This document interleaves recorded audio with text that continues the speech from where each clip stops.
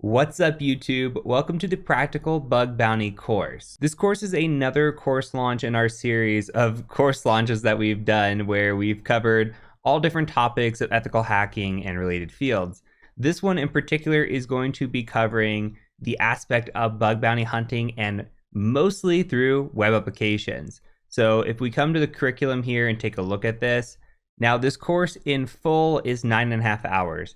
What we typically do with YouTube, if this is your first time here, we release the first half of the course. What that does is give you an opportunity to get your feet wet, make sure you actually like this course content, and if you want to check out the rest of the course, you're welcome to come over to the Academy and subscribe, and we'll talk about that in a second. But this course is still 5 hours long almost, and if we scroll through, you can see what 5 hours is going to cover. So we're going to cover web application security, what we do before we attack. We're going to have labs that you can actually build out and test against, and these are custom labs. You're not going to find them anywhere else. We've got, hey, introduction to web application technologies, reconnaissance and information gathering, and then we go through authorization and authentication attacks, and we do a little bit of injection attacks, and that's where we're going to stop for the video. So you do get hands-on experience with the labs that we provide for you, and you're able to learn a lot about reconnaissance and even some attacks. If you decide to go forward with the course, we have a lot of videos on the injection attacks, how to actually automate this process, what vulnerabilities we're looking for, how to actually report these things, even do evasion techniques. And there's a lot of really cool benefits for this class specifically. Now, this is the only time I'm going to pitch you at all. The rest of this is completely free. You don't have to do anything if you don't want to. Just watch the content and go away if you want. For this course, there's something that we did, and that is we partnered with Integrity. Now, Integrity is a bug hunting platform, and if you came to their website and you clicked on public programs, these are all the programs that you can go hack on. I'm just going to scroll really fast. There's a lot. They've got some really cool programs in here. But the unique thing about this course is that if you go and you finish it through the Academy, you can submit your certificate of completion to Integrity, and that will put you in a pool of people with the possibility of actually getting access to private programs. So all the programs that are not actually shown to you on the main website. This gives you direct access. It's more exclusive. You're not hacking against a bunch of other hackers to try to find bugs. You actually have your own little program that you're a part of, which is really nice and a huge, huge selling point and benefit to this course. So if you're interested, I'll leave a link in the description below to our Academy, which does feature a lot of awesome courses in here as well. All kinds of hacking and cybersecurity related content. If you've never heard of it, please do check it out. And as always, if you like free content like this, please do consider subscribing to the channel. It takes like 2 seconds and would really, really mean a lot to us. So with that out of the way, we're going to go ahead and take a very, very short ad from our sponsor, and then we're going to jump right into this course. Traditional privileged access management products are ugly, expensive, difficult to deploy, and difficult to use, and that's why I trust Keeper. Keeper Security's next generation privileged access management solution delivers enterprise-grade password, secrets, and privileged connection management all in one unified platform. Unlike legacy PAM solutions, Keeper is fast and easy to deploy, agentless and clientless, and has no implementation fees. Plus, Keeper is FedRAMP authorized. Thousands of organizations rely on Keeper to defend against data breaches, and you can start your free trial today at keeper.io/TCM. And of course, there is a link in the description below. Hello and welcome to this course titled Practical Bug Bounty. My name is Heath Adams and I will be an instructor for part of your course. Your course is actually going to have 3 instructors. I will be one of them. I'll do a quick who am I for all the instructors, though they will introduce themselves as we go throughout the course. So a little bit about me. I am a husband, hacker, and I love to teach. I used to be an accountant and then I fell in love with cybersecurity and just kind of took off from there. At the time of this recording, I am the CEO of TCM Security, and I'm also the co-founder of Breachpoint. The former focuses on offensive security and education, which is where you're at right now with the Academy. The latter focuses on blue team and defense. I've got my certifications listed here. I'm also the creator of several courses on this platform, including the Practical Ethical Hacking course, the Open Source Intelligence course, the External Pen Test Playlist course, the Windows and Linux Privilege Escalation courses, and the Rust 101 course. If you're interested in following me on social media, I have provided my links for you here. I'd love to connect on LinkedIn, and if you drop a follow on YouTube, I will be forever grateful. Moving on, Alex Olson is going to be another instructor throughout this course. He is going to cover quite a bit of information when it comes to web application hacking, and he built out all of the labs for this course, which are really, really awesome. Alex's background is in application security and penetration testing. He's a fantastic content creator. He's got some information listed here. He is also the author of the Practical API Hacking course that is found on our academy as well. Alex has also provided some of his background, including former employers. He came to us from Rakuten. He was there as an application security engineer and security manager, and we love having him on the team. Last but not least, you'll see content from Jonah Burgess. Jonah is a hacker content creator at Integrity, who we'll talk about here in just a second. Jonah has a PhD in cybersecurity, and he does a lot for the community. I've listed some of his social media links here. Please go give him a follow on YouTube. He makes great content over there. And please do give him a follow on LinkedIn as well. With the introductions out of the way, this course is done in partnership with Integrity. If you are not familiar, Integrity is a global crowdsourced security platform that matches organizations with cybersecurity professionals to identify and resolve real-world vulnerabilities. Integrity provides coordinated vulnerability disclosure, bug bounty, which is why we're here, and penetration testing as a service programs. Their customers include Intel, Yahoo, Red Bull, and so much more. In short, Integrity allows you to test against programs and potentially earn money for finding vulnerabilities in those programs. That's the whole concept of bug bounty. Now, we have partnered with them in an awesome way. We'll talk about that here in just a little bit, but I highly recommend going and signing up for an account. We'll leave a link in the description below this video so you can actually go to Integrity's site and sign up. And you're going to want to because there's a benefit that we'll talk about here in just a few seconds. Before we do that, let's talk about what we're going to cover in this course. I broke it down into some sections that we have. We're going to start with the introductory sections. We're going to talk about, hey, what is web application security? What are we going to do before we attack?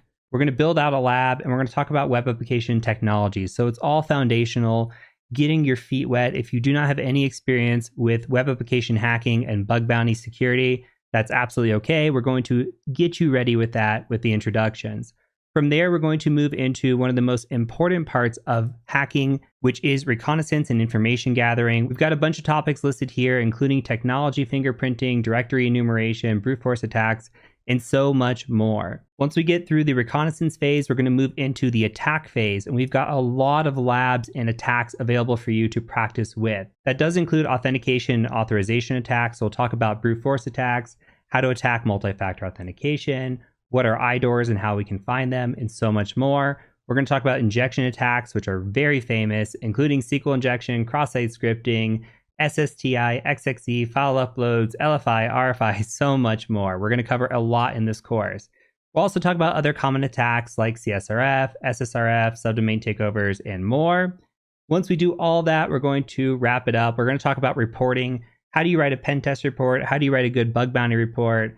What can you do to ensure you are providing the best quality to whoever you are submitting your report to? We'll talk about evasion techniques just a little bit, and then we'll get into some closing topics. Of course, there is always the addition of more content. We're going to be adding content as this goes, especially on a release like this. We're going to take feedback from the community and add more content as we receive it. Now let's talk about that special benefit before we wrap up this video. So the really cool thing about the partnership with Integrity is that after you complete this course, you are going to be ready to start your bug bounty journey. And with that journey, there are two sides to it. There are what's called a private side and a public side. Public side, everybody's got their eyeballs on. Anybody can go and just join the public programs. Private side, you need an invite for those. If you complete this course and you sign up for Integrity, you upload your certificate of completion and add it to your profile on Integrity, you're going to be automatically added to a list of potential hunters that get an invite only. This is no guarantee, but it does increase your chances of making the cut when it comes to a private program. Private programs are very nice because not everybody's eyeballs are on them. They're private. There are a limited amount of hackers in there, and it increases your odds when it comes to actually going and finding vulnerabilities and getting paid out for those vulnerabilities. So that is the high-level overview for this course. We're going to go ahead and just stop here and jump right into the content. Before we do that, there is a section on course support. Please read that. Familiarize yourself with how to receive course support should you need it, because we do offer it 24/7. And then once you're through all that, Let's go ahead and meet in the next section where we start talking about web application security. Welcome back. In this section, we're going to be talking about web application security at a very high level. And we first need to define what is web application security and why is it important. And I apologize ahead of time for this section. It's going to be mostly PowerPoint. I don't like doing it, but it is really, really important to define this stuff before we jump into all the fun things. So web application security is exactly what it sounds. It's securing web applications and making sure that they are safe for a variety of reasons. Now, a web application is basically a website. You go to Google, that's a web application. If you go to Facebook, that's a web application. And they have various architectures and capabilities and everything else. Every web app is just a little bit different from the next, sometimes significantly different. But no matter how different these websites are, they all need to have some aspect of security, and there are several reasons for that. Now, the reasons listed on screen here are not in any particular order. I think these are all very important. One of the most important reasons in my mind for having web application security is data protection, because a lot of web applications handle sensitive data that could include user information, payment details, confidential information, and ensuring that that information is safe and protected from unauthorized access or theft is highly, highly important. We hear about data breaches all the time and people's information getting stolen. If you're listening to this video, it's more likely than not that your information has been involved in a data breach at some point. We hear about them all the time, and unfortunately, they happen. So the big goal of web application security is for this not to happen, to make sure that our data is protected. And that leads into the second bullet point, of which we want to maintain customer trust. If we are continuously getting breached, do we lose customers in that process? Yes. And I can think of offhand some companies that continuously get breached all the time. And me as a security engineer, especially, I am not as trusting of those companies as some of their competitors. I won't name names, but I can just think of them right away. And as customers, when we enter in our data, we are trusting businesses with our data, and we expect them to keep it safe. And so if these businesses are not keeping our information and our data safe, we do lose trust in them. So we want to make sure that we are building that trust and maintaining that trust with our customers. Now, of course, there is regulatory compliance and legal compliance. There are a lot of different regions and industries that have strict regulations regarding the handling of data and protecting data. And so failing to secure a web application can actually lead to non-compliance. That can also lead to fines and legal actions, loss of customers, etc., etc. And you will see this throughout your career. The most common type of pen test that I do as a penetration tester is external pen test and web application pen test. And that is because these have the most compliance-driven aspects to them. A lot of customers come to us not because they want to have a pen test done, but because something or someone is telling them they need to have a pen test done. So if you are a pen tester or become a pen tester, you will deal a lot with clients that are there for compliance purposes more than anything else. Of course, we want to prevent business disruption. Cybersecurity attacks can lead to downtime and disruption of business operations. Sometimes hackers just take over a website and deface it or completely delete everything behind the scenes. And that could lead to an outage. And those outages can lead to loss of money, loss of everything else, which brings us into another bullet point, right? Financial loss. Cybersecurity attacks can lead to financial losses. It could be from disruption, of course, but also fraud, theft. If there is a breach, if there are consequences of a breach, like legal fees or other items, that can be hugely damaging. And the average cost of a breach is around $4 million for one breach. It's insane. A lot of small businesses especially cannot handle that much cost when it comes to a breach. So securing your applications, highly, highly important. Along with this comes brand reputation as well. I spoke about it earlier with maintaining customer trust, but if you're constantly getting breached or even getting breached at all, it could potentially take years to rebuild the trust of your customers, and that will lead to financial loss as well.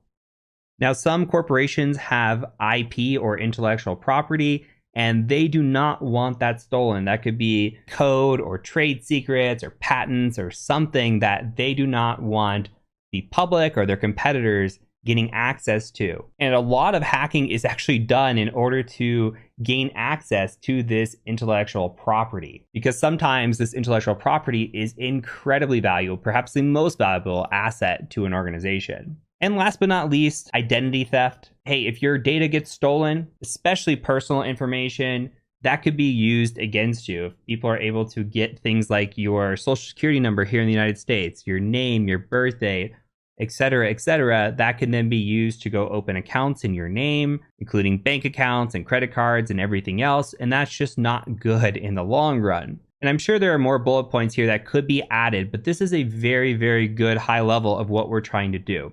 Ultimately, we're trying to keep our data protected. We want to maintain our customer trust, and we want to stay compliant if we need to be. And of course, with all that comes brand reputation, protecting and preventing financial loss, preventing identity theft, preventing IP or intellectual property theft, preventing business disruption. So as a hacker, when we're going in and we're finding these bugs and we're doing it for good reasons, we're helping to protect these organizations and protect individuals' data that is with these organizations. We want to make sure that we're doing this for good cause and good reason.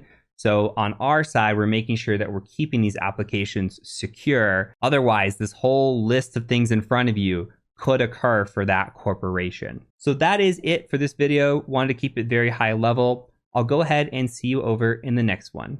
Let's briefly talk about security best practices and security frameworks. And just as a heads up, if you hear my dog snoring in the background, I apologize. I did ask him to leave. He said no, and you know how that goes if you are a pet owner. So away he snores in the background. So with security best practices, I've laid out a few that came to mind right away. This is not all encompassing by any means, but it's just getting you thinking from the security practitioner mindset and what we're looking for when we're going in auditing a website or looking at websites, etc. So first and foremost, regular patching and updates, keeping all of our servers and our software components updated is very critical when it comes to patching known vulnerabilities.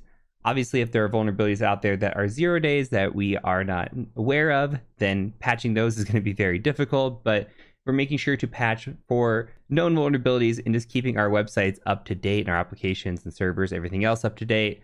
We're going to have a much better time as security professionals. Next up is the idea of least privilege. So we should only be giving necessary permissions to those that need it. If we provide unneeded permissions or unnecessary permissions, then that could lead to a security risk.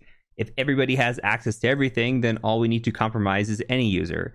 If only a select handful of users have access to something maybe sensitive, then we need to compromise one of those users in some way or another to lead to access. So we just want to make sure that we're giving least privilege to our users in our environment. Next up is secure coding. This is something that all developers should go through, but unfortunately do not when it comes to training. A lot of universities and other places do not teach secure coding.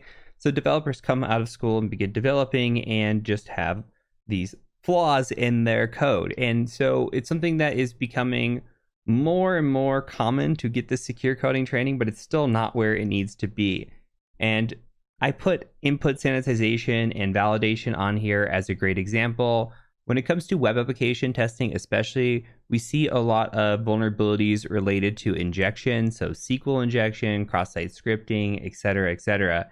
And with that, it ties back to this idea of input validation and sanitization, which we're going to talk about later. But there's so many other secure coding vulnerabilities that are out there, and a lot of those are going to apply to what you learn in this course, and a lot are going to map to the vulnerabilities that we're going to see in these frameworks or these security best practices / standards that we're going to cover. Moving on, we have secure data storage. This is data at rest, making sure that we are encrypting our data at rest. Of course, we should have secure transit as well, making sure you're using protocols like HTTPS. It is 2023 at the time of recording this video, and we are still seeing websites with HTTP. You would think that's not the case, but it is. And we are still seeing all kinds of vulnerabilities, especially in the secure coding realm, that have been around for well over a decade and are still out there. So once you learn to start testing these things, you will not be surprised when you start to see some of these older legacy vulnerabilities that you would think would be fixed in your career, but hey, they're still out there, and this is a big reason on why we make money If everything was secure and we couldn't break into it, then we wouldn't be able to make money off of being hackers. So we do have some appreciation for poor coding practices and poor security best practices, but we're here to change that. Next up is multi-factor authentication. We should be using at least 2 forms of authentication. Again, something you know, something you have, something you are, to make sure that we are protecting ourselves and our applications. If we are performing a penetration test and we see that a site does not have multi-factor authentication, we will absolutely write this up as a finding because it is now considered a best practice. It just adds an extra layer of security. If an attacker is able to compromise an account, that account has multi-factor authentication, they now have to somehow bypass that multi-factor authentication. Whether it be through social engineering or other means, it's just an extra step that makes that more difficult. And honestly, hackers are lazy. They're looking for the easiest wins and the easiest way to compromise data. If there's a lot of steps there, they're going to move on to the next application. Another important one is logging and monitoring. Monitoring applications for attacks so that you can detect those and block or prevent those in real time. Logging goes into this, being able to collect logs, ingest those, and detect off of those as well, but also having logs for audit purposes, or if you ever should get compromised, you're able to refer back to your logs and find out where it happened, when it happened, why it happened, and those things. Last up on this list is user training. In my mind, this can be a lot of things. Of course, when we think about security user training, we think about security awareness and just making sure that users aren't going out there and clicking on bad emails or giving out information over the phone. Especially in the world of AI right now, we have the ability where attackers can now write really well-crafted emails. Back in the day, it was easy to detect a lot of these because the grammar was off and it just didn't seem right. But now with using AI to craft their emails, it becomes a little bit more sophisticated. And oh yeah, we have the ability to clone voices now using AI. So what's going to happen when we start calling people using these cloned voices, maybe from a spoof phone number, and it's going to be that much harder to detect. So having this user training, very important, but also user training for other things like sending your developers through secure coding training and just making sure that you're keeping up to date with all the recent vulnerabilities and how you can protect yourself and your organization against them. And again, this list is not all inclusive. There's so much more than this, and you're going to learn so much in this course about this. But these are a lot of the best practices and topics that you're going to see time and time again. If we fixed a lot of these things, we would almost be out of a job, honestly. Next up are web security standards. We're going to get off the PowerPoint here in just a second and look at a couple of websites. Most famous one is the OWASP Top 10. That's actually built off of what's called the Common Weakness Enumeration, or CWEs, which you're going to see a lot of. There's also the SANS Top 25, which is also built off of these CWEs. So let's dive over to the internet really quick and just take a look at some of these standards. Okay, again, we have the OWASP Top 10. This changes every few years. I think a new one's coming out probably pretty soon, the next year or so. This one is from 2021.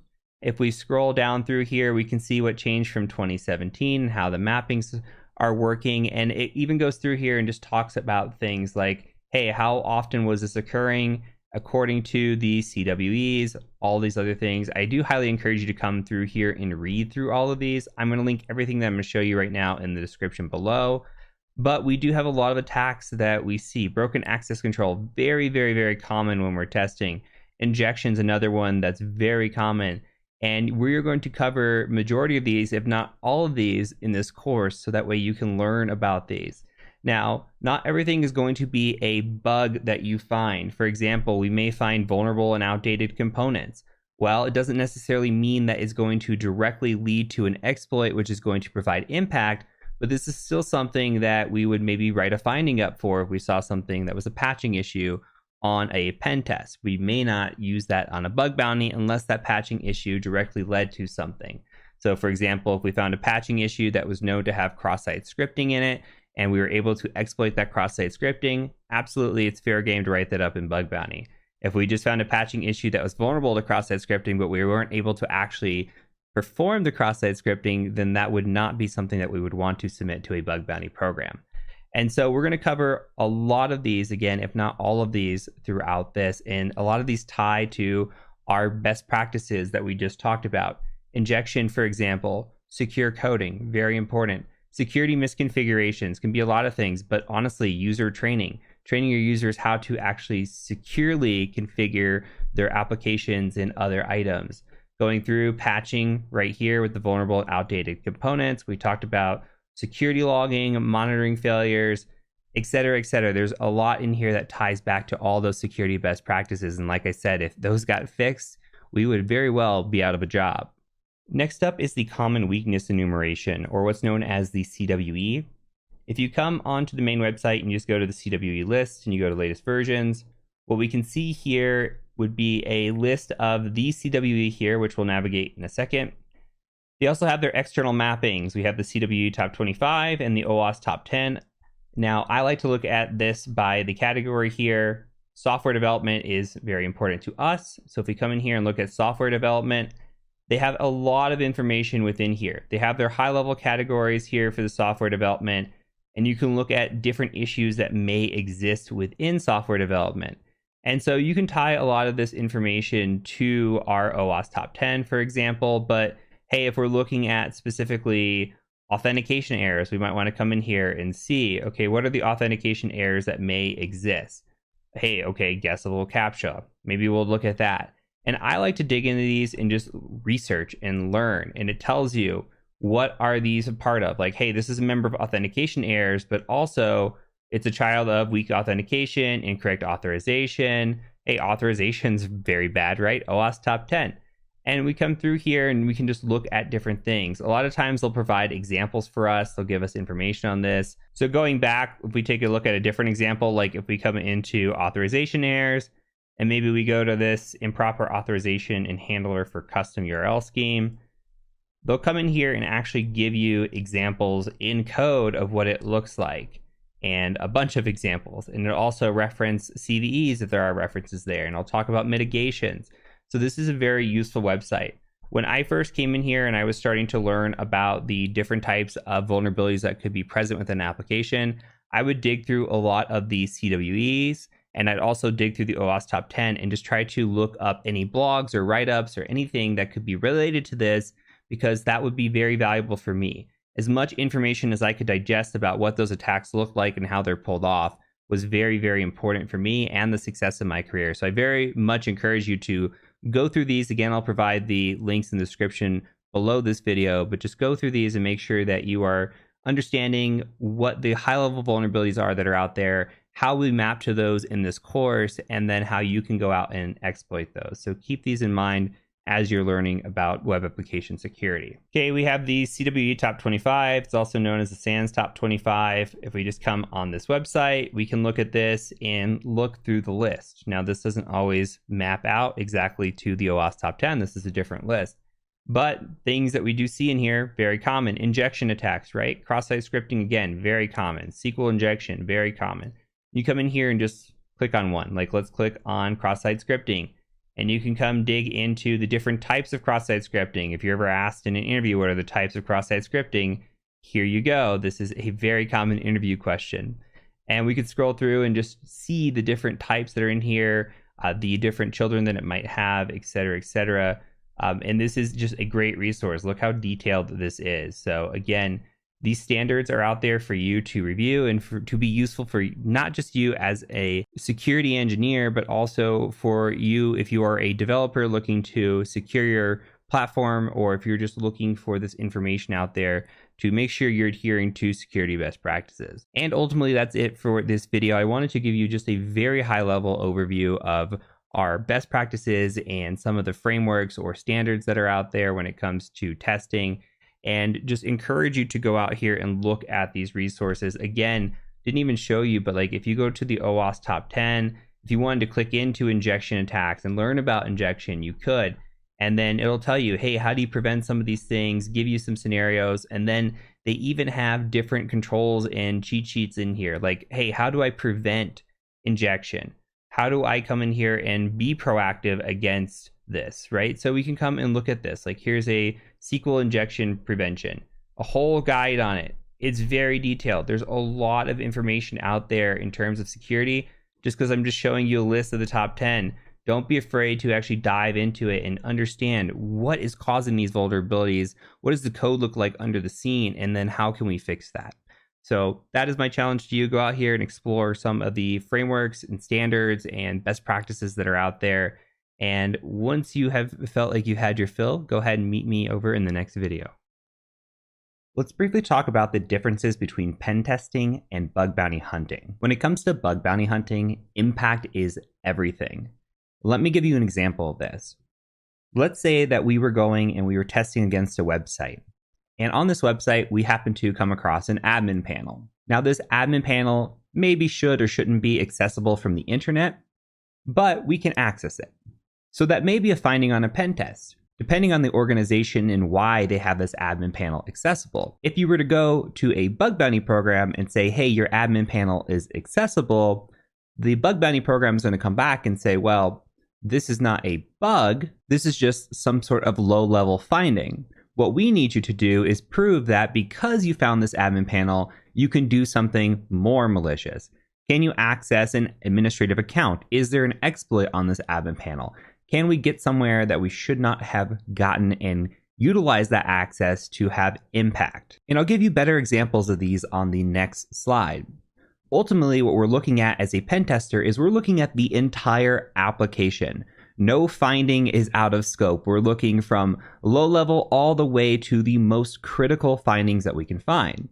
For bug bounties, we're looking to find as high a level of vulnerability as we can in order to get the biggest payout. That does not mean that other vulnerabilities cannot be found and reported and we get payouts, but the bigger the impact, ultimately the bigger the payout usually is and the more critical the bug usually is. Additionally, compliance should be considered. A lot of pen tests are done for compliance purposes. Bug bounty, yes, sometimes compliance is involved, but a lot of times bug bounty platforms cater to larger programs, and these programs have been through pen testing before. Maybe they still get pen testing, but they want to still have that options where they have multiple pen testers or bug bounty hunters at any given time looking at their platform to try to find bugs. They are usually more advanced and sophisticated programs, and they are usually more secure because of this. So at a very high level, we have pen testing and bug bounty. Bug bounty is impact, impact, impact.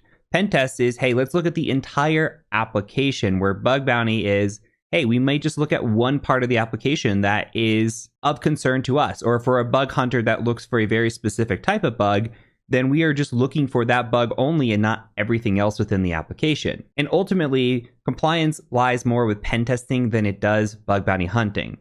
Now let's take a look really quick at some of the examples of what a pen tester might find that just probably doesn't matter on a bug bounty. So I call these non-impact findings, but let me give it to you from the perspective of a pen tester. Let's say that we are testing an application, and that application we have discovered has a weak password policy. Maybe it is 8 characters minimum on the password policy. And so with that, we say, well, if there's a weak password policy, there's probably a pretty good chance that we could guess a password. And pen tests are very limited in time. So we would report on this and say, you should probably increase your password policy because an attacker that's out there has unlimited time, and they may be able to figure out a password of one of these accounts.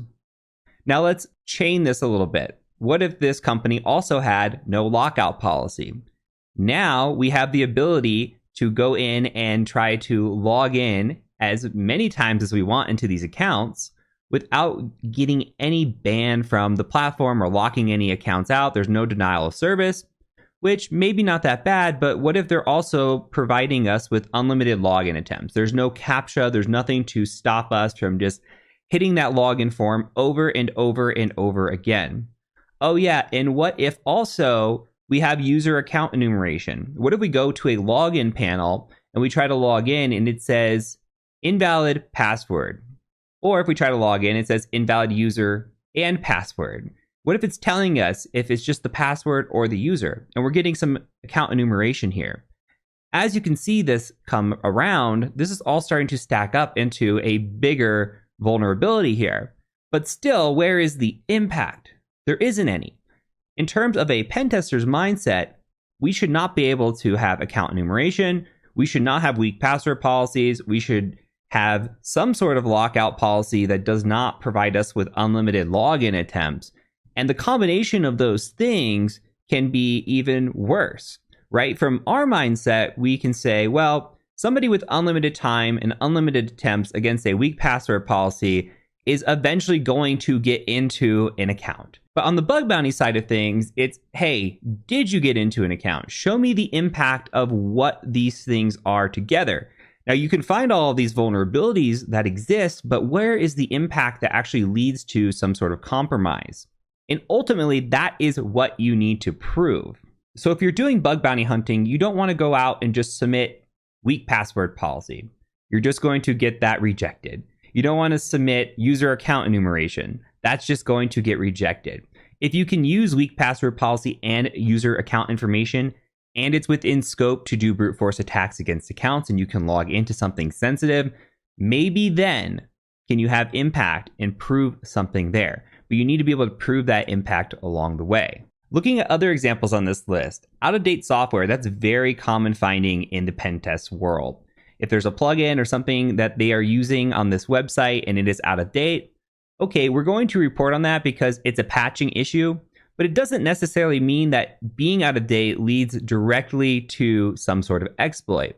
Now, if you were able to exploit something because the software was out of date, then you would be able to report that on a bug bounty program. Let's give another example here, cookies.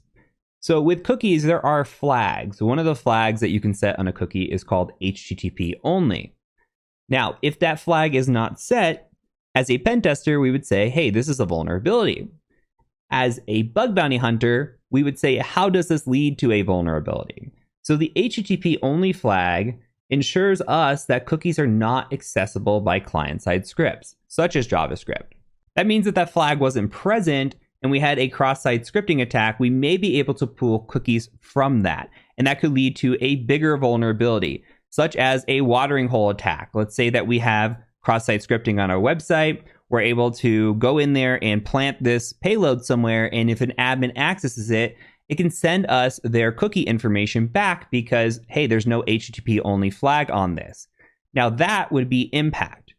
But just having that flag not set is not enough impact for a bug bounty program. It's still a finding if you're a pen tester, but it's not something that you can just go submit to a bug bounty program. And last on this list, ciphers and certificates, along with security headers. These are all very, very common findings for pen testers, but they're not going to have much, if any, impact on a bug bounty program. And I can give you a real world example here. If we go to securityheaders.com and we just scan tcm-sec.com or whatever website you want, and you just go to scan here, you can see that even us, we get a C here. And if we were in a bug bounty program, we don't care. We don't care that we're getting a C. We could come in here and say, hey, we need to add these security headers for best practices, but are they leading to any direct vulnerabilities at the moment? Is there any impact from having it set this way? Currently, no. Now, as a pen tester, if I were to come through and I was pen testing TCM security, and I wanted to say, hey, what do your security headers look like? I'm going to come in here and audit those because, again, low-level findings, I want to see them because we could maybe utilize these later on in attack. For example, this content security policy, it tells us why it is effective. It says, hey, it's effective measure to protect your site from cross-site scripting attacks. Wonderful, okay? And it'll tell you in here, how do you update your headers? What should you be doing with these, etc., etc. So just because we're not scoring an A here does not mean that this should be submitted to a vulnerability disclosure or a bug bounty hunting program. Now, on a pen test, we would absolutely write this up. Okay, another example is Qualys SSL Labs. If we come in here and just submit this website again, what we'll see is, hey, maybe we don't have the best ciphers or certificates going on in our website. So it's going to test out all these different ciphers, and these are very, very common findings to get back. Okay, and so our SSL scan comes back, and we actually get an A+ here. So we got 100% on certificate and protocol support. Key exchange looks like it's around 90%. So we have some maybe small issues with this website. Honestly, nothing that would be reported with the exception of these weak ciphers here. So we would just say to our client, hey, you need to remove these weak ciphers from your site because they are weak and they are outdated. You should have best practice ciphers going on. Ultimately, though, does this have any impact here with bug bounty? No, not at all. And that's the way I want you to be thinking. What is a low-level finding that maybe could lead to an attack, and what is a finding that absolutely leads to impact? And we need to decide between the two depending on what hat we're wearing. If we're wearing the pen tester hat, okay, we're going to report a lot more vulnerabilities than we would be if we're wearing the bug hunter hat. So ultimately, that's the takeaway from this video. Bug bounty hunting, impact, impact, impact. What can you do and how is it bad? Pen testing, we're looking at everything, the entire application for all vulnerabilities, no matter how small that vulnerability might be. And that is it for this video. So I'll go ahead and catch you over in the next one. Let's talk about engagement steps or the phases of a penetration test. Now, some of these you will probably never touch as a penetration tester. If you go on to be a manager or run your own business, maybe you will, but it's still important to know what is going on behind the scenes before your penetration test can even start. So first things first, when we have a client come to us and say, hey, we need a pen test, we deliver them a statement of work and a master service agreement. Should they agree to work with us, those things get signed. Now, a statement of work, or a SOW, is basically just a longer version of a quote. It just kind of lays out, hey, here's the work that we're going to be performing. Here is the scope of that work. Like if we're doing a web application pen test, what is the website that we're going to be testing, or how many websites, how many roles on that website, how many pages are on that website, those sorts of things. We'll lay out the payment terms, how much everything's going to cost, and the client will sign on that. They will also sign a master service agreement. The big thing about the service agreement kind of lays out some of the rules as a vendor-client relationship. For example, who is liable if something occurs? We have something called negligence or gross negligence. We have to talk about liability in certain situations because we are doing hacking against production systems, possibly sometimes development systems. It just depends. But there are consequences sometimes to hacking that are unknown. For example, you may take down a system. You shouldn't, but there's a difference between, hey, I accidentally took this down because maybe something in the architecture was old, we weren't informed, or hey, I took this down because I didn't know what I was doing. I just wildly ran tools against the server and it went down. And that would be the difference between, hey, well, I didn't do this on purpose and I was acting responsibly here versus, hey, I was acting grossly negligent and just not having any idea what I'm doing. So we lay out those kinds of things in a master service agreement. We'll also lay out like non-compete, don't take our employees, we won't take your employees. We'll lay out, hey, if this has to go to court, where does that actually happen? What state does that happen in, or what country does that happen in? And before we go to court, maybe we go to an arbitrator first, those sorts of things. So it's more of legal rules that are laid out for this vendor-client relationship. And that all has to get signed before we can even move on to any of the other phases, because that's saying, yes, we want to work with you as a company. Once those things are signed and out of the way, we have another document that needs to get signed. That is called an ROE, or a Rules of Engagement. Now, here's what a Rules of Engagement looks like. Basically, the Rules of Engagement will lay out what we can and cannot do during an engagement. That includes what we can attack, can't attack, what times we're going to be testing, what dates we're going to be testing, etc., etc. So if we read through this, it states that, hey, we have an objective. It's to clearly define the roles and responsibility and the details of the test agreement. Here's the applicability of this. Really, we want to lay out the roles and responsibilities. So we have a penetration testing team that's made up of our team. We're just using TCM Security here as an example. And then we have Demo Corp. So whoever our client is, they're also part of this penetration testing team because we're working together. So for Demo Corp, typically what we say is don't announce the penetration test to your employees. We say that because we want the employees in the company to act normally. We don't want them to know the pen test is coming, because if they know, then they might be watching a little bit more closely. They may be trying to catch us and detect us. We want them to not know so we can see how they act in a real world situation. And we'll come through here and just say, hey, here are the responsibilities. You're going to be observing and documenting responses. So if you see anything, just let us know that you see us, because we do give kudos. And it also helps us establish a baseline with the client. So if we establish this baseline and we say, hey, I'm being very, very loud right now. Can you see me? And they say, yeah, I can see you. Okay, we'll get a little bit quieter in some of our attacks. And we can say, where did they stop seeing us? Or maybe they didn't see us at all. And we want to know that so we can report back to the client that, hey, you're catching us or you're not catching us. And here's how you can fix some of that. We also lay out who the point of contact is for our clients. So They are the main point of contact. If anything happens on our side, we're going to be contacting them. We'll put their name in here and their phone number, and we'll reach out to them should anything happen. We also have an internal point of contact that is our point of contact here. So for example, I'm just using myself, but hey, if anything happens on our side and the client needs something from us, this is the person that they can reach out to and will be available at any time. Now on to the actual rules of engagement. We lay out our test dates. Hey, this is going to be conducted from 2021. Don't worry about it. But hey, from the dates of February 15th to February 20th of 2021, or until all testing's been completed, that's when we're going to test from. So that means we won't test before that or after that, because this is what is laid out clearly in our rules of engagement. We will provide status updates. So nowadays, how we do it, we used to do this via email. We'd have an email that says, hey, we're starting this, we're stopping this, et cetera, and I'll show you a sample of that. But usually what we do nowadays is we onboard them into our team channel. So we have communications channels. You can think of like Slack or Teams or anything like that. And we communicate with our client there because it's a lot easier to give status updates. We can have real world communication, everything else. And it just feels better than sending an email. So we do provide daily status updates. We talk about, hey, we're starting this test, we're stopping this test. Here's kind of what's going on. And from here, we also lay out, hey, what are we doing? So since this is a web app course, we're going to say, hey, this is a web application penetration test. Here is what we can actually test against, just this website. If you see it like this, demosite.com, and there's no wildcard or anything else in here, this is it. You cannot test the subdomain of this website. You cannot test another website related to this.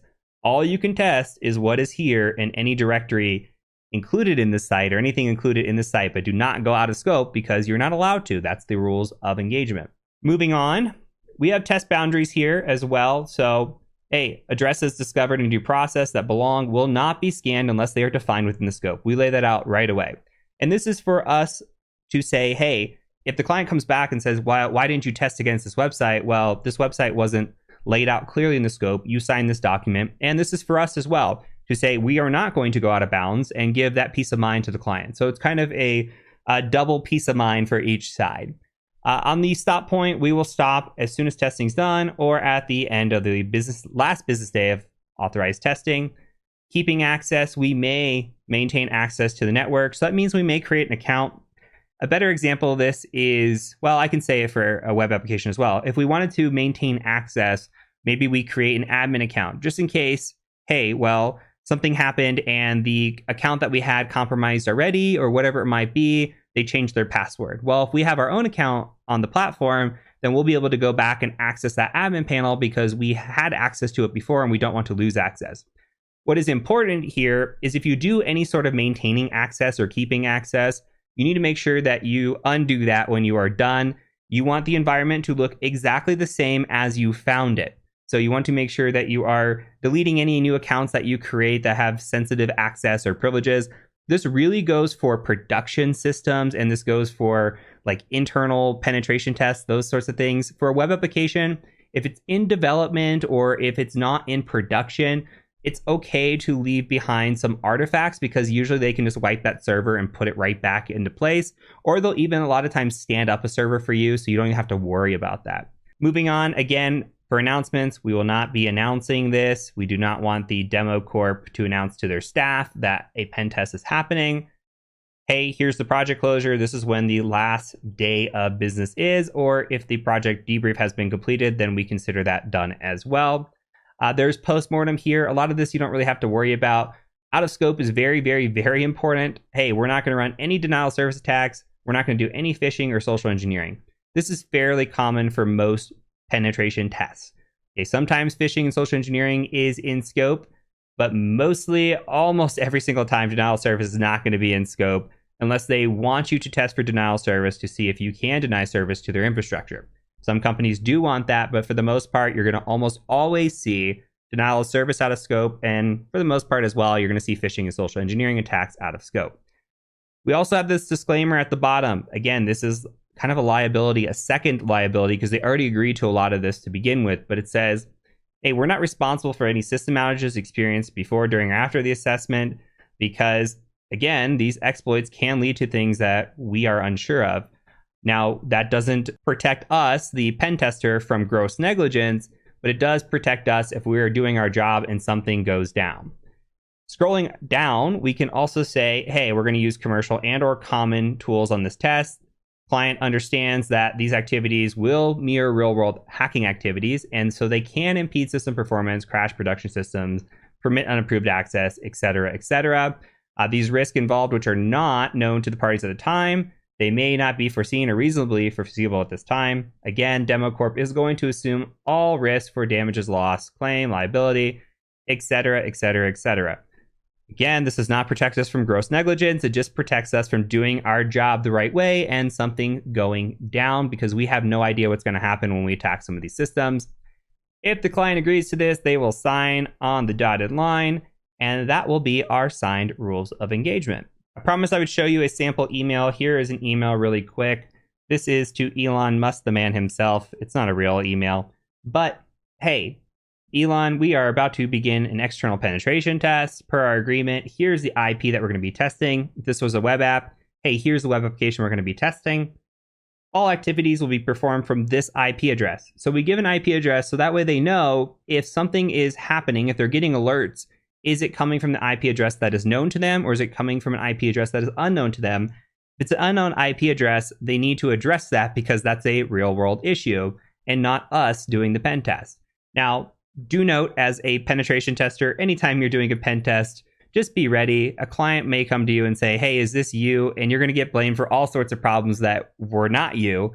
Sometimes it'll be you, but mostly it's not going to be you. And they're going to say, hey, somebody's attacking me out of XYZ country. Is that you? It's like, no, I gave you my IP address, but just be prepared for that because it does and will happen. And we do say again, if our testing triggers any alerting, please notify us so we can put this in our reporting. And if they need anything, you can contact us at our email address or the phone number, contact information found in the signature.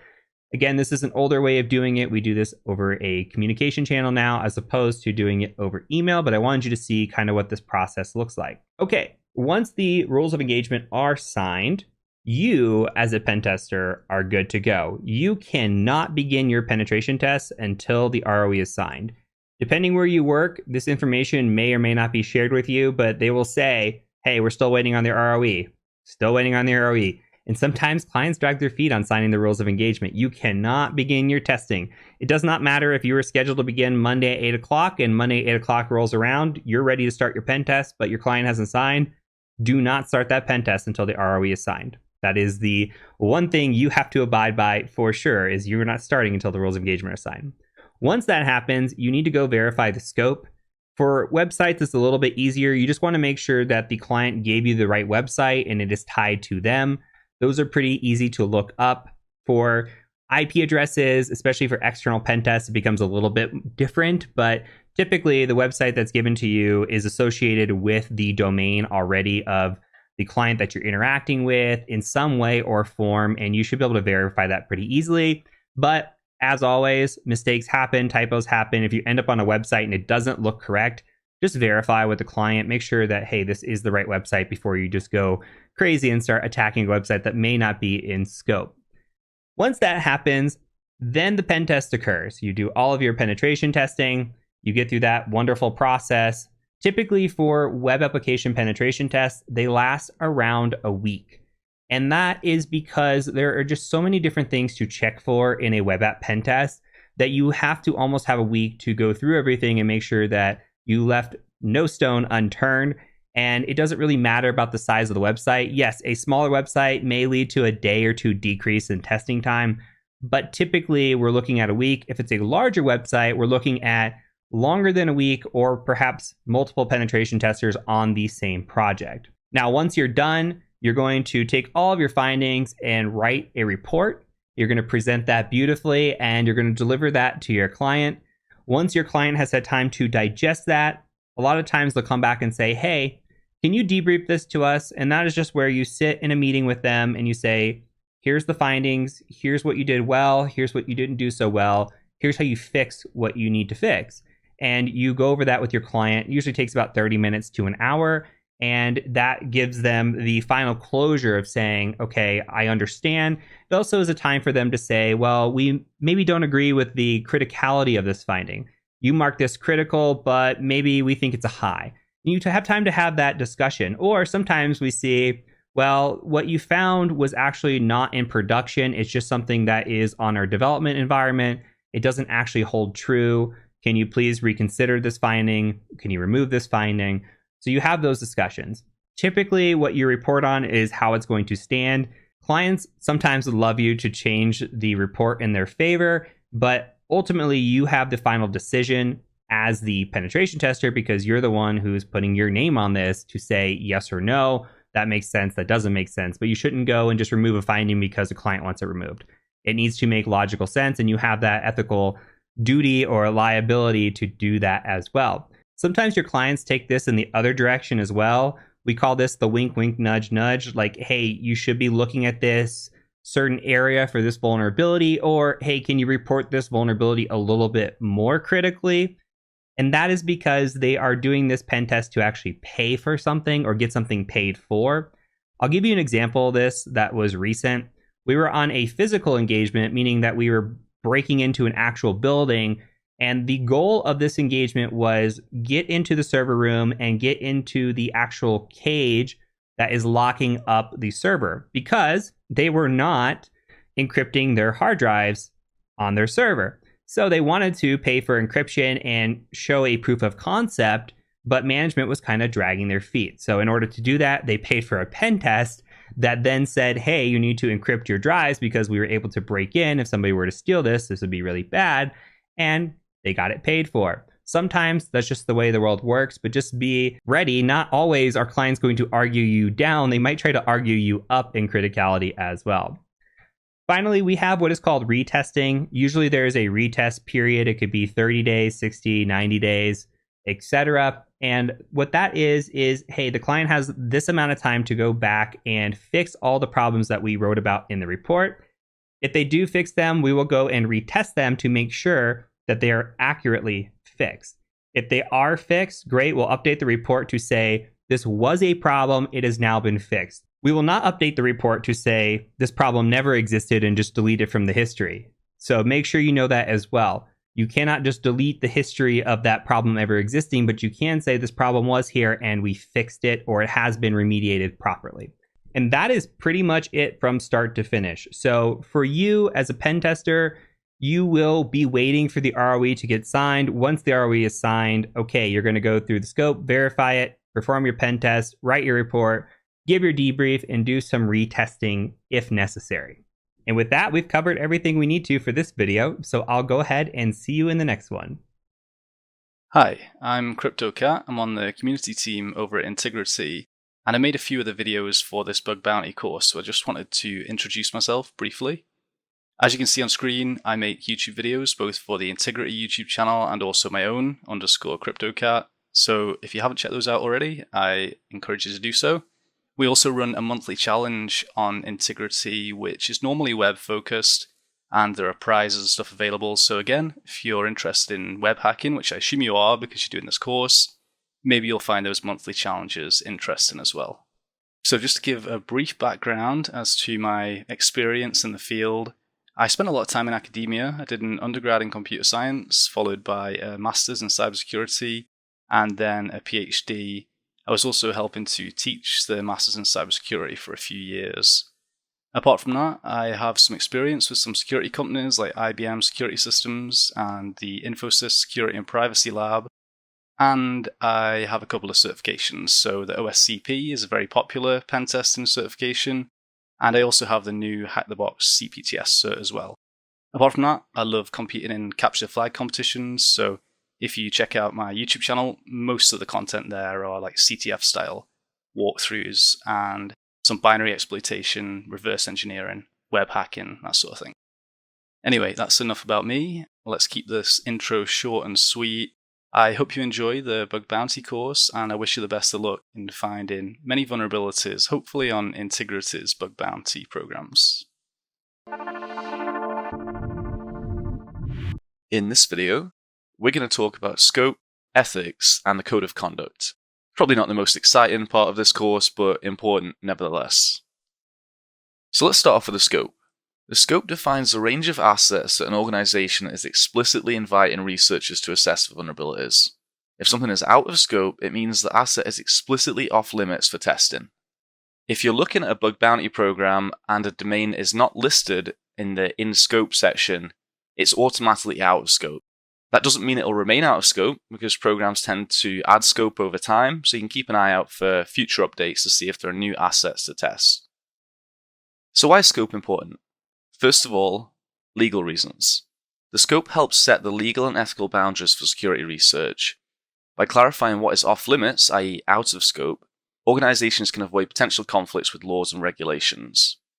Researchers' integrity are provided safe harbor and will not face any legal action on the condition that they follow the program's rules. If you're in doubt about this, you can use the Ask a Scope question to clarify any questions you might have. Secondly, resource allocation. So some programs prefer to slowly expand their scope for a few reasons.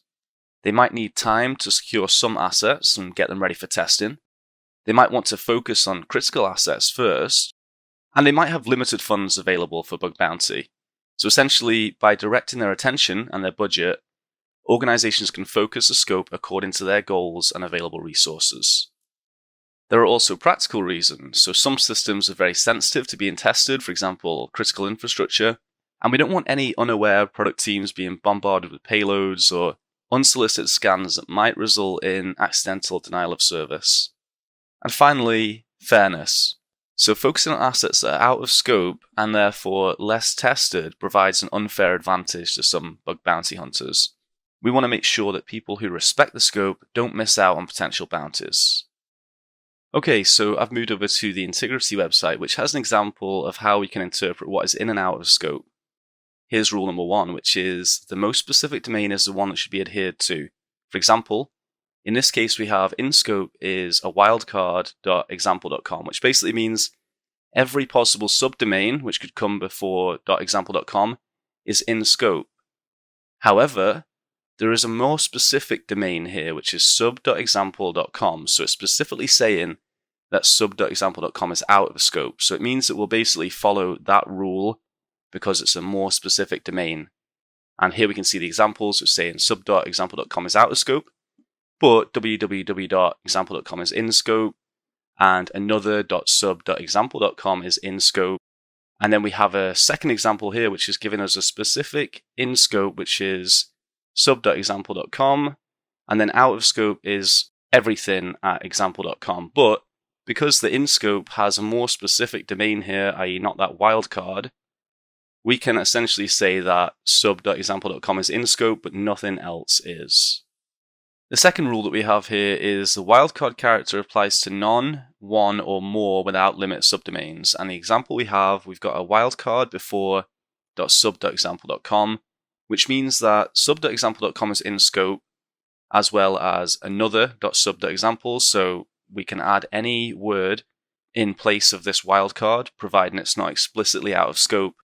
But example.com is not in scope in this case because we specifically need to have that .sub before example.com for it to be in scope. So can you submit out of scope bugs? Let's say you stumble upon a vulnerability on an out of scope domain. So you're not actively testing that domain, but perhaps during the course of your research, you inadvertently found some vulnerability and you're not sure whether or not to report it. You may still choose to disclose the vulnerability to the program, but most of the time, Triage will reject these submissions as out of scope. When a submission is rejected as out of scope, the researcher does not receive a bounty nor reputation points, and it will also negatively affect the validity ratio. This is important because valid ratio, among other parameters, determine if researchers are invited to private programs. So essentially, you are disincentivized from hunting out of scope, but there are cases where the Triage team will still send out-of-scope submissions to clients if there is a clear business impact that the organization should be made aware of. Although there is no bounty for out-of-scope submissions, organizations sometimes award a bonus or reputation points depending on the situation. It's a fine line and a very contentious topic. We don't want to incentivize out-of-scope testing for obvious reasons that we outlined earlier in the presentation, but we also don't want to be responsible for failing to notify organizations of a serious known vulnerability. If you're in doubt, you can go onto the Integrity Knowledge Database and search for scope for more information. The next topic we want to talk about is duplicate bugs. So duplicates, or dupes, occur when multiple researchers report the same vulnerability. Organizations will reward whichever researcher reported the bug first. So quite often what will happen is somebody reports a vulnerability, and while it's being triaged or remediated, somebody else finds that same vulnerability and reports it, which leads to a duplicate on behalf of the second person to report the vulnerability. That said, knowingly reporting a duplicate is considered unethical because it wastes the triage team's time and the program's resources and ultimately can hurt your reputation as a researcher. That doesn't happen very often, but sometimes if two people are working on a bug bounty program, maybe the first person submits the vulnerability, and because they're friends, the second person tries to do it as well to also get a bounty or some reputation points. And again, this is not considered ethical, and it does take up a lot of the triage team's time if you knowingly report these duplicates. Another important topic is structural issues. So there is a one fix, one reward policy, which means submissions can be marked as duplicates if they have the same underlying root cause in the code. So, for example, if multiple fixes need to be applied, let's say there's two different endpoints and they both need a fix, that wouldn't be a duplicate, since the fix from the first report wouldn't prevent the second vulnerability from being found. However, if a single code change will fix the vulnerability on each endpoint, they would be marked as duplicates. When in doubt, just ask yourself whether the fix for the first report would have also fixed the other report as well. Next up, let's talk about the Community Code of Conduct. So this is available in full on the Integrity website on the Knowledge Database, and we encourage you to familiarize yourself with it.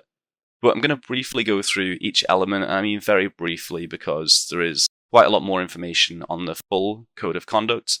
But let's start off with disclosure terms. So we've talked about this in another one of the modules, but approval is required to disclose submissions to parties other than Integrity and the concerned company. Disclosure of any submission-related information without written approval is prohibited. Integrity supports researcher collaboration on some programs, but you must refrain from sharing confidential information outside of the program, and collaboration with external individuals requires company approval. Asking for updates. So once a vulnerability has been triaged and it's been sent through to the affected organization, we request that you would wait 30 days before asking for an update, and we'll provide an update every 30 days on that request, even if there is no update from the affected organization. Please bear in mind that the size of the security team at these organizations will vary, as will the number of bugs in the queue. Out of scope submissions. So as we mentioned previously, the strict scope definition is for legal, practical, fairness, and focus reasons, but researchers may use the ask a scope question for clarification. And if researchers inadvertently find an out-of-scope bug, they may report it but should not expect a bounty. It should go without saying, but Integrity expects ethical behavior from the community, including using licensed software. Out-of-bounds communications have been touched upon in other modules as well, but just to recap, all reports must be sent through the Integrity platform. Reaching out to customers directly is prohibited. Researchers should not privately hold vulnerabilities for extended periods of time without reporting, and Integrity expects timely reporting, so within 48 hours of finding the vulnerability, unless it's part of a chain of vulnerabilities that you're trying to exploit. We ask that you limit exposure of personal data to the bare minimum. So for example, if you find a way to access user profiles, you shouldn't access the personal data of as many profiles as possible. If you find the vulnerability, report it as it is, and access the minimum amount of data required to verify the vulnerability. Also, follow the best standards for handling personal data and do not download, alter, or share it with third parties. Regarding third-party services, vulnerability reporting and hosting, we ask that you don't host proof of concepts or videos externally. they should be uploaded directly to the Integrity platform, or if that's not possible, they could be stored in a password-protected zip and sent through in some other communication medium. This section of the Code of Conduct also gives guidelines for using third-party pen testing tools. So, for example, things like XSS Hunter, where you might need to be careful about where your data is being stored and who has access to it. We ask that you be very cautious when conducting automated tests to prevent service degradation. So, for example, limiting the amount of requests per second. And that's also very often part of the program requirements. So you need to go and check the details and see how many requests per second are you able to send when using automated tools. And then you'll need to go and look into the documentation of those tools to find out how you can adhere to that requirement. Pivoting is not allowed, so researchers must cease testing and report vulnerabilities when they gain access to restricted environments. For example, if you find a remote code execution vulnerability on a web server, you would report that vulnerability. You wouldn't proceed to enumerate the web server and try and find another way to pivot further into the network. Behavioral guidelines, I hope this goes without saying, but discriminatory, sexist, offensive behavior, and other harmful acts are prohibited, and researchers should strive to be polite, respectful, and understanding with triagers, with clients, and with other researchers. Sanctions may be applied if you fail to adhere to the Code of Conduct, and the type of sanction will depend on the intent, the impact, and the frequency of the violation. Sanction types can include warnings, invitation restrictions, payment restrictions, and platform restrictions. You have a right to appeal any sanction every 30 days, and if needed, a group of independent experts from the University of Leuven will review the appeal. So what if you're restricted from the platform, but you have a vulnerability that you want to report? Well, we do encourage responsible disclosure even when your account is restricted. That said, while your account is restricted, you're not authorized to test any in-scope assets. So yeah, if you're restricted from the platform and you start testing some program, even if you're in scope, you're not actually authorized to do so. Integrity complies with international laws and sanction lists, so individuals on sanction lists or from sanctioned countries might face some restrictions, and Integrity performs a daily sanctions check on verified accounts. Finally, your tax and financial obligations. So this section of the Code of Conduct informs researchers about the tax and financial obligations in relation to bug bounty payments, and essentially advises that you comply with your local laws and regulations. So that has been a quick overview of the Code of Conduct. You can go to the Integrity Knowledge Database and search for Code of Conduct if you want to go through the full thing. I just kind of briefly summarized each of these headings, but as you can see, there is quite a lot more information there if you want to read through the details, which again, we encourage you to do. You can also use this search bar to search for other things. If you want to search for something about scope or duplicate bugs or something like that, then you can find the information here. And if there's anything that's not available, any questions that you have apart from that, you can contact the community team. So you can email community@integrity.com. You can go and use one of these little message boxes on the website, or you can come on Discord. We have a bot which allows you to create tickets, which we'll be able to respond to. Something I didn't go through is the terms and conditions. So you also have to agree to this in order to hunt on the platform. And again, there's quite a lot of stuff in here. I'm not going to cover that in the presentation, but it's worth familiarizing yourself with some of the terms that you agree to when you want to look for bugs on the platform. In this video, we're going to take a look at some common scoping mistakes and how you can try to avoid them. Some of this stuff was covered in the scope and code of conduct video, so I'll try not to repeat myself too much, but we'll basically go through what the common mistakes are, and then some of the vulnerabilities that are typically out of scope in bug bounty, and then we'll take a look at some examples on the Integrity platform. So the first mistake is not thoroughly reading the scope before testing. You want to familiarize yourself with exactly what assets are in scope for testing and what vulnerabilities the program is looking for. Once you've done that, you want to make sure you very strictly follow that scope. Don't start looking for out-of-scope vulnerabilities or intentionally testing on out-of-scope assets. You should also have some understanding of the importance of scope. So I'll not go through this all again. We talked about it in the last module, but there are legal, practical, fairness, and focus reasons for defining a scope. Another common mistake is putting too much focus into which assets are in scope and forgetting which kind of bugs are out of scope. So we'll talk about this more later, but there are various bugs that you'll very rarely see in scope on bug bounty programs. And there are sometimes bugs which you might see a lot in bug bounty, but are specifically out of scope for certain programs. So it's very important that you make sure you know exactly what assets are in scope, but also what kind of vulnerabilities the program is going to accept. You shouldn't assume that all subdomains are in scope if they're not explicitly mentioned. And in the last module, we talked about some examples where we looked at scope precedents. For example, the most specific one is the one you should follow. I think the example that we looked at had a wildcard, so it's saying basically any subdomain. But then if you look at out of scope, it has one specific subdomain out of scope. And because that is more specific, i.e. it's not a wildcard, it's given a specific subdomain, that will take precedence. It's very common for websites to use third-party services, but of course you need to check the scope to see whether those services are eligible for testing. It's not enough just to read and understand the scope. You need to make sure that any tools are correctly configured to adhere to that scope. So let's say you've identified which domains are in scope and you go and try to add those to Burp Suite because you want to exclude any traffic that's not in scope. However, if you don't set it up properly, or maybe you're not aware of how the scope regex works, you might inadvertently start testing things that are out of scope. And that's not just for Burp Suite, that applies to subdomain enumeration tools, for example. You want to make sure that whatever you're enumerating is within the defined scope.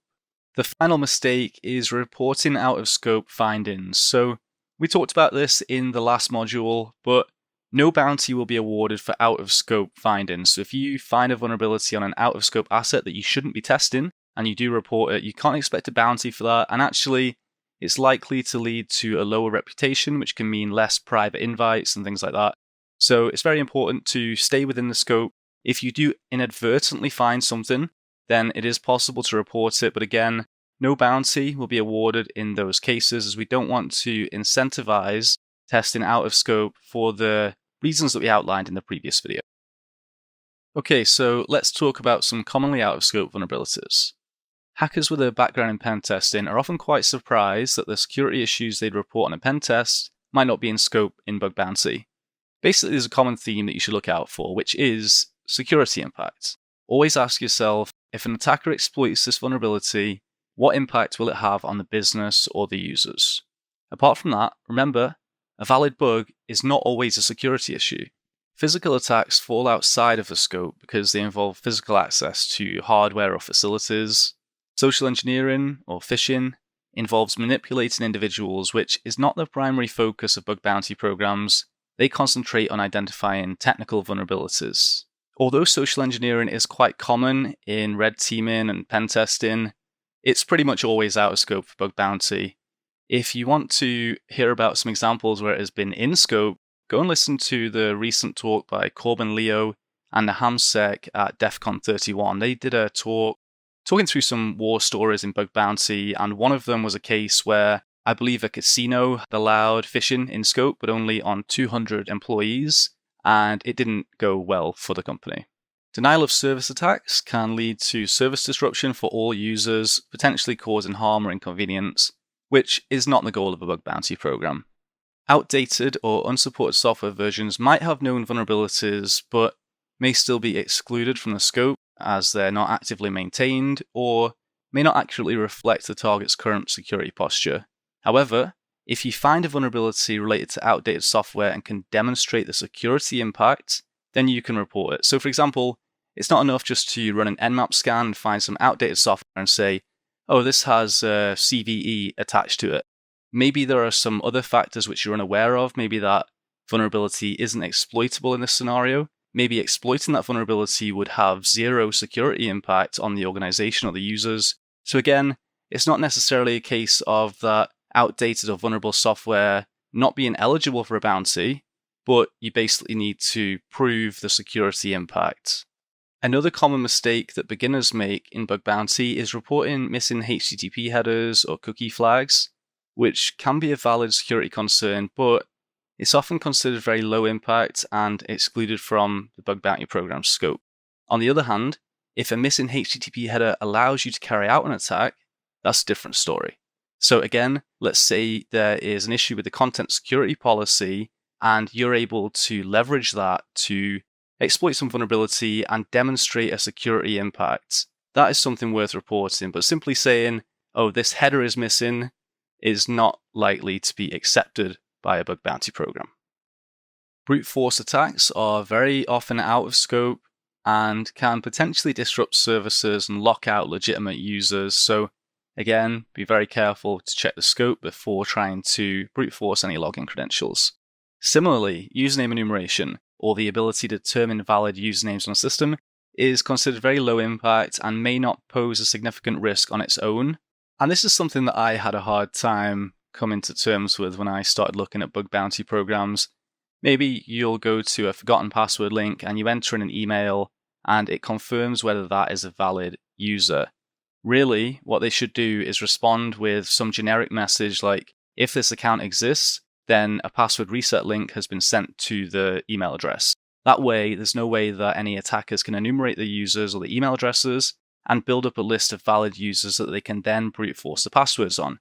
They might have some very valid reasons for doing this. For example, maybe they don't really care if people can find the users because they have good protections in place to prevent brute force of passwords. So maybe you can only enter your password 3 times before you get locked out.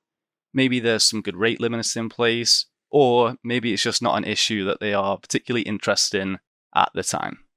And again, although this is very commonly out of scope, it's not always out of scope. So there are some scenarios where this is very important. For example, maybe with healthcare applications where the privacy of users and their names or email addresses is of significant importance.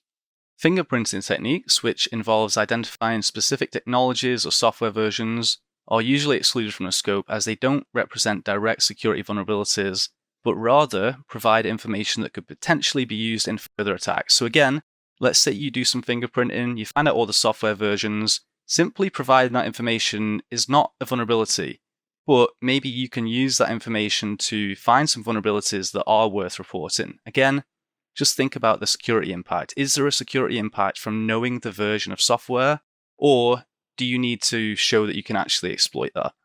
Theoretical attacks that have little or no real-world impacts, like open redirects or self-XSS, are often excluded from bug bounty programs as they don't pose a significant security risk.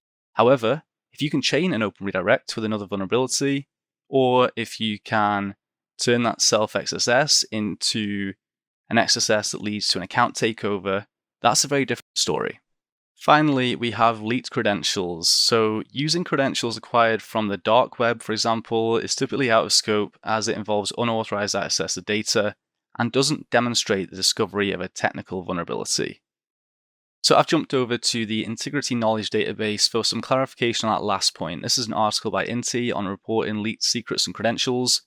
And you can quite often go to the Integrity Knowledge Database to find out more information if you're confused about whether something is in or out of scope. And this talks about different credential types. So for example, you might report some personal passwords, access tokens, or credentials which belong to an individual user or employee. These are quite often out of scope for vulnerability reporting programs if there's no clear actionable path to prevent the leaks. So it could be a third-party leak, it could be a malicious insider who has leaked that stuff from the dark web, it could be somebody who's brute forced the credentials, and again, these are typically out of scope in bug bounty. However, application secrets, so credentials that aren't tied to a specific individual and maybe the only way to programmatically gain access to certain resources, these are typically in scope for bug bounty programs.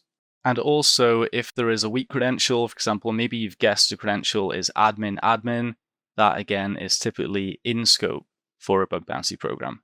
Whether or not something is in scope and whether or not you'll get a bounty or some reputation points will depend on the leak cause, the leak source, and the type of credentials that were leaked. So I'll not read through this full article, you know where it is, and if you find some leaked secrets or credentials, you can go and refer to the knowledge database to clarify whether or not you should report it and whether you're likely to receive a bounty.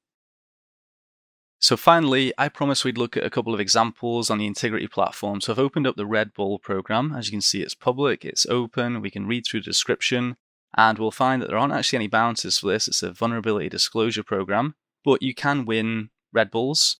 You can also then have a look at the rules of engagement. So this is the first thing we'll do before we actually start hunting. And we'll find that if we register an account, we need to use the integrity.me email address, which is basically an alias for whatever email address you signed up to the platform with.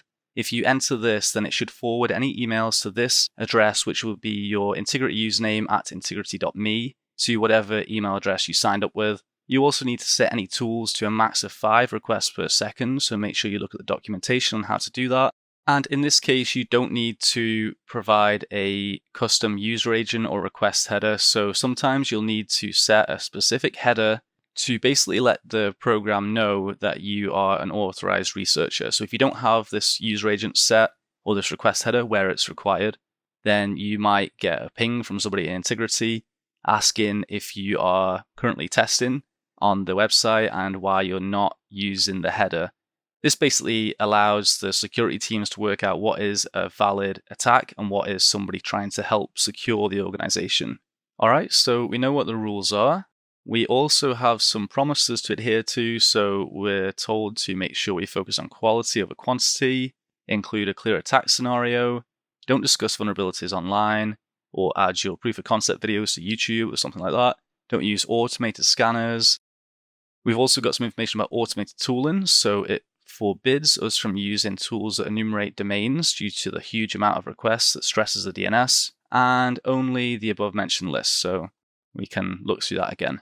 If you follow these rules, it means you have safe harbor, which basically gives you legal protection. You won't be prosecuted for any actions that you take as long as you stick to the scope and stick to the requirements of the program. Okay, and finally, we are down to the in-scope domains, and you don't see much here, the reason being that they've actually included all of the domains on a separate list, which you can access on GitHub. So it says that any domains other than the ones in this list will be out of scope, so that's nice and simple. You can literally just paste all of these domains into Burp Suite, and bear in mind that there are other scope settings in Burp Suite, so just because you add these to the scope doesn't necessarily mean that traffic that isn't in scope will be hidden, or that it won't automatically crawl some other sites, so just be very careful about what kind of configuration you can use in Burp Suite. And similarly, you could put these domains into other tools as long as you stick to that 5 requests per second requirement. And this keeps things very simple. You don't need to worry too much about what is in and out of scope because this is all in scope, everything else is out of scope.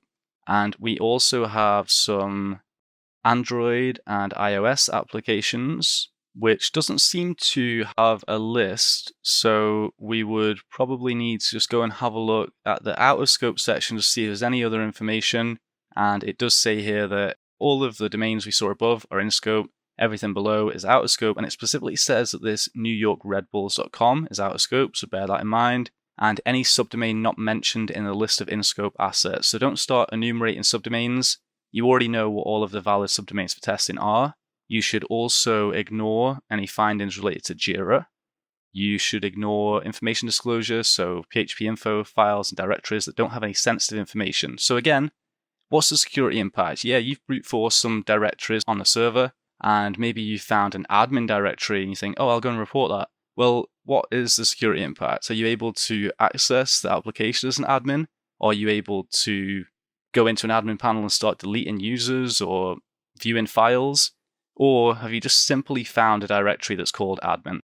And as it said above, we need to limit to 5 requests per second, avoid enumerating domains, as we've already been given all of the valid domains that we can test. We should ignore findings that are related to outdated Swagger versions, and they're not interested in cache poisoning related issues either. And again, down onto the application side, we see a lot of things that are out of scope. You probably see some things here which we mentioned in the presentation, but there are a lot more. You might think, how do I remember all of these things are out of scope when I'm testing? And you'll find that some of these things are so commonly out of scope that eventually you just know not to test for them unless you specifically see them as in scope. We have broken link hijacking, WordPress enumeration. So again, we talked about username enumeration, pre-auth account takeover, self-XSS. Again, we mentioned that. If it can't be used to exploit other users, what is the security impact? Any verbose error messages, for example, which don't disclose any sensitive information. So if you find some issue, maybe there's a login form and you enter an apostrophe and there's some SQL error that pops up. Well, unless that has some credentials in it or other sensitive information, that's not worth reporting, but it's probably a sign that there might be some other issue that you can look for, like SQL injection, which is very likely to be accepted.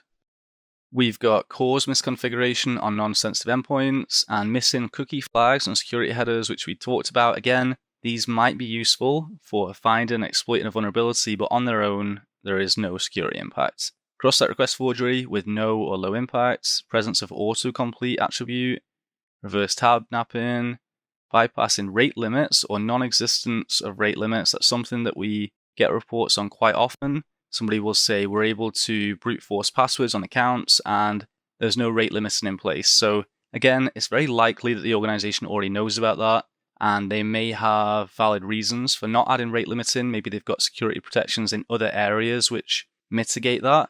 And again, maybe it's just not something they're interested in. They already know about it and they don't need to pay somebody to remind them that they don't have rate limiting in place. Best practice violations. So again, if you're a pen tester, maybe you'll pen test a website and see, oh, this site allows you to have a password which is only 6 characters long. That's something worth reporting to them. But again, in bug bounty, it's very likely that they're not going to be interested in that.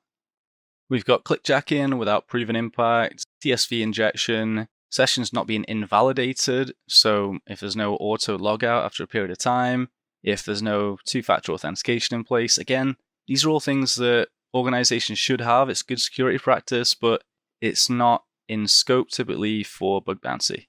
Also, tokens leaked to third parties, anything related to email spoofing, content injection without being able to modify the HTML, username and email enumeration, email bombing, HTTP request smuggling without any proven impact. So again, you're seeing this proven impact a lot. Homograph attacks, XML RPC enabled, banner grabbing, version disclosure, not stripping metadata of files, same site scripting, subdomain takeover without taking over the subdomain, arbitrary file upload without proof of existence of the uploaded file. And again, this is an important one. So let's say you find an insecure file upload, you're able to upload a PHP file, you upload a reverse shell. Well, if you're not able to find that reverse shell, maybe it's been named like a 64 hex character file name, maybe it's been put into a directory that you don't have access to or you don't know where it is. What's the security impact? Yeah, you've uploaded a file, but you're not exploiting it to actually do anything. Also, blind SSRF without proven impact. Again, we're seeing those keywords again, proven impact, and disclosed or misconfigured Google Maps API keys, and host header injection without proven business impact. Some general out of scope. So we talked about duplicates in a previous module. If the vulnerability has already been reported and was known to the company, it will be flagged as a duplicate. Only the first person to report the vulnerability will be awarded the bounty. Theoretical issues with no realistic exploit scenarios or attack surfaces, or issues that require complex end-user interactions. Spam, social engineering, and physical intrusion. We talked about that. The same with DDoS attacks or brute force attacks. Vulnerabilities that only work on software that no longer receive security updates. We talked about that as well. Attacks that require physical access to a victim's computer or device, man in the middle, compromised user accounts. Here's a good one. Recently discovered zero-day vulnerabilities found in in-scope assets within 14 days after a public release. So you have to allow companies some time to patch their software. In this case, they're allowing 14 days. So if there's a 0 day and they take more than 2 weeks to patch the software, then that is something probably worth reporting to them. Reports that state software is out of date or vulnerable, again, without a proof of concept. So we talked about that. If you find some vulnerable software, that's great. You might get a bounty if you prove you can exploit it. And any access to personal data which exceeds the options of obtaining proof for a certain vulnerability. So let's say you find an IDOR and you're able to access some other user's personal data. And rather than reporting that as a vulnerability, you then go and access the data for every user on the platform and then report that as a vulnerability. You have overstepped the line. You need to access the minimal amount of data required in order to demonstrate the impact of a vulnerability. exploiting non-internet facing systems, which include any attacks that are conducted on the internal network of Red Bull. So we talked a little about pivoting as well. If you gain access to a system and then you start poking around in the internal network, that is not only out of scope, but could result in legal consequences as well. Obviously, you should not install backdoors. That's very hard to argue is a non-malicious activity. And you shouldn't change any settings or delete anything or pursue vulnerabilities which send unsolicited bulk emails or spam. And that's it. There's our in and out of scope. You can see down at the bottom, they talk about the rewards, which are trays of Red Bull. So if you get an exceptional, you get a surprise. You get a critical, you get 6 trays of Red Bull. So you may have seen posts on Twitter from people who have a big stack of Red Bull crates in their garage, and this is probably how they got them. Alright, I just want to show another quick example, which is InnoGames, another public open program, and I want to show this for a couple of reasons. Firstly, the Red Bull program allowed us to view all of the domains that were in scope in that GitHub list, but that's not very common. Typically, this is what you'll see. So you'll see each domain that's in scope, and maybe you'll see some wildcards in here. Let's have a look at the out of scope as well. So you can see here, the contact form is out of scope. You're not allowed to brute force on the login. And a lot of the same stuff that we are going to see for the Red Bull program and for most programs, you'll see down in the application section here. So again, no self-XSS that can't be used to exploit other users, no missing cookie flags and security headers.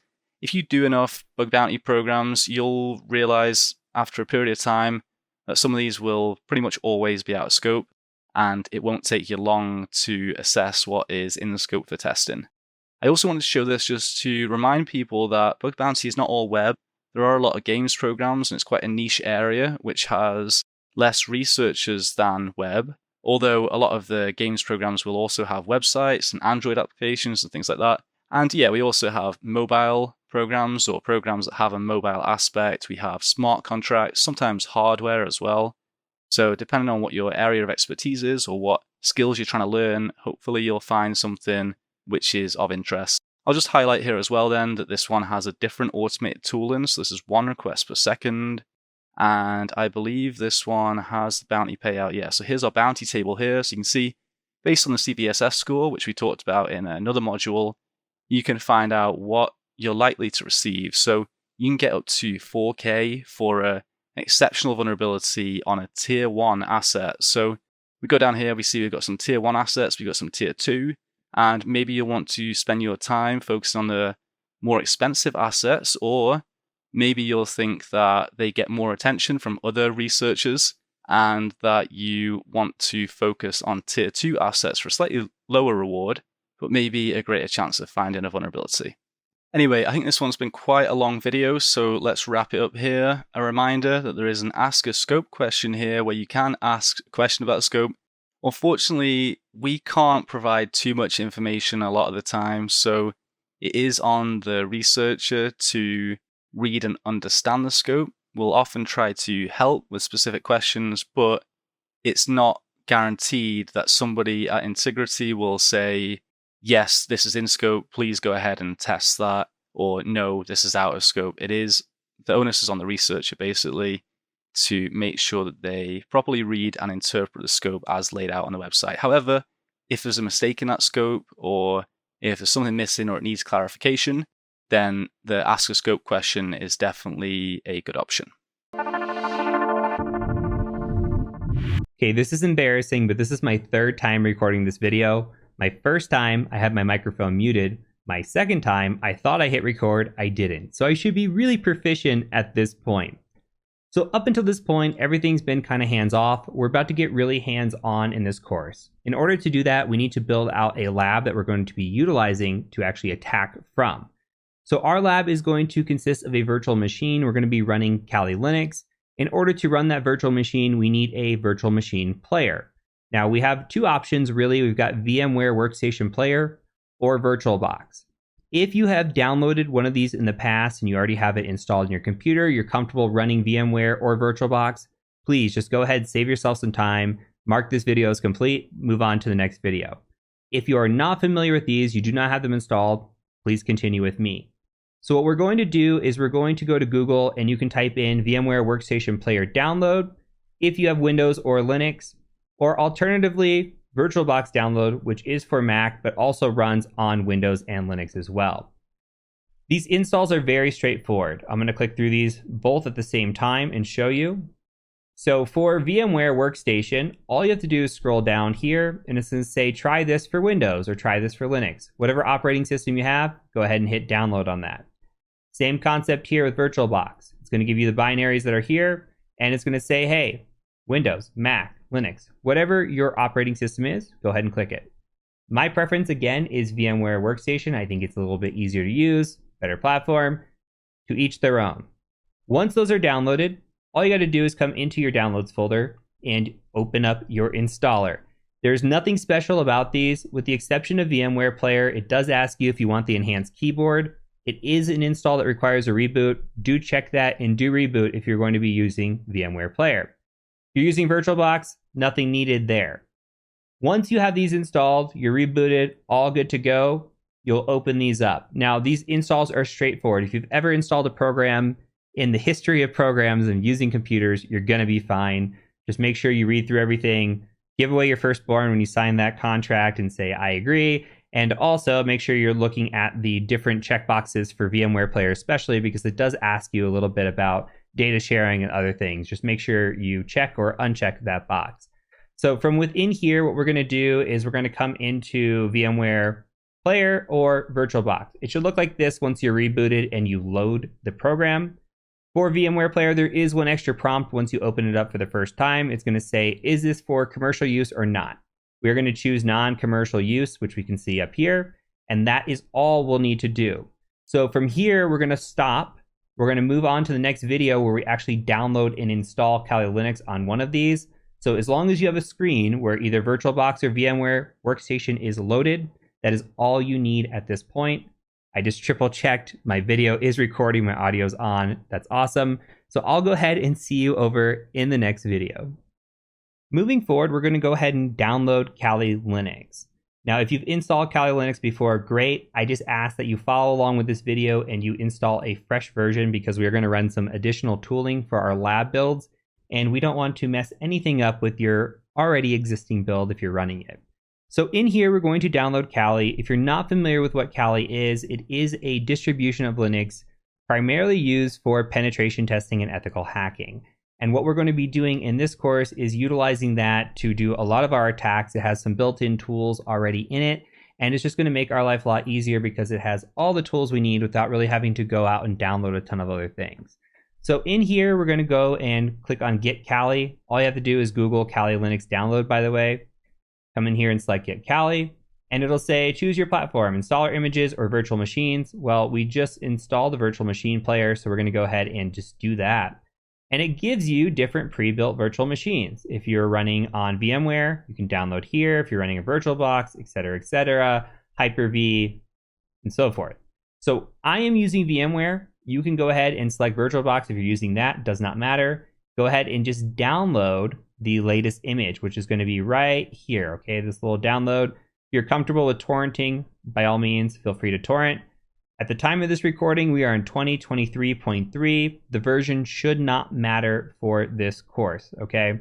So go ahead and get that downloaded. Once it's downloaded, go ahead and meet me back because we have some other things we have to do. So we're going to pause here and I'll meet you in just a few seconds. Okay, so we have downloaded our file. All we have to do is come in here and click on this. This is a 7-zip, so it's going to open and look like this. You just need to extract this zip file. So I'm going to go ahead and do that really quick. I'm going to put this in my downloads folder. That's fine. It's going to go ahead and extract. And once that is extracted, what I'm going to do is I'm just going to import this. It's very, very straightforward. And I'm going to show you how to do it. So we're going to go ahead and bring over VirtualBox first. Okay, and that looks like it's done extracting. So I'm going to go ahead and just hit import on this. And then we just need to say what we're importing. So we're going to import a file here. Now you would just click on this and select the file that you're going to import. Now I'm going to show you the same thing, but I'm going to show you the actual step-by-step because I downloaded the VMware, not the VirtualBox, but it's going to be the exact same procedure, so don't worry. Now, I'm already running Kali Linux over here. What I want to show you is using VMware. I'm in a Pro edition. Do not worry about it. It's the same concept, just like everything else. You're just going to go ahead and go and say, I want to open a new virtual machine.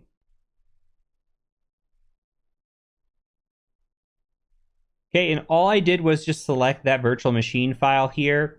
And now it's already loaded for us. It just, hey, I'm going to open this. We don't need to build this, don't need to install anything.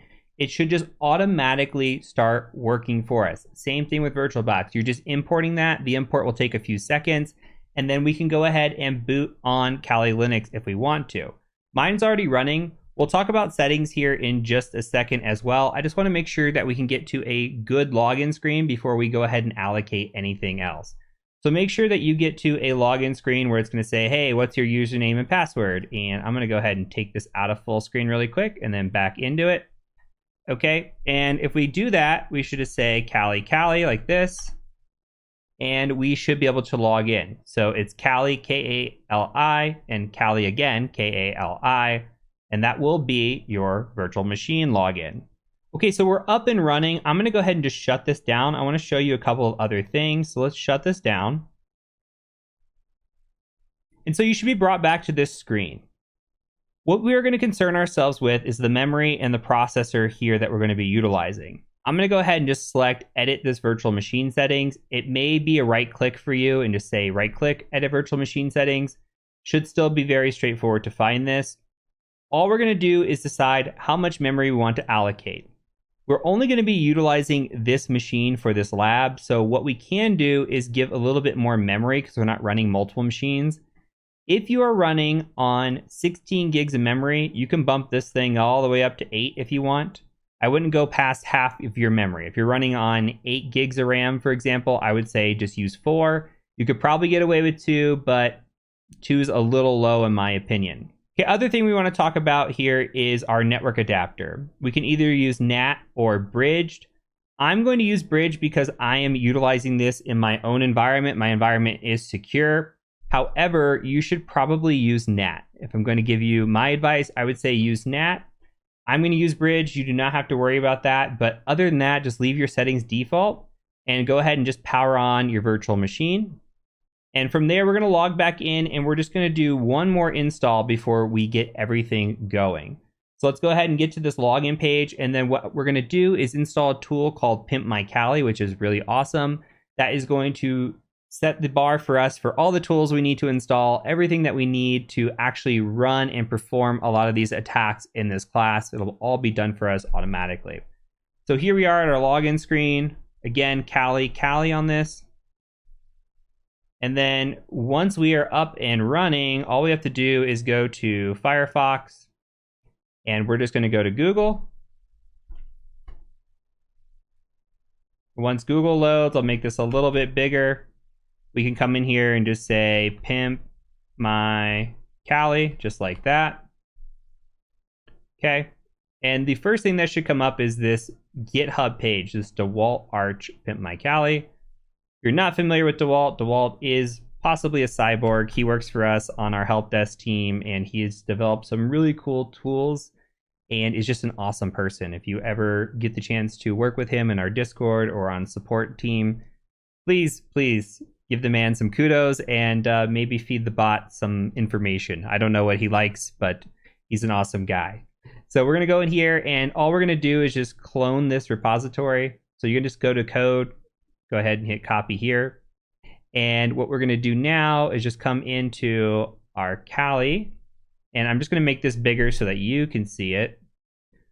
I'm going to go ahead and cd into our opt folder. That's our optional software folder. And from here, what I want to do, I'll make this even a little bit bigger.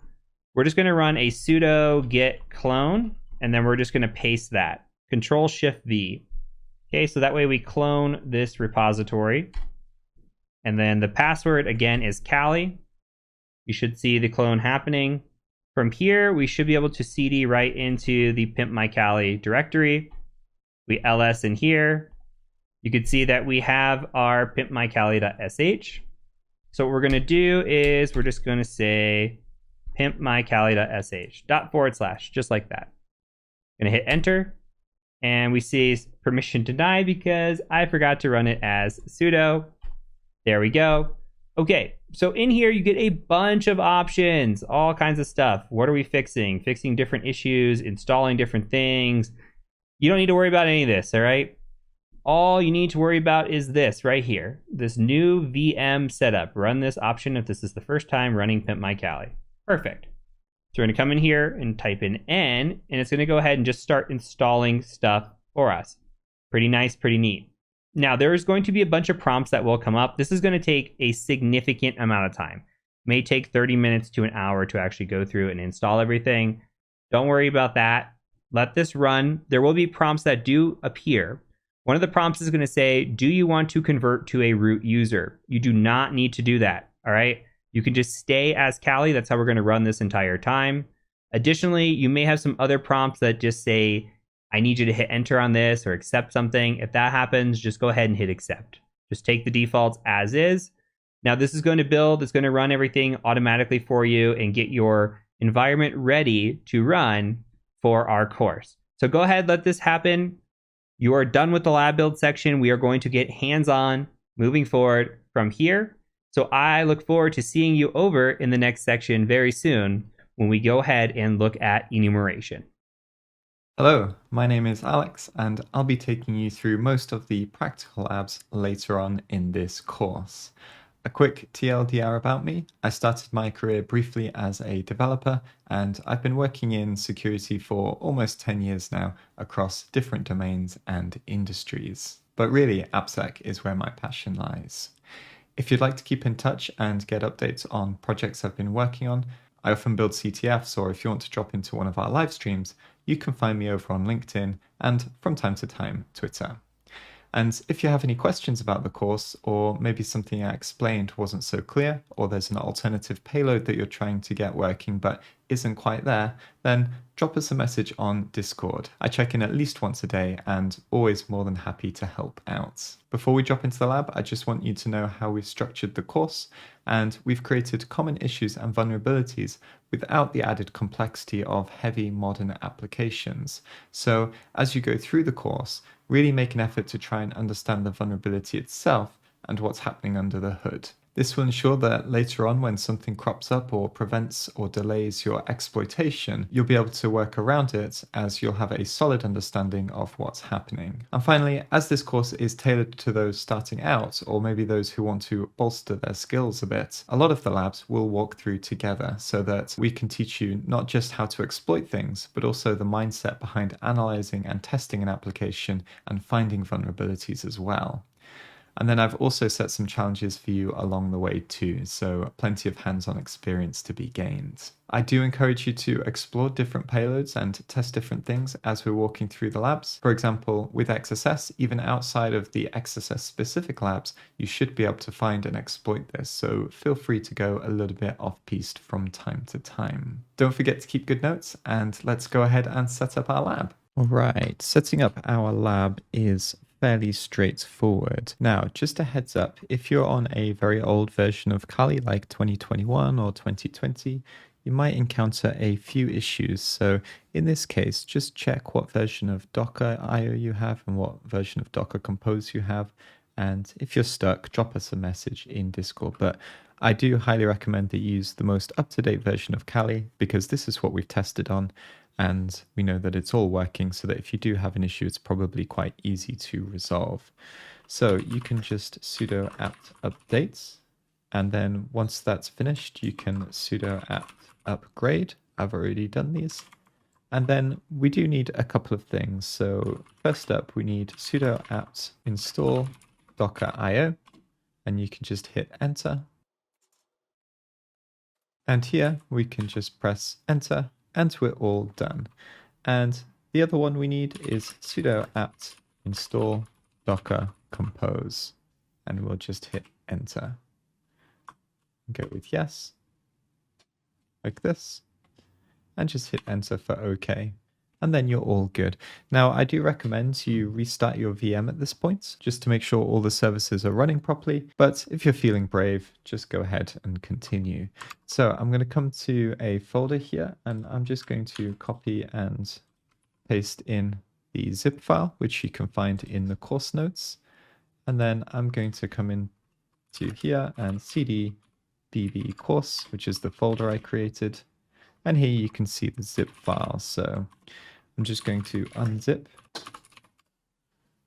bugbounty-v1.zip, hit enter, and then you can see that it's created the bug bounty folder. So if we cd into bug bounty, ls again, you can see that everything is in here, including the Docker file and everything else we need.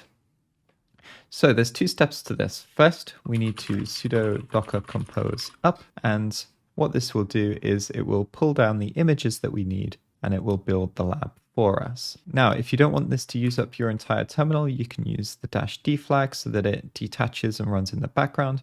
But to be honest, I like to keep it open in case I cause any errors or trigger something, then I can easily see what's happening with the Docker container.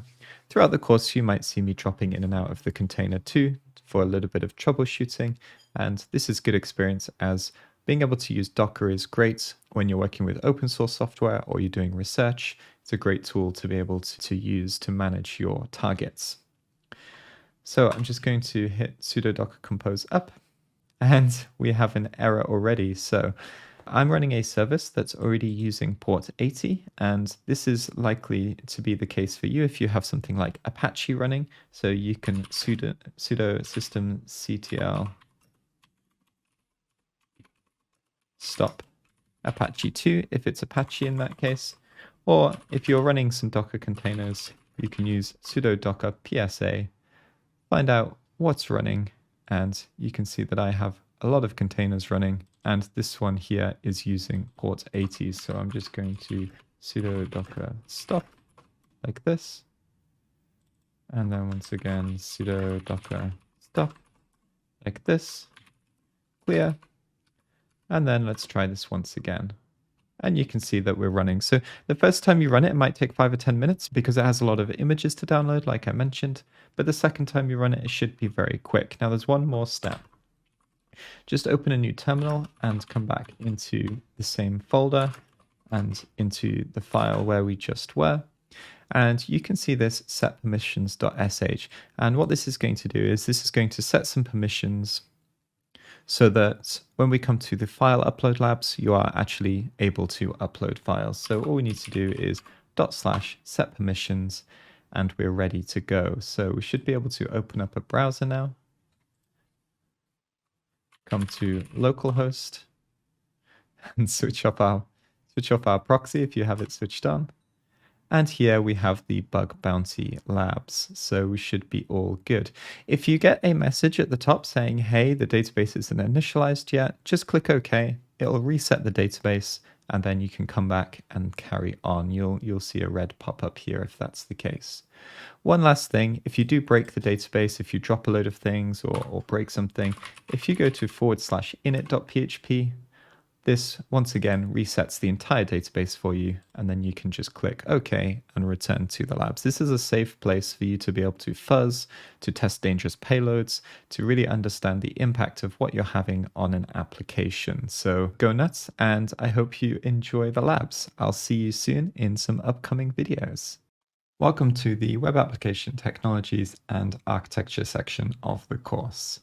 I want to apologize in advance that this section will be a little bit heavy on the theory, but if you don't have a background in designing and building web apps, it's going to help you understand how and why they work the way they do. The majority of this course is very hands-on, so hang tight. We have lots of fun labs coming up soon. So without further ado, let's take a look, and we'll go a little bit deeper into the technologies as we work our way through the course. HTML, or Hypertext Markup Language, is the standard markup language used to create web pages. It structures the content, such as text, images, and links, and it consists of elements represented by tags, which define the structure and content of pages, and generally acts like a skeleton of a web page. We'll be seeing a lot of HTML throughout the course, and also looking at how we can achieve HTML injection as an indication of potential cross-site scripting. Next, we have cascading style sheets, and a style sheet is used for describing the representation of a document written in HTML. It consists of rule sets where the rule defines the styling for HTML elements and acts like the skin and aesthetics of a web page, making it visually appealing. Generally speaking, we don't worry too much about CSS when we're doing pen tests or on our bug bounty engagements, though on very rare occasions there are some attacks that you can pull off, like stealing user input if we're able to inject CSS. And finally, we have JavaScript, a high-level interpreted programming language primarily used to make web pages interactive. A lot of people have strong opinions about JavaScript, but if you want to excel at pen testing or bug bounty, you need to understand JavaScript, regardless of your feelings about it. It makes use of variables, functions, objects, and events, and acts as the behavior of a web page, adding interactivity and dynamic functionality. JavaScript can give us interesting insights in behavior on the front end, as well as information about endpoints the application is using. Node.js is also increasingly popular these days, so learning a bit of JavaScript will double up when it comes to server-side attacks against Node applications. Before we wrap up, we also need to understand the client versus the server, and in recent years, these two zones are coming a little bit closer together, with more emphasis placed on the front end. But when we talk about server-side, we're referring to operations that are performed on a web server where the application is hosted. This often includes tasks like data storage, retrieval, and processing. And when we talk about client-side, we're referring to operations that are performed in the browser and on the user's device. It deals with presenting data to the user and handling user interactions. There are, of course, other technologies in play, like load balancers, CDNs, web application firewalls, but we'll take a brief look at those later on after we've gotten the fundamentals down. And finally, I just want to finish up with a little bit of insight into traditional versus modern web apps. Traditional web apps generally have a full page reload for every request. The server returns complete HTML pages and plays a larger role in generating page contents. Modern applications, on the other hand, are now loading data in the background and using frameworks like React or Vue to create single-page applications. Generally, they offer a more seamless user experience by updating portions of a page without requiring a full page reload. I've included some labs that use APIs in the course, and whilst we won't dive fully into modern technology stacks in this course, this should be enough to get you started learning on how to deal with modern applications when you come across them. My best advice to anyone who wants to improve their web application or bug bounty skills after this course is to do a little bit of programming every day. Emphasis here on the little bits. Don't go nuts. 20 minutes a day for a few months is going to teach you so much about the underlying technology, and there are, of course, free resources available to do this. Generally, I recommend the Odin project or Free Code Camp. That's it for our introduction to web technologies, and we'll be seeing a lot more of these close up in the practical section. See you in the next video. So let's take a look at HTTP and DNS, and we'll start with the basics of HTTP, which is a request response protocol. A client, usually a web browser, sends a request to a server, and then that responds to that request. When a request is made, we have to choose a HTTP method, and some of the common methods that you'll often see are GET, which is used to fetch a resource, for example, a web page or an image. Post, which is used to submit data to the server, so when we're posting forms, for example. Put, to update a resource, so let's say we're updating our account's email address. And delete, to remove a resource from the server. Next, we have response codes, and note that sometimes these codes aren't entirely accurate, similar to how you can bind a service to any port rather than its standard one. Developers can choose to set a custom response code if they want to. But generally speaking, 100 is used for informational responses, 200 is used for successful responses, 300 is used for redirections, 400 is used for client errors, and 500 is used for server errors. It's also important to remember that HTTP is stateless, meaning that each request from the client to the server is treated as a new standalone request, with no memory of prior requests. This is why mechanisms like cookies are used to maintain state across multiple requests. Usually a unique cookie is given to a user once they're logged in, and then the server will use that to identify the user, but we'll look more into this in the authentication section. Now, before we finish up the video, we should also briefly talk about DNS, so Domain Name System. This is a hierarchical and decentralized naming system for computers, services, or any resource really that's connected to the internet. And essentially it translates human-readable domain names like tcmsec.com to IP addresses like 93.182.211.34, for example. I like to think of DNS as a phone book for the internet. You know a person's name, the domain tcmsec.com, but you want their phone number, which is their IP address. You look up the name in the phone book to find the number. And domains have a hierarchical structure. So we have things like a top-level domain, which is .com, .net, .org, .co.uk, for example. We have a second level, which is the tcmsec in tcmsec.com. And then we also have subdomains, so www in www.tcmsec.com or dev in dev.tcmsec.com. And finally, we have DNS records, and there are a few different types of these. Essentially, they provide information about domains. So an A record, for example, maps a domain name to an IPv4 address. An MX record specifies the mail server for a domain, and the CNAME record creates an alias for a domain name. There are other record types, and also caching is an important part of DNS. So if you want to go deeper, then I recommend doing a little bit more digging, but for now, we've got enough of the fundamentals down to continue with the course. I'll see you in the next section. Welcome to this section on reconnaissance and information gathering. This is a very, very important section, so please make sure you're taking really good notes. Why this section is important is because reconnaissance is everything, especially if we are looking at programs where they are public programs, meaning anybody can access them, which means there are lots of eyeballs on those, not just your own. So when it comes to reconnaissance, we need to make sure that we are digging deep enough and doing enough reconnaissance so that we are finding assets in some of these programs that are not just scratching the surface. We're not just looking at the main web page, because chances are everybody's looking at the main web page. We want to make sure we can dig deep enough and find assets that maybe other people aren't finding. If your reconnaissance and your information gathering game is really good, you are going to be a much better pen tester and bug bounty hunter. So I am on the Integrity website here. I have signed up for an account. I went to programs. I'm looking at public programs here. This is telling me on here, okay, this is an application, it's an open program. Public program here, it's open. Same concept. Now I dug through this a little bit and I found this Azena program.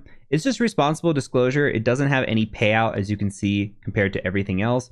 The nice thing about that is not a lot of people are looking at the responsible disclosure programs. So you can see here, the last submission on this was a month ago versus this one that pays out was an hour ago.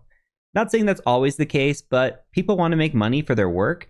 If you are beginning with bug bounty hunting or pen testing, coming to these responsible disclosure programs and trying to find bugs in them is a good way to get started, because there's not usually as many people looking at these programs as the other programs that pay out. And so with that in mind, I'm going to come over here and just click on Open Program. And the first thing that we should always do is review the scope of this program. Now, Jonah has covered the scope with you and how you should understand these scopes, but we want to go through and just make sure we understand everything before we get started. As we scroll down, we can see, hey, there are no bounties for this. That's okay. We do need to use our integrity.me email address, which is provided for you with your account. Now here it says, look, no user agent is applicable. Automated tooling is not applicable. If we have a request header, we're going to use integrity username here. Okay, and we can come through here. And this is just so they know, by the way, that hey, you are testing through integrity. You're not just trying to hack the website, and they can detect which traffic is which. Now you could say right here, do not use automated scanning tools. They're telling you right away. So do not just go in here and start throwing automated tools against this. Don't come in here and change any passwords. Don't download any confidential information, etc., etc. So you want to come through and make sure that you are reading all of this and you know what's in scope, what's not in scope. Now, the big reason I picked this program was because, hey, Azina.com has a wildcard in front of it. That means we can do a lot of enumeration here. We don't have to just look at this website or just a few websites in scope. We have the ability to look at all subdomains involved, including the main domain here. So we want to take a look at that. Hey, everything's pretty much in scope. That's great. And it tells you what is out of scope. So it says connect.azina.com is not in scope. We need to make sure we know that. And then also, what else is not in scope here? Okay, so we look through this. We talked about this before. Username disclosure. Yeah, that's not going to be in scope, right? And we can come through and look at this. Missing cookie flags, missing security headers. Hey, these are things that we talked about because, yes, they're applicable in a pen test. They're not applicable usually in bug bounty platform unless you can stack those and provide impact here. So you can come through here and look through all these. All we're going to be doing right now, we're not going to be doing any scanning against this website or anything that is going to break any rules. We're just going to come in here and actually fingerprint the website, and we'll take a look at some other enumeration that we can perform against this without doing anything malicious against this website. So let's go ahead and take a look at this. Okay, so we're going to be looking at how to identify website technologies, and there are a handful of tools out there to do this. What I'm going to repeat a lot is, hey, it's the methodology, not the tool. Tools come and go. So just understand the methodology and kind of what we're looking for more so than just, hey, I need this tool because this tool might shut down tomorrow, might stop being updated, whatever may be the case, but there are going to be tons of tools to do the same thing. You just need to make sure you understand the methodology. Now, the first tool that we're going to use is a tool called builtwith.com.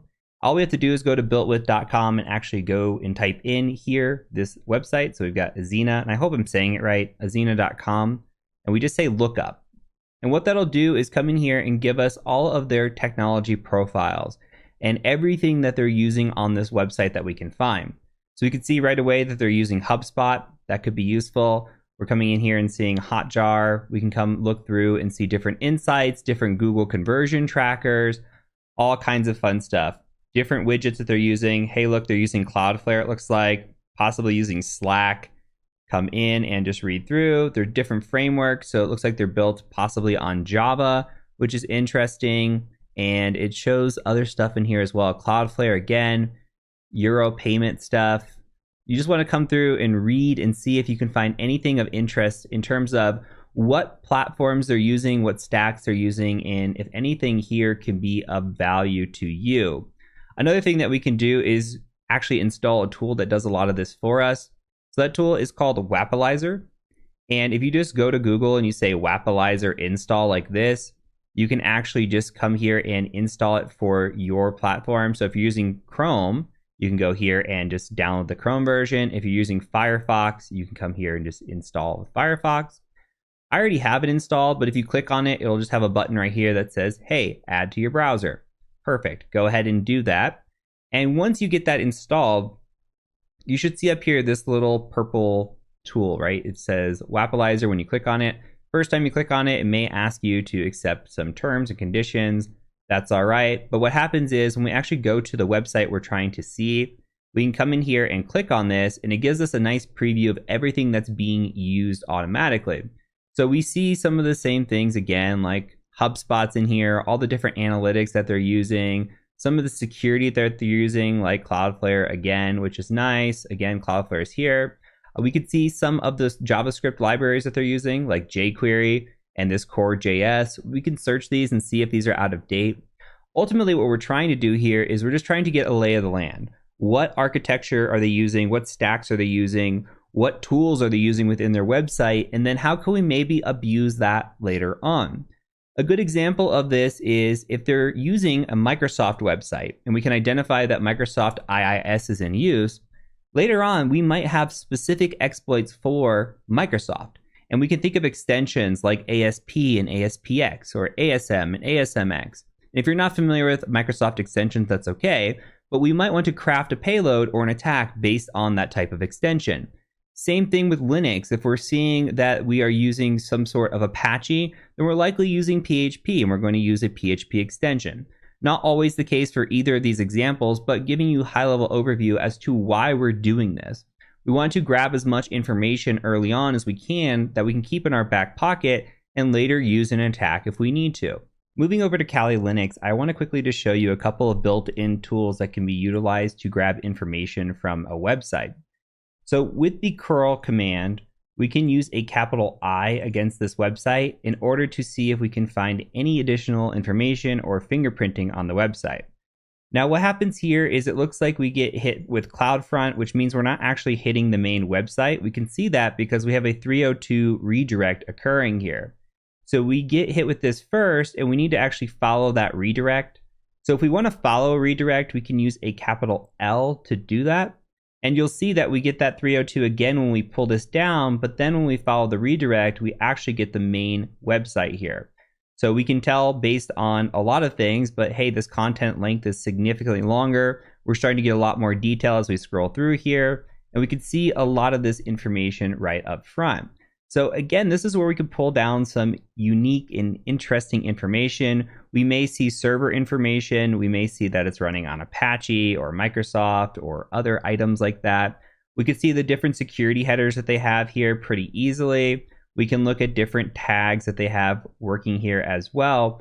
And that just allows us to have as much information here as possible. Again, a clean way of doing this is actually just using securityheaders.com.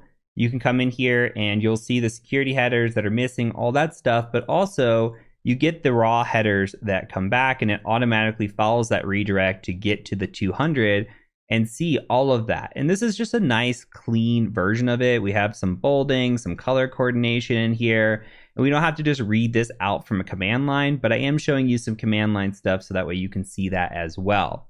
Now quickly, another tool that we can utilize is Nmap. We could do something like port 443 against it and just do a capital A for all. And we can see just from this website that we can pull down some information. Again, we get hit with Amazon CloudFront here, so we're actually not getting the main website. We can see that because we're just getting Amazon S3, we're getting an error here. We can come and try to map this out with just a script as well. And you can see we're still getting the Amazon S3 and the CloudFront. I personally don't like using Nmap for scanning websites. I like using Nmap for scanning open ports on websites, not just one single port, because sometimes there could be something lurking behind the scenes on a different port that could be of value on the same IP address. But we want to make sure that we are getting the right information when we do scan this. So here we're only scanning port 443. In reality, we should probably scan port 80 and port 443, which if we just cleared this, I can show you the syntax. Actually, I'll do this. So we would want to scan something like 80, 443 like that. You could also just space that out if you wanted to. Doesn't really matter. And try to get as much information as possible because maybe there is a service running on port 80, not just port 443, that could be vulnerable here as well. Ultimately, we're trying to grab as much intel as possible, and that's really all we're doing at this stage. What is the website architecture? What's it running on? We can see that there's protections in place. Clearly, it's running on Amazon. It's using CloudFront. It's using Cloudflare. And we need to be careful when we're doing this because, hey, we may run into some issues with that. You can see here, we're not following the redirect. It's trying to push us to HTTPS, which is good, from port 80. So it's trying to automatically redirect us to HTTPS here. And it's not following the redirect here either. We just want to make sure that we're doing our due diligence here. If it's me, I'm using securityheaders.com instead of trying to go through and use curl to pull down this information just because it gives that nice clean output. I'm using tools like builtwith.com and Wappalizer because, again, that view from the internet or from the web browser is a lot cleaner than trying to use the view from the command line. But to each their own, your mileage may vary on what you prefer. But just know that there's a bunch of different tools out there to do the same thing or have the same concepts. It's the methodology, not the tool, all right? The methodology, not the tool. So that is it for this video. I'll go ahead and catch you over in the next one. Let's now move on and talk about directory enumeration and brute forcing. You may also hear this called directory busting.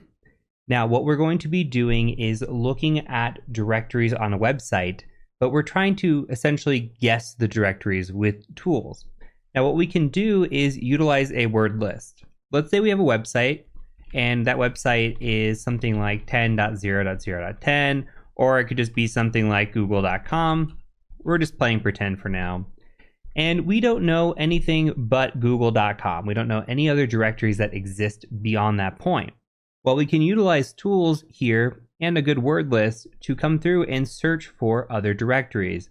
That will go through a list and it will search through all types of directories depending on what is in your word list. But for example, we may be looking for something like admin or login or whatever it might be. These word lists are very, very long, but our ideal goal is to try to find other directories that we did not know about previously because there may be some additional information lurking on those directories.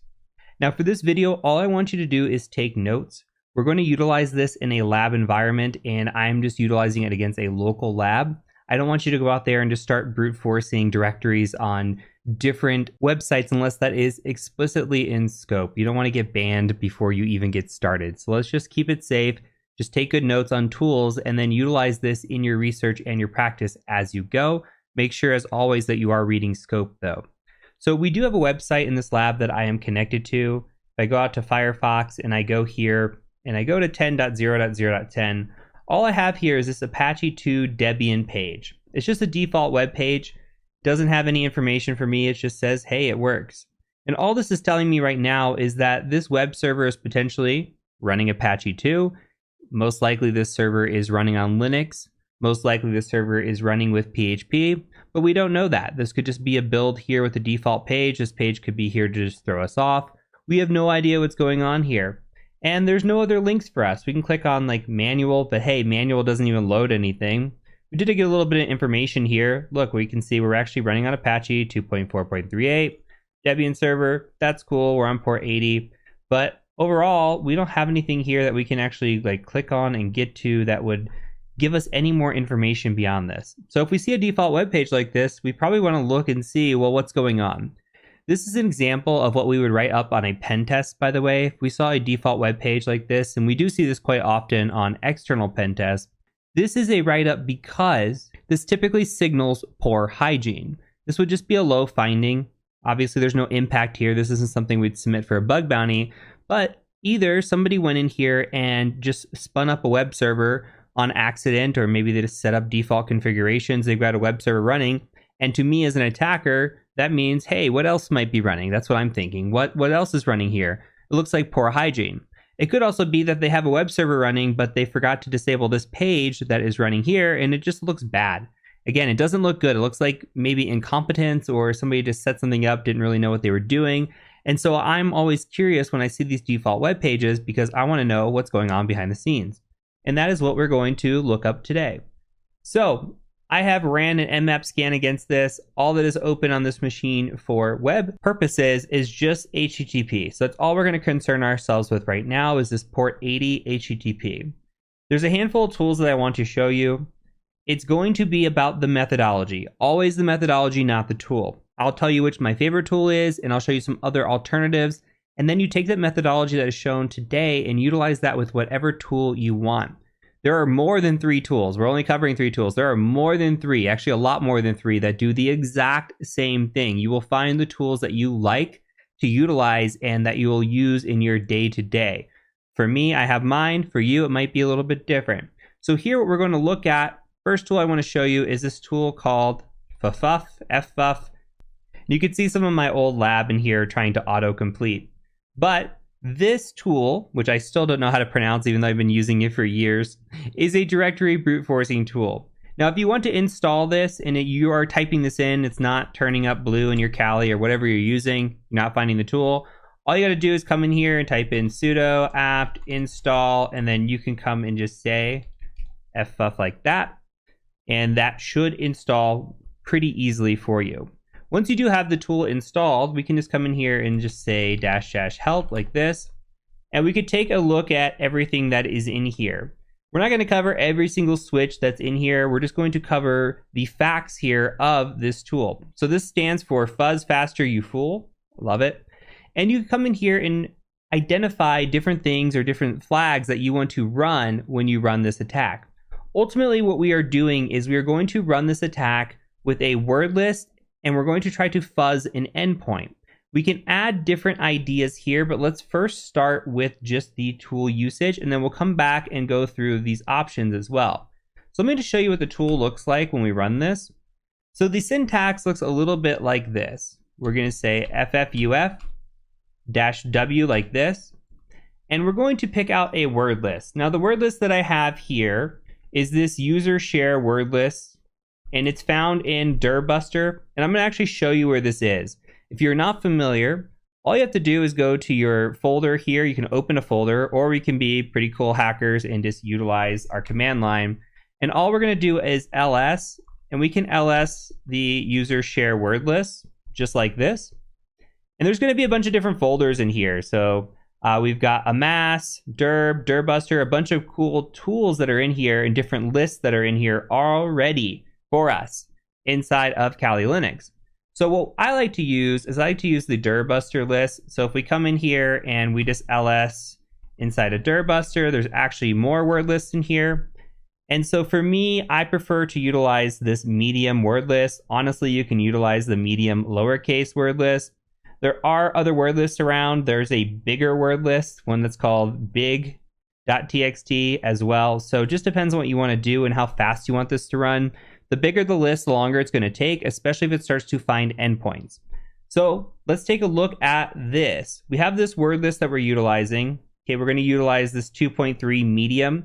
You can also just utilize the 2.3 medium lowercase if you want. Doesn't matter for this, okay? So what I'm going to show you here is our URL. So we're going to come in here and do a -u for the URL we want to use. And we're going to say 10.0.0.10, okay, and just fuzz like this. So we have two places we're putting a fuzz. We're putting a :fuzz right here after our word list. That's just to say, hey, here's the word list I'm going to fuzz with. And then here's the URL, and here is the directory point I want to fuzz. Let's say, for example, we knew that admin existed and we wanted to fuzz for directories within the admin directory here. Okay, we would do that. But if we don't know anything right now, which is true, then we're just going to come in here and fuzz specifically this main directory. Okay, we're going to look at the website, see if we can find any other directories beyond the main website. So here we're going to go ahead and just hit enter. And what's going to happen is it's going to just spit out a bunch of information here. Sometimes it does do this. Sometimes it's clean. Sometimes it's a little funny looking where it starts to spit out some of this stuff. And all it's doing is coming through, and you can see the progress, attempting word 1 or directory 1 out of 220,000. And it's going through and looking for responses to these. So we're looking for like a 200 response, possibly a 301, which is a redirect, which we see here with Academy. And we just want to come through and see if there's anything interesting in here. Another redirect, phpMyAdmin. Okay, we can come through and look through all of these. So this will go, and this will not go recursively, meaning that we're going to find these directories like we found the phpMyAdmin right here. It's not going to go back and try to search phpMyAdmin again for you unless you tell it to.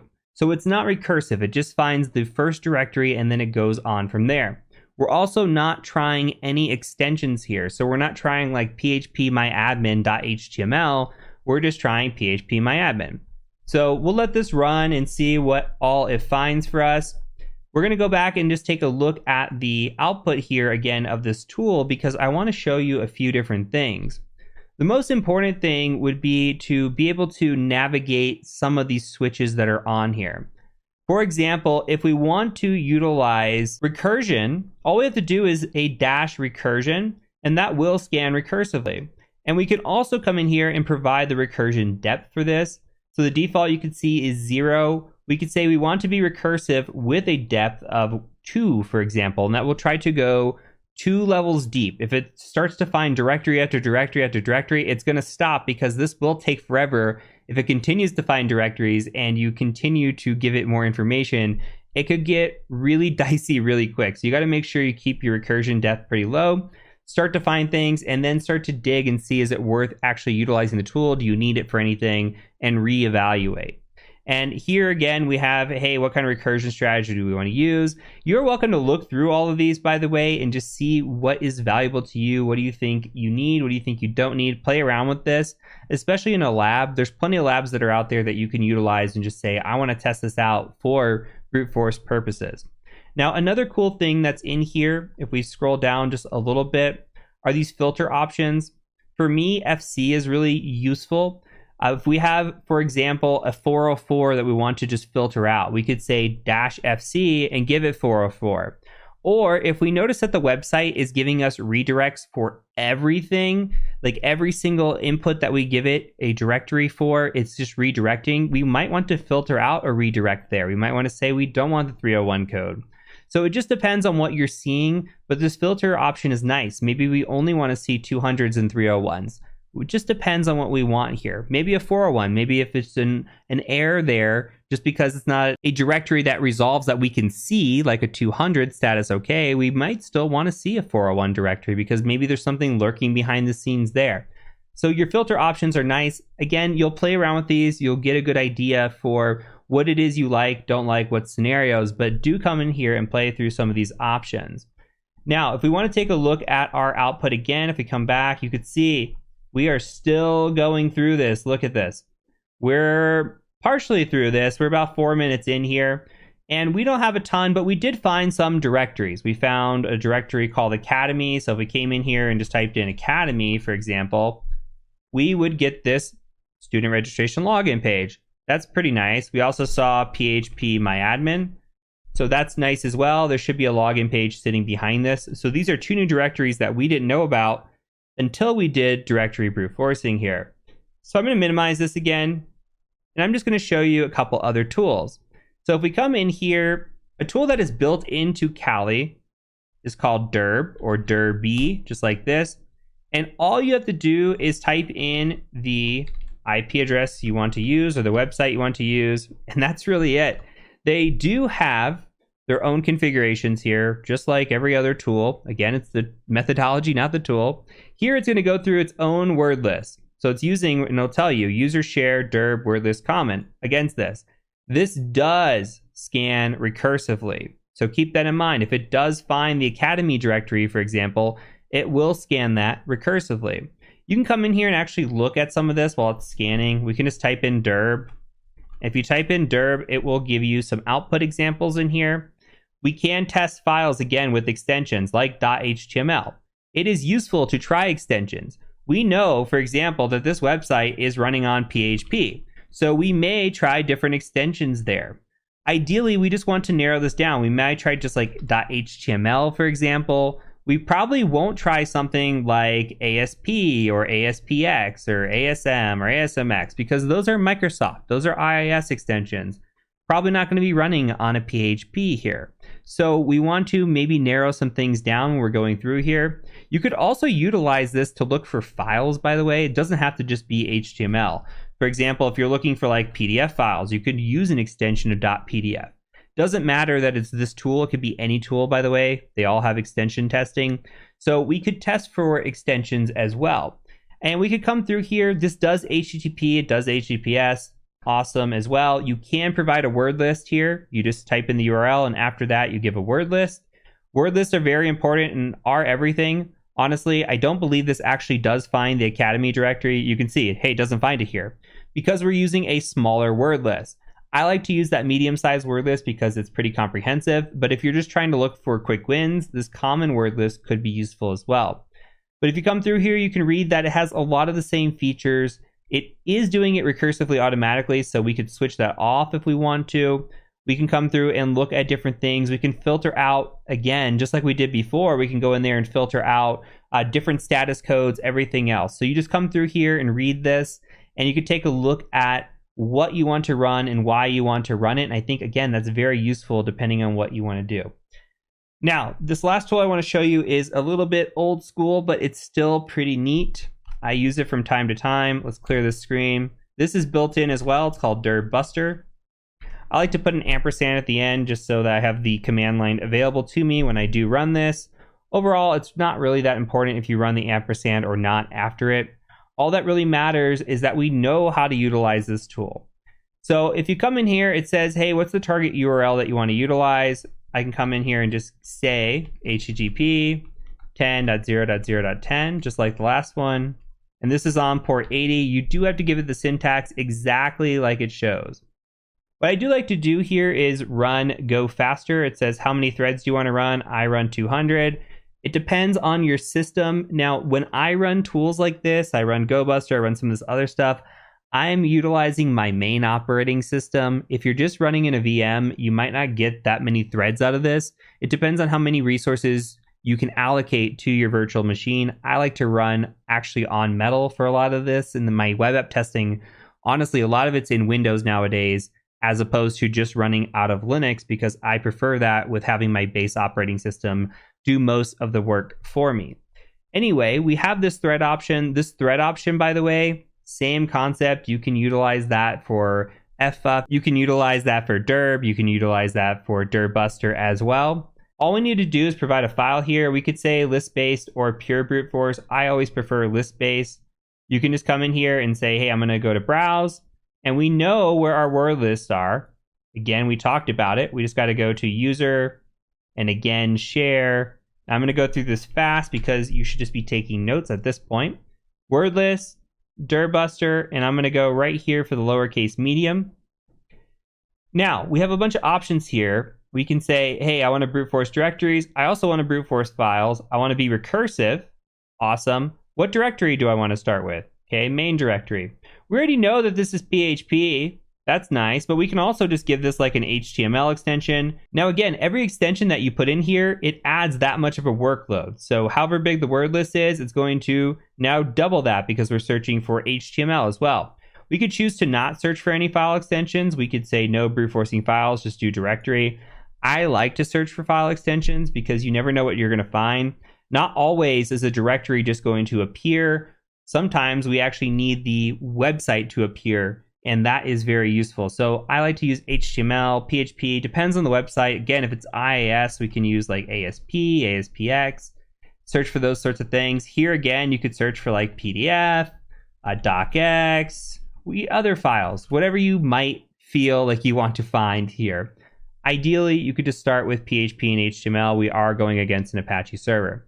Now I can come in here and hit start, and it's going to start brute forcing. And this will tell you how much time is left in here. You can always come and update things, and it's going to find things as it goes. So there's just a results tree in here. And this is what's nice about this. Hey, it tells you the response code. It's a 403. You can actually dive into it, and it's finding things recursively in here, which is pretty nice. You can always come back to the scan as well and change the number of threads. So if you've got a super machine, you want to come in here and put it to like 999. You could do that, and it's going to get really, really fast because, hey, we're utilizing as many threads as possible. I'm running in a VM right now. It's not going to speed up that much, but if I was running on my machine locally, it would actually work pretty fast. You can see it found Academy, and it's starting to find all these Academy assets in here, an admin page. It's just doing really well. This is a big reason why I like this. The results tree is nice. You can come in here and just see what are the different results that we're getting, especially with this admin panel that's in here. Very nice. Okay, we had 20 consecutive errors in a row, so we're getting a lot of issues. That's the downside of Derbuster. That's also the downside of Derbuster if you're running this with as many threads as I am right now. So you have to play around and get used to this, but I'm going to go ahead and just stop because proof of concept here. Again, it is the methodology, not the tool. We have found many different ways to do the same thing. Here we found phpMyAdmin, and it's still going through this derb list. We didn't give it any threads or any concurrency, anything here. We just said, hey, go look for this. So it found a directory, also found this server status. It did give us a 403 error, no big deal. This will, once it runs through the word list, looks like we're at a W right now. It will start and go back recursively again and start trying phpMyAdmin. So hopefully this gives you a decent idea of what you're looking at and why you're doing what you're doing. We're again just looking for new directories or new files that may be out there that we just don't know about. There are tons and tons of tools out there for this. I can think of at least 5 or 6 offhand, and I just showed you 3 of them. Go explore, go play around. Again, do this in a test lab. Don't just go brute force random websites unless the scope permits it. So go look at different public platforms if you want to try this out. Make sure that you can run automated attacks like this against them, and go have fun. Hopefully this was useful for you, and we're going to go ahead and stop here. I'll meet you over in the next video. Welcome back, everybody. So in this video, we're going to be talking about subdomain enumeration. If you are not familiar with what a subdomain is, don't worry, I got you covered. So really simple, if we're going to a site like azina.com, and we're looking at this, we have what is called a top-level domain, That is our .com right here. We have our second level domain, that is this Azina part right here, but we may have a subdomain as well. So for example, you may have dev or something along those lines that exists here. And when we're doing bug bounty hunting or even penetration testing, we want to know what subdomains exist. If there are interesting subdomains, for example, dev, we might want to check that out because there could be vulnerabilities that are sitting there waiting for us to exploit them. And when it comes to bug bounty hunting, the deeper we can dig, the better off we're going to be. We don't want to be looking surface level. We want to be diving deep. And that's why I love these wildcards. When we have this wildcard azina.com scope, we can go through and look for different subdomains and see what do we want to attack, what's out there besides just the main website. So we're going to take a look at that today. First, we're going to start with the web browser, and then we're going to move into tools that work on the command line. Now, we could use Google to find subdomains. This is not my favorite, but I'm just going to show you really quick. We could do something like site azina.com, and we can pull everything down for this azina.com. And you can actually see we're starting to see some subdomains in here, like store.azina.com, or let's see what else we've got. Just www is here. And what we can actually do is we can come in here and just say minus www, for example. And that brings us down to 414 results. We see store exists. Let's just take away store. And we can come in and now we see, okay, sso.azina.com. That's all we have. We basically have found 3 different subdomains here with Google. And I do like using Google for bug bounty hunting. I like coming in here and just doing some basic OSINT. It's fun to look at like site, for example, and then come in and maybe look for files. Like I might come here and say file type and look for something like an Excel. I might say XLSX, look for that, or maybe look for a PDF. And you can search through this and try to find interesting information. We might even search something like password here with this and see if anything exists with the word password in a PDF file.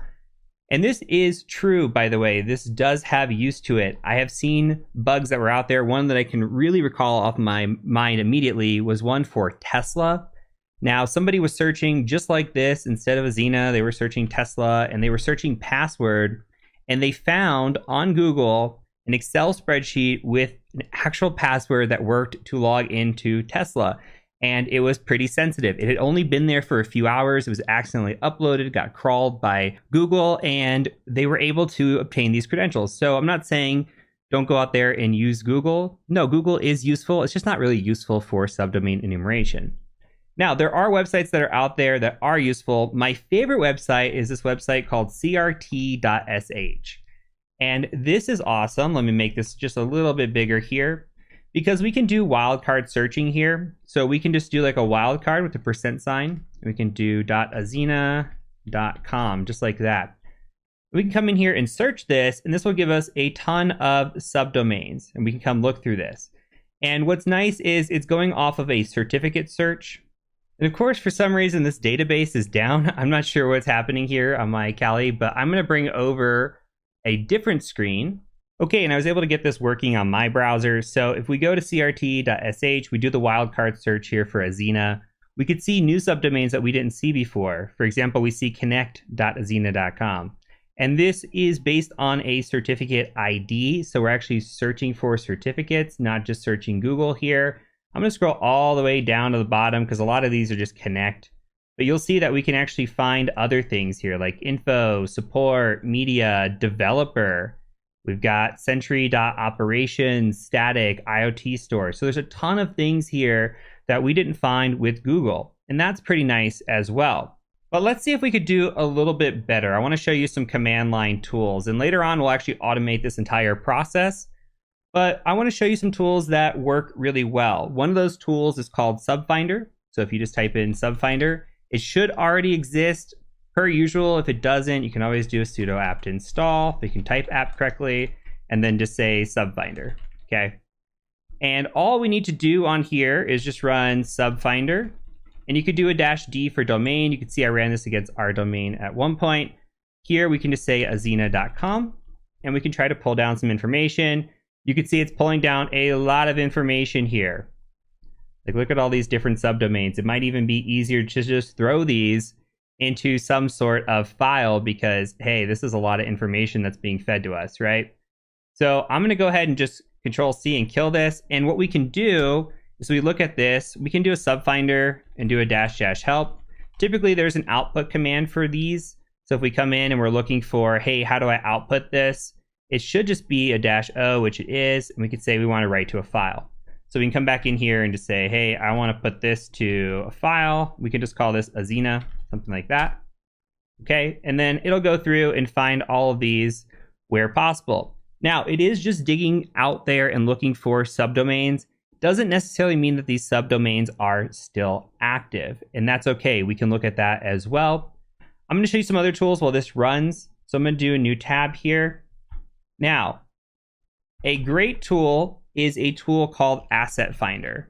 Okay, it's Asset Finder like this. And with Asset Finder, we can come in here and look again for different subdomains. Not only different subdomains, but domains that may be tied to the entity as well. So it depends on what your scope is. For example, if the scope was any entity that is owned by that entity, so if there's like sister entities or whatever it might be, then hey, that could be fair game to use Asset Finder and find related entities that's out there. Now, this tool is a tool by a gentleman named Tom Nom Nom. If you just go to Google and you type in Asset Finder, you should be able to find the GitHub page. If you ran our install, this should already be installed, but I do want to show you that the install instructions are here. You do have to have Go, so if you're not running the lab that we set up, then you will need to set this up yourself with Go. But it is a simple Go get out there. And all we have to do is just type in Asset Finder, and we can just say azina.com. This will start finding a bunch of results as well. Now, we may find similar results. That's okay. And it's going to come through here and try to find a bunch of information for us tied to this azina.com. And again, maybe other domains as well. What I like to do is actually grep this out when it's done running. So we can put this into a file. We can put this into a file easily, by the way. We could see that we have azina.com, but we also have this security and safety things.com, support, media, static, console, store, SSO, docs, all kinds of things in here that maybe we didn't see before, along with a bunch of these sites that are in here. So what I like to do is come in here and I'm going to run this one more time. And what I'm going to do this time around is I'm going to grep this out. So I'm just going to grep azina.com. I don't want any of the other websites that are in here that are not azina.com because our scope is limited to that wildcard at azina.com. So we can grep that, and then we can also come in here, and I like to sort uniquely, just in case there's any duplicates in here. I want to get rid of those. And then we can output this to a file. We can just call this azina2.txt or something like that. Okay, and that'll just take a second to run and finish. And we come through here, this is finished as well. If we ls, there should be an azina2, perfect. And so from here, I want to show you one other tool. This tool is called Amass, A-M-A-S-S. It has the capability to do a lot of unique things. We're just going to scratch the surface right now with doing domain enumeration. And so we'll come in here and just do enum-d. This should also be automatically installed. If not, apt install Amass on this. We're going to say azina.com, and I'm going to maybe just output this as well to azina3.txt. We'll just do that. Amass takes a long time to run, so it's going to take a minute to come back. We may not even get the results by the end of this video. That's okay. Still a very, very useful tool depending on how much time you have.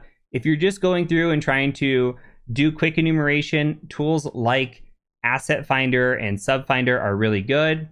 And what we can do as well is we can come in here and we can, let's just do something like azina, and actually let's cat azina, and we'll just put that to a sort unique, and maybe we'll just move this to a different file. We'll call this azina sorted.txt.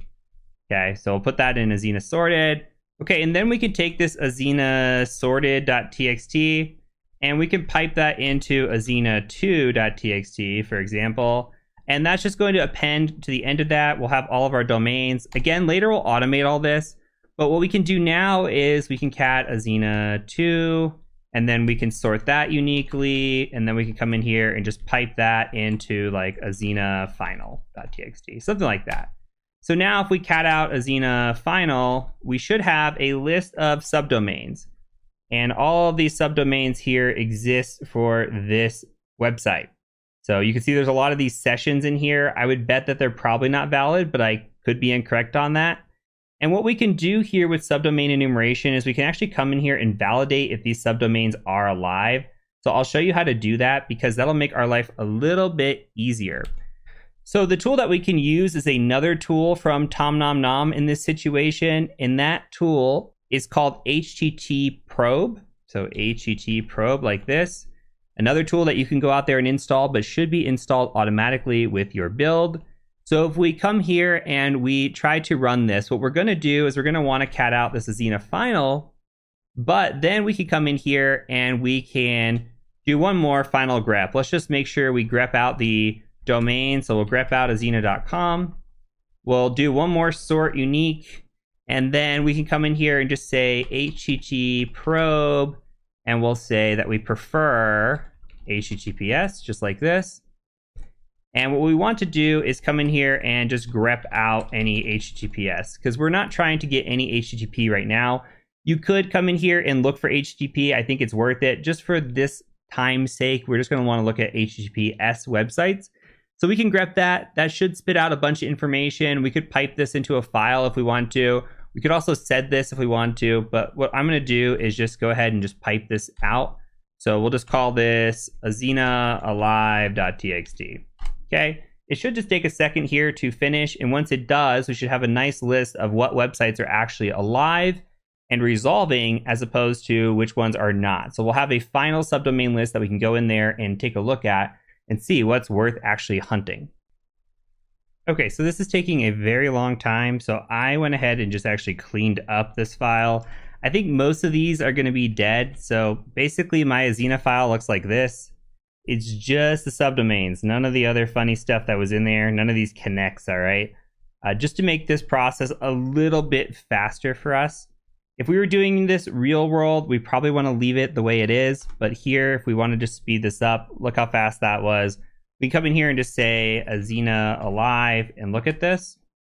Okay, and these are all the ones that are alive. So this does not necessarily match what was in here. This just matches, hey, what was going on behind the scenes. Look, there's a little bit more in here, like this info that was there. I don't see info in here. So we went through, we found what was alive for these subdomains, and now we can actually navigate to these if we want to. So we can come in here and like click on these, open link, and take a look at, okay, what's going on here. So we can, actually I copied it, open link, and we should be able to see, okay, website, for example, and go through all these. That is tedious, especially if you have a lot of subdomains to navigate. So I'm going to show you one more tool, one more trick before we leave this video. And that tool / trick is a tool called GoWitness. There are multiple versions of this tool, just like everything else. But here, what we're going to do is run this. Again, this is a tool that should automatically be installed if you followed the build, but GoWitness. And what we actually need to do, I apologize, let's make a directory. Let's make a dir called, let's just call it Azina Pix or something, doesn't matter. And so we're going to run this. What we're going to do here is we're just going to say GoWitness, and we're going to give it a file. And for the file, it's just going to be our Azina final.txt. And then we're going to come in here. Actually, should it be what? Azina alive, not Azina final. I apologize. Azina alive.txt. And then we're going to come in here and say, I want to have a screenshot path, which is capital P. And we're going to provide that screenshot path. That's just Azina Pix. Okay. And then we're just going to say no-http.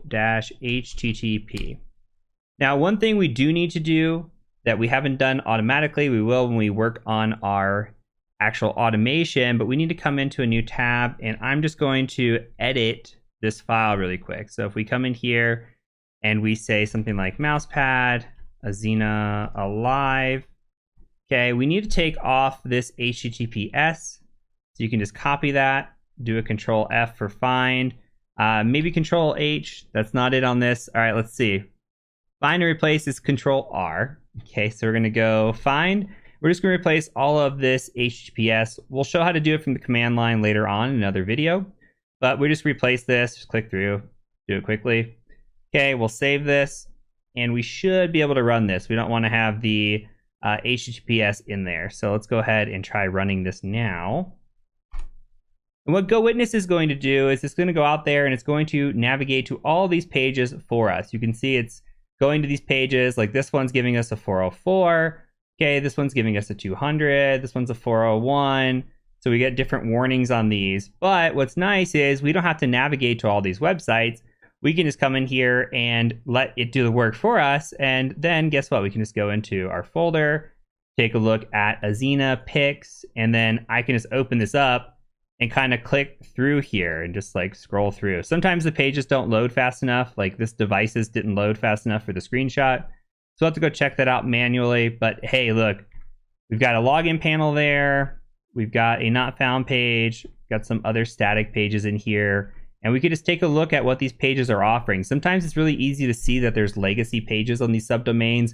And then we want to just dive deeper. Every subdomain, we want to restart the process. We want to go and find more information out about these subdomains, what's out there, what can we dig into, what is offered on these subdomains. And we don't want to just scratch the surface. Remember, the deeper that we dive, the better of a hunter that we will be. So that is it for this video. In this video, we talked about how to find subdomains. Of course, we can do it using Google, crt.sh, Subfinder, Amass, which I didn't show you that, but if we cat out Azina 3, this is what Amass found. So another tool, it's actually really nice to just take all these tools, run them all together, and grab the output here. So we have all the output. Maybe there's a new endpoint in here that we weren't able to find with the other tools. So I like to take all of these, combine them together, run them all at once, and then sort it and just dive into the final results that are unique. And we'll talk about that when we get into the automation of this course. So for now, you have a ton of tools available to you to do the same thing, subdomain enumeration. All of them are not perfect. Again, I recommend running multiple tools in order to get multiple results that you can then refine and find all the little fine details that are in here. So with that, we're going to go ahead and move on to the next video. Moving on, we're going to talk about one of my favorite web application hacking tools, which is Burp Suite. Burp Suite has a community edition, which is automatically built into Kali Linux. It also has a pro edition. We'll talk about the differences between both of those here in just a little bit.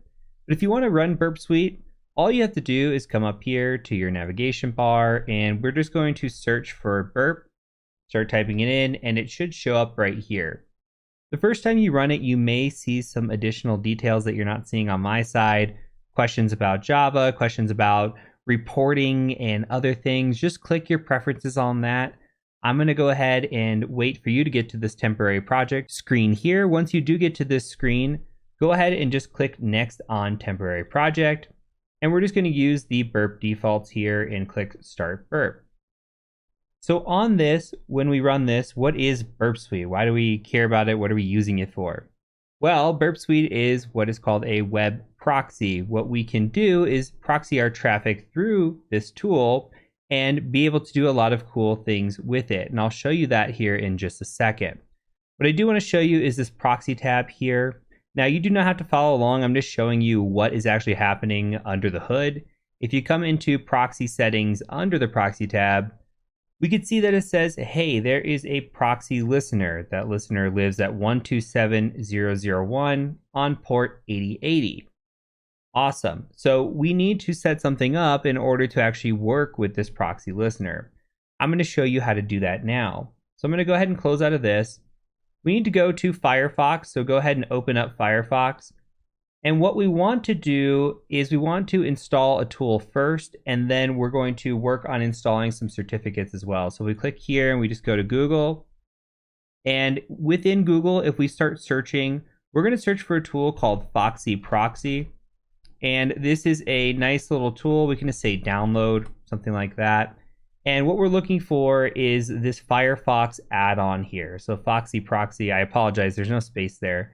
But if you come here to this add-on and you just click on this, mine already says remove because I've added it to Firefox. All you have to do is click this add to Firefox button, and that will show up once you have it installed. So very straightforward, just go ahead and click add, accept, and you should get this screen here with this Foxy Proxy. So mine is currently disabled. all you have to do is click on Foxy Proxy and go into options here. And if you want to create a new proxy here, all you have to do is hit this add button. I already have one for Burp, but we'll just pretend here and say Burp 2. You can just write Burp Suite here, Burp, whatever you want to write. And the other side of this, what you want to also add in, is that 127001 right here, and also port 8080 because those are the default settings for Burp Suite. So you can go ahead and save that here. And what we want to do is we want to go ahead and just switch this on. What's nice about Foxy Proxy is we can just come in here and say, I want to use this proxy. So if I want to use Burp, I just click on Burp, and now I am proxying my traffic through that port at that IP address. The other way of doing that would be going through settings, and then you have to come in here and you have to actually go edit your proxy settings, and it's a lot of work. So honestly, having the switcher right there as a plugin, very nice. We are going to utilize the settings page, so you can go ahead and just leave it open. The other side of this, what we need to do is we need to come in here, and now that our proxy is on, we just need to come in here and type in HTTP burp like that.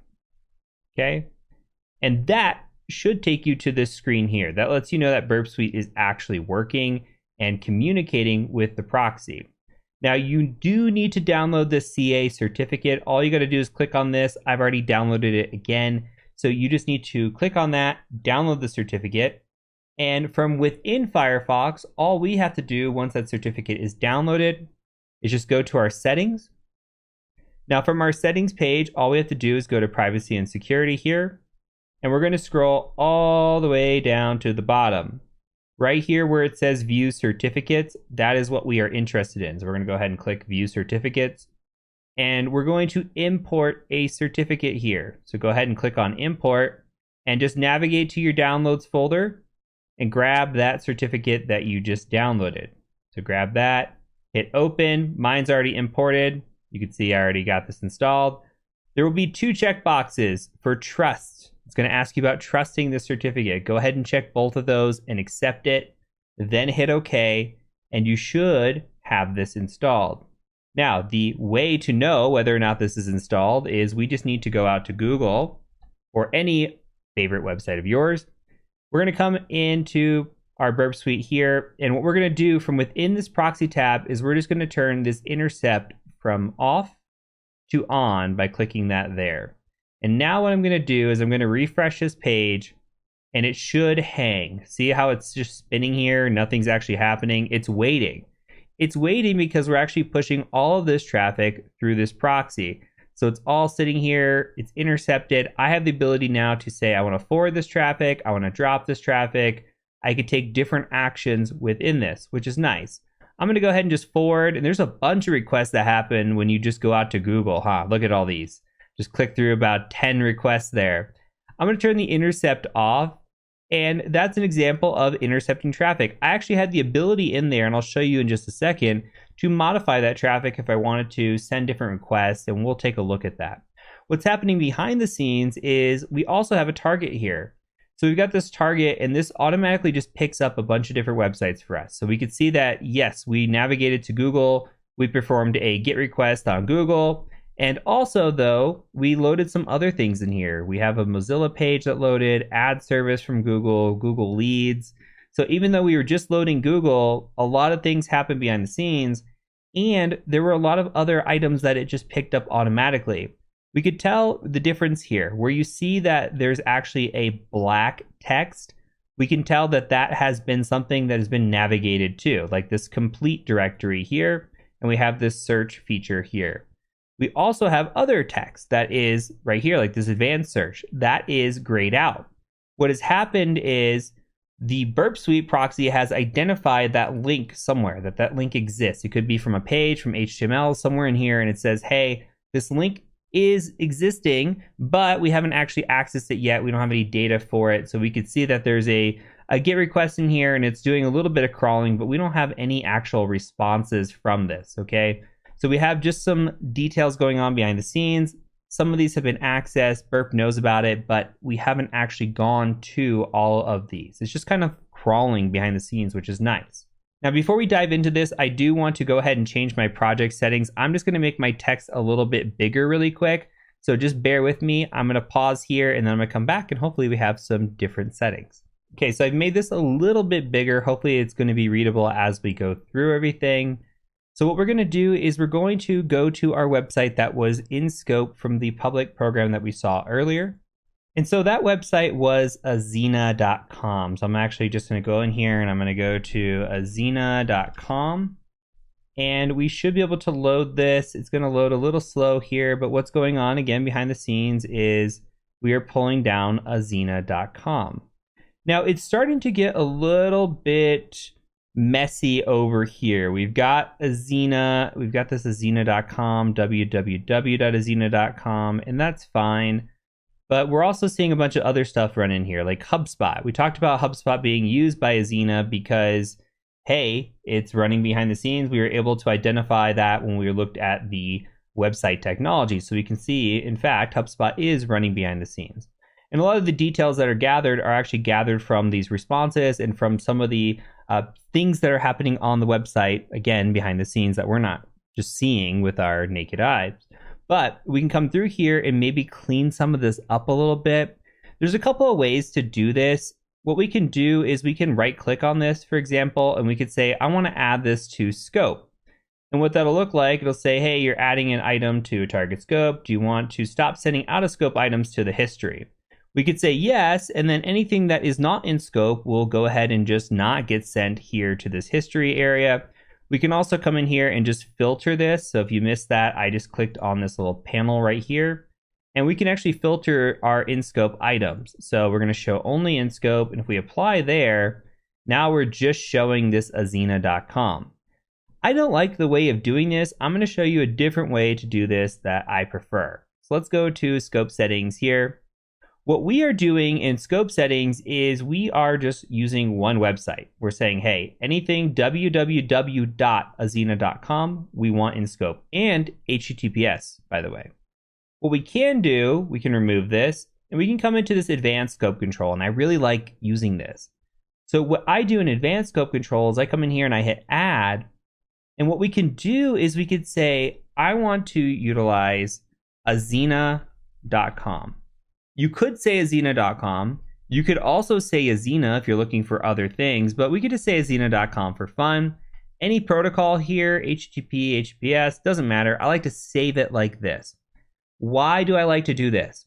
Well, if you remember from the beginning of this section, our scope for this site was a wildcard.azina.com. Anything that matches azina.com here on any protocol will show up in our scope. So it could be something like dev.azina.com. If that pulls, okay, we're going to see that. Or it could be even like devazina.com, right? It doesn't have to necessarily be azina.com, the website. Anything that matches this text here. So if we were looking and we had a wider scope, maybe we can look at any Azina product. We can come in here and just say Azina, and then anything that shows Azina in the web URL is going to show up here, or in the host is going to show up here. Let's go ahead and just save this as azina.com. I'm going to hit OK, and then I'm going to close out of this project settings here. You can see now it pulled down 3 for us automatically. If we start to navigate around this page, which is what I like to do, and start generating some traffic in here, we may, just may, start to see other websites that pop up and other subdomains and everything else. So this is a way of doing some subdomain enumeration without doing anything crazy, without going and using any tools. It's just navigating the website. So I like to go in, I like to click around. We can accept cookies, it's whatever. We can go to like products, click on that. We saw a page for cameras in there, click on that. There's this application store, which is a redirect to something else, or it opens a new tab, and that goes to store.azina.com. So this would be in scope as well with that nice wildcard. There's a sign up page here. Maybe that's something we can later attack. We could sign up for this. We could do a login panel here. Maybe there's some sort of attack on this login panel. And there's all kinds of stuff. And look, that brings us to SSO, or single sign-on. So now we've got different things. Are you new? Hey, let's register. Maybe that takes us to a different page. Okay, and you just click around. Just navigate the website.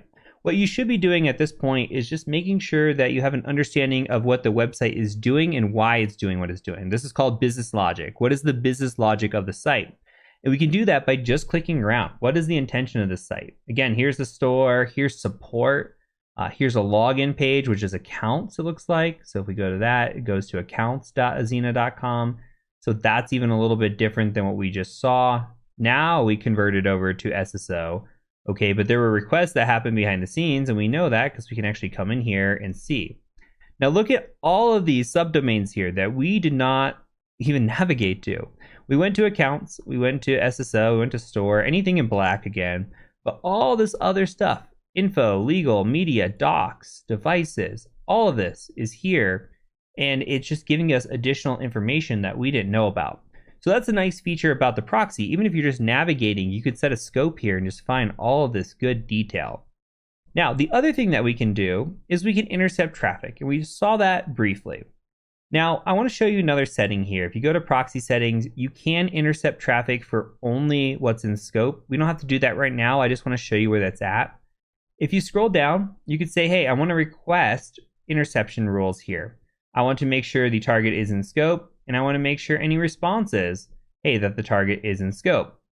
Okay, when I first start out, I like to see what is going on behind the scenes. Where are the calls being made? I like to investigate that. So I don't like to just right away put target in scope for request interceptions or responses. I want to know what's happening, and then I'll make that judgment. If the website is just staying within scope the entire time, I want to go ahead and just say this, because honestly, if you're sitting here and you are on intercept like this, it's a matter of time before just a bunch of things get in the way. If you only want to see the traffic that is happening from the website, you want to do that. Look, something just hit right here. We're just sitting here talking. Okay, so this is just a ping coming from Hotjar here. We can forward that, say okay, but if we sit here with this intercept on, even if we're not utilizing the traffic, this could happen. But what we want to do is, let's just say we come in here, and you can be on any page, by the way, and I'm going to forward this again. This is how it can get annoying. Let's say we want to refresh this page. I'm going to go ahead and do that. And so that gets stuck. Let's go ahead and forward. And we can see here that we have this get of cameras here. It's a little bit small. I tried to make this bigger, but this text in here, I'm not sure how to make it any bigger than where we're at. But it does show on the side. Like if I hover over cameras, it shows you that, hey, we're looking at a cameras. This is a GET request that's happening right here. We could see the host that it's going to. We could see the protocol. There's HTTP 2. There's also 1.1, 1.0, 0.9, olden days. You can look at the cookies that are set in here, see what type of cookies are set. You can change your user agent, for example. It's showing Mozilla. A lot of times with this Linux, et cetera, this is a good indicator that we may be using Kali. So if we wanted to change this user agent here, for example, we could. A really good example is we may just try changing a GET to a PUT. What happens if we change the method that we're using and we just forward that request on? What happens to the website? We can see that. And you can see a request is forbidden because, A, it's expecting a GET request and you just gave it a PUT request. Okay, well, we tried it out. We wanted to see what happened. If we go back again, I'm going to go ahead and turn the intercept on and off just to make things quick and maybe even do this again. If we come in here and we say, hey, on this page, I'm just going to refresh it. And we go into Burp Suite. I'm going to forward this until I see the actual site here. Okay, so azina.com here. What I can do is I can right click on this and I could say, I want to send this request to Repeater. Repeater is going to be a tool that you are intimately familiar with by the end of this course. So what is happening here is I have the ability to repeat requests. So we made this GET request. We've got the whole thing that we saw before. I could turn this intercept off, by the way. And if I make a standard request, I can come here and just send that. And you can see I get a 200 status. Okay, perfect. It gives me all of this response back. I can navigate through the response, see if there's anything of value in here. What I also like is I can come in here and render this response and see what the web page looks like on here, which is nice. So I have the ability to come in here and just actually look at the website. Pretty neat. And I can see the response. But what I can also do is I can come in here and say, okay, well, I want to change a GET to a PUT. And I can repeat that request. And you can see I get forbidden. But there are more than just two methods, right? We could say something like options. Maybe options is available to us. I don't know. We're just doing some tampering here. Oh, we got a 403 forbidden on that one, and we got a little bit of information disclosure. This is showing we're using Nginx on this. That's nice. And we can just make sure we're not banned for sending out these requests, send a get back, and just see. Okay, we're fine. But what we want to do is utilize repeater in instances where we maybe want to make some small tweaks. For example, maybe I want to delete all my cookies out here and just see what happens when I send this over with no cookies. Okay, it still works. And we could tamper with things and change things ever so slightly to see what happens. Another example of this is, let's say we are using this and we have like a / account. I'm just making stuff up. You don't even have to see anything. And we have like a question mark ID parameter, and it says like ID equals 1. And we want to see, okay, well, ID equals 1 is me. Maybe I change ID equals 2 to something else, and we get something different here. And that's what's called an IDOR. We haven't gotten there yet, but I'm just showing you some examples of what tampering or what editing we might want to do within our request. And you're going to see this more and more. So repeater repeats, very straightforward. We're just coming in here and doing one-off, one at a time attacks. The other big item that you're going to likely use is this feature here called intruder. Now, intruder is useful when we are looking at actually doing like attacks of some sort. We could use intruder, for example, to do directory brute forcing, and I'll show you a good example of that. We can also use it to like intercept a login request, and I can show you that. We're not going to run this attack. We're not going to do brute force against a real website, but I will show you an example of this. So what happens here, let's say that we want to navigate to the login panel, and we're going to go ahead and just do that. Let's go to login here. And from this login, we're going to go ahead and intercept. And just to not be so annoying, I am going to turn my intercept settings to be in scope for now. Okay, and then we're going to switch back here, and we're just going to go ahead and intercept this request. I'm going to try to log in. You do not have to do this, okay? So I'm just going to say bob@bob.com. Doesn't matter. And then password of Bob. Okay, when I go ahead and try to log in, let me forward that. When I try to log in, we will get this request here. And you can see username, password right down here. Well, I'm going to go ahead and send this all to intruder. Because in intruder, we do have the ability here to actually take a look at this and set different parameters. Sometimes in Burp Suite, it will sit here and try to add automatically where it thinks it should do different attacks at. You can hit the clear button as many times as you want. It's not going to matter. All we want to make sure is we have nothing going on in here that is set. Now, we do have a username down here, like bob@bob.com. Okay, we also have a password here. And we have different attacks up here, like a sniper attack. And it tells you what these different attacks are. A sniper, for example, uses a single set of payloads, okay? And that could be useful, for example, if we're attacking one item on here. So say we know a valid username is bob@bob.com, and we want to attack a password. We can highlight this password in here, and we can just say add, and then that lights up green, and it says, hey, we got one payload position. That is our first payload position. Now, if we wanted to, we can come into our payloads, and we could just paste in a whole list of passwords that we might think relate to Bob. We can come in here and also type in passwords. So we could say like password 1. Again, we're not actually going to send this. I'm just showing you password, etc., right? We can come in here and run that. And so now it says payload count 2, request count 2. It's going to try to repeat this process over and over for however many payloads you have in here. So it's going to say, hey, I'm going to try this username bob@bob.com with a password of password 1. And then it's going to try it with a password of password. It's going to see, can I find anything unique here in this situation? So I'm going to go ahead and just drop this request. There are other things in intruder that we can do. So if we look at intruder, it tells you the different things in here. We have battering ram, pitchfork, cluster bomb. I encourage you to look at these and just go through them and see what they do.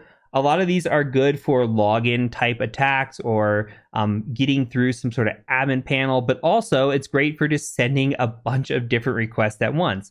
I'll give you some more practical examples here. Let's say that you're trying to log into an account and you're trying to bypass multi-factor authentication. You know that there is a 6-digit code that is presented to you. It is numerical. And you feel that maybe you can race against the clock and find the code before it resets to the next one. And what's happening is there's no limiting going on by the company that is utilizing this. And so you can send as many requests for MFA as you want. Well, what would you do then? You would take what? 000 through 999,999, come in here and put that in your payloads, paste it, and run it as fast as possible to see if you can generate a way to bypass the multi-factor. That's just one example. Again, you can use this for directory brute forcing. What if you wanted to come in here, and this is an example I can show you. Let me go ahead and just navigate to a different page in here. So let's go ahead and just say we want to go to Azena, and let's just go to azena.com. And then once I get here, I will go ahead and intercept that. So if we go in here and intercept Azena, we can just say something along the lines of refreshing this page. Go ahead and refresh it. And we should see a GET request to this. We do. We'll go ahead and just send this to intruder. And from intruder in here, I can say I want to try a few different things. I'm just going to call this careers. I don't know if there's a careers page or not. I just like to give a little placeholder, and then I can hit add in here. And for this, maybe we're just going to do a sniper attack. Maybe we want to see a few things. So we might just like jam the keyboard and see like what happens if there's a 404. And this is useful too, by the way. We can just come in here and turn that off. But let's say like we want to just jam the keyboard. What happens on a 404? What kind of request or response do we get? Oh, well, we get error 404, which is great. We actually see that, and I'll show you that as well. So if we intercept this page, we may get some information on this, and this is all building up to something, I promise. So we come in here, we intercept, we refresh this page, okay, and we send this. I like to send it to repeater. You can do whatever you want here. All this does store, by the way. Like, it's not disappearing. It does store into your scope here for your target. So you could come and dig and find it. It's just easier, in my opinion, to send this to repeater and then just send this and see what comes back in the response. So we do get a 404. That's nice. But we also do get some rendering. So sometimes we can come in here and just like grep on different words that are shown on page. For example, we could see that 404 or error 404 or page not found, and we can try to go through that. And so I'm going to go ahead and just take a valid page really quick. So I know, for example, if I click on platform, our platform is a valid page. Let's go ahead and take that. And what we might do is come to intruder and say our platform. We might say like admin panel, and we could use a known word list, right? This is what directory busting is. And I'm showing this because you've seen this with tools before. And we could just do something else. Let's just say I thought I saw cameras, something like that, right? So let's just start this attack and just see what happens here. And this is going to be limited because we are in the community edition. So this is actually going to be really limited in the speed that it can work through. It does work very fast because we only use 4. If you had like thousands of requests, community is going to throttle you significantly. There are tools, and we'll talk about them here in just a second, that are an extension. One's called Turbo Intruder, and that can be used on the free edition, community edition, whatever you want to call it. And you can utilize that instead of Intruder and get around this. But anyway, if we come back into Burp and we look at the intruder attack, we see some differences, right? We see that we have status codes here. For example, we're getting 404s when things do not work in our favor. We are getting 200s when things do work in our favor. We can actually scroll up here and see the responses and the requests that happen here. We can do rendering again within Intruder and take a look at all of this. So you can see the admin 404, different things that come in here. And so we have a 404 status code. You can actually come in here and sort by those. Like you can click on this and say, I want to sort by all the 200s so I know where they're at. Or I want to sort by all the 404s. You can sort by length as well, which is really interesting. This could be useful if we're trying to do a login attack and we get a valid login, because a lot of invalid logins or 404s or whatever status is going to be around the same length. But then maybe we get a successful login and the length changes or the status code changes or something along those lines. We can also come in here if we wanted to, and I'm going to close this out. We can come and grep this. For example, there are settings in here. We could say like, I want to grep on the word 404. And it may be that that's in there, right? So if we add 404 and we can come look through that, let's try it. I'm going to try running again. You do not have to do this. I'm just going to see if it works.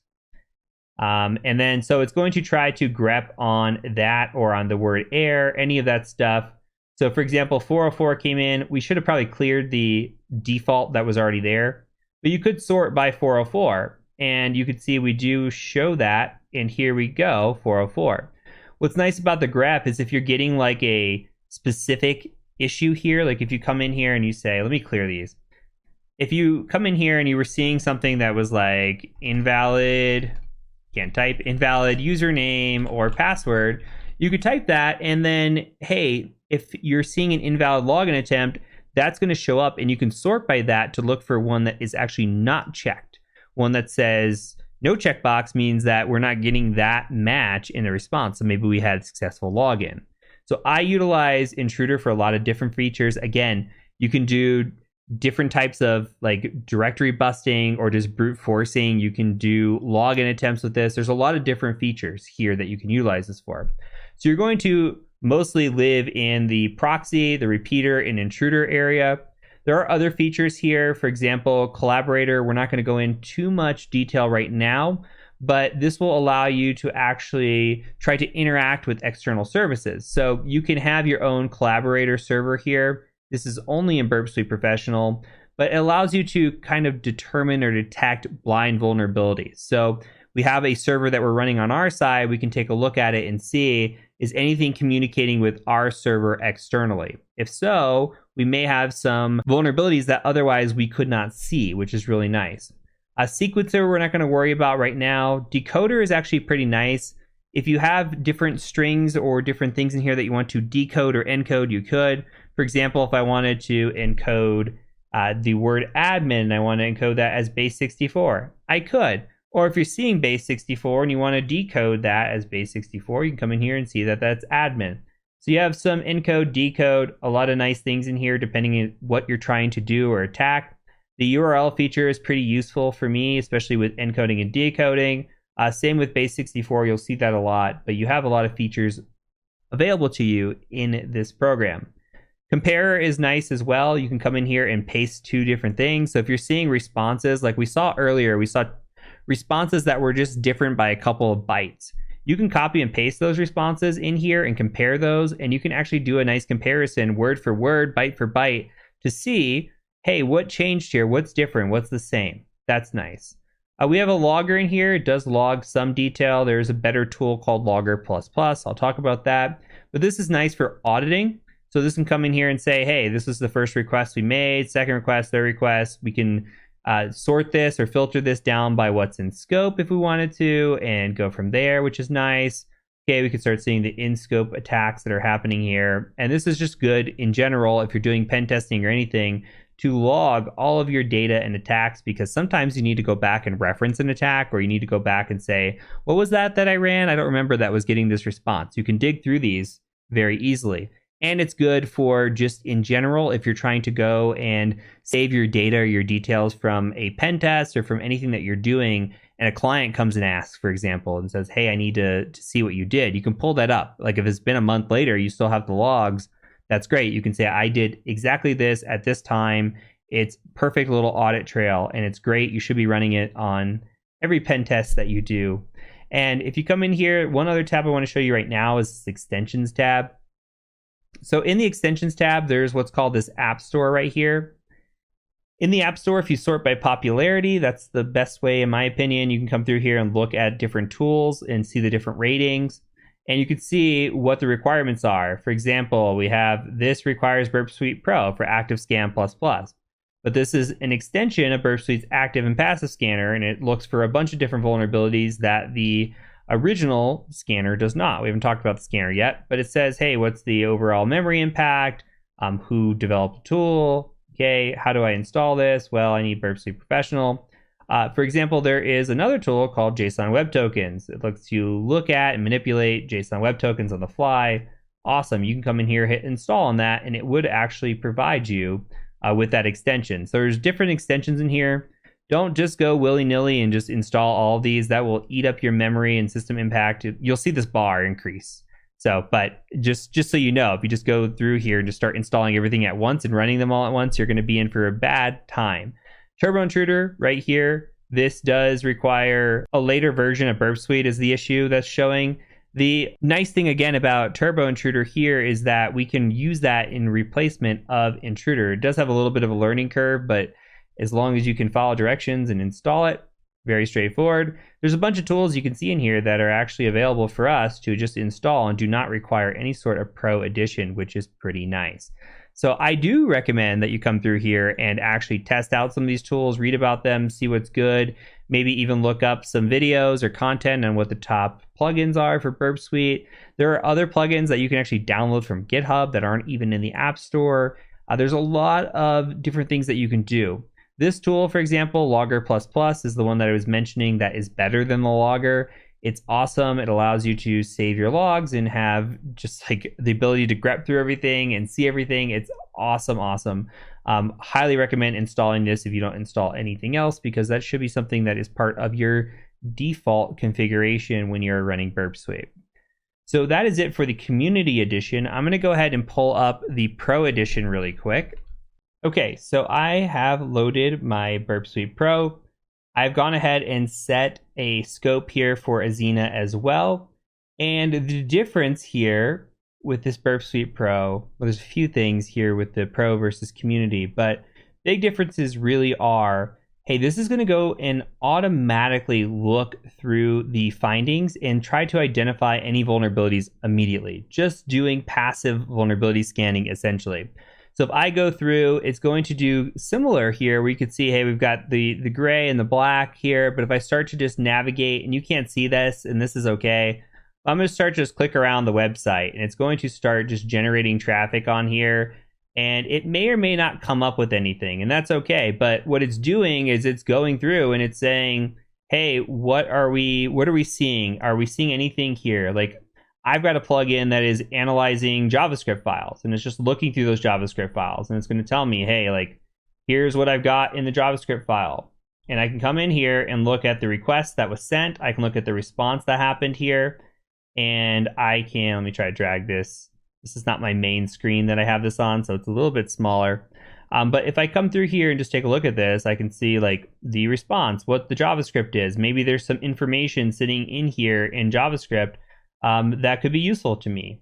I might click through these and see what is going on in these requests. Maybe there are usernames, passwords, API keys, anything. You can see we just loaded a HubSpot script loader. All these are actually HubSpot that have loaded so far here, which is pretty interesting. So we can come through and click around on these, the Azina as well. And we can actually come in here and right click and say, well, I want to just passively scan this host.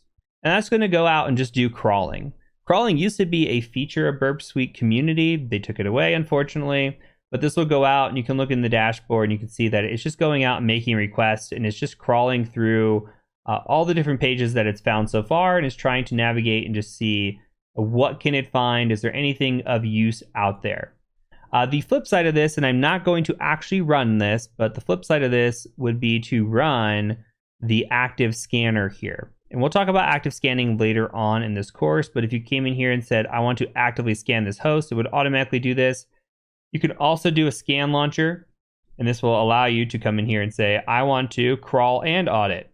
Okay, that's an active scan. I want to just crawl, or I want to audit selected items, which is my preferred way to go, because we have a lot of duplicates. You can see all these duplicates in here. Maybe I want to consolidate this. Maybe I don't want to use JavaScript or any sort of pictures or GIFs here. I can take those out. Items with no parameters, and then it'll show me, okay, here's all the different things that maybe we can attack. And I could say okay to that, and then I can come in here and configure what it is I want to scan if I want to. I don't really have to, it already has everything. But if you just want to do certain attacks, like you just want to audit certain things, you can come in here. Like you don't want a JavaScript analysis, cool, you can take that off. You don't have to worry about this right now, but just know that, like, this is what it looks like under the hood. You can actually choose this. You can come in here and say, hey, how many resources do I want to use? 10 concurrent requests? Nah, I want to use like 500 concurrent requests. I don't know. Don't do this. I'm just showing you. But this is how you would improve concurrency or do threading here. I'm going to hit cancel on this because we're not going to actually run this scan. But that's really the nice thing about Burp Suite Professional is you get access to a lot more. We have the ability to do the crawling. We have the ability to do scanning.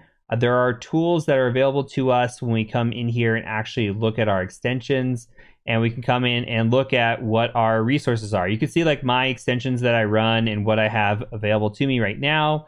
If I come into the App Store and I want to install something, I can. This is a brand new install, so I don't have a lot of stuff installed here. But we have like active scan. Like if I want to come and install this, I can install this. And that would give me even more scanning ability when I ran that active scanner, because this is a plus plus. Pro extension here, retire.js, is going to look for different JavaScript files that are out of date based on various signatures. Kind of nice. All kinds of stuff in here that adds more and more capability for us. Intruder, again, very nice because we're not throttled. We're not rate limited on that. Very, very neat. But this is the high level overview. We didn't cover a ton. You're going to get introduced more and more to this as you go. This very high level overview of Burp Suite. By now, you should have this installed. You should be comfortable with clicking around, intercepting traffic, looking at repeater, looking at intruder, knowing what extensions are, etc., etc. I do highly encourage you to consider getting pro at some point. It doesn't have to be something you do right away, but something that you should consider at some point, because the Pro Edition, in my opinion, is probably the best bang for your buck in terms of price point to what you actually get for tooling. So we'll stop here and we'll go ahead and move on to the next video. So I'll see you over there. Authentication is a critical component of application security, and often basic attacks are overlooked. It's quite an interesting one to test for, since many of the flaws are logic-based. And this means that we get to review the authentication flow and come up with edge cases to break it. Before we dive in, I want to highlight the difference between authentication and authorization, or access control.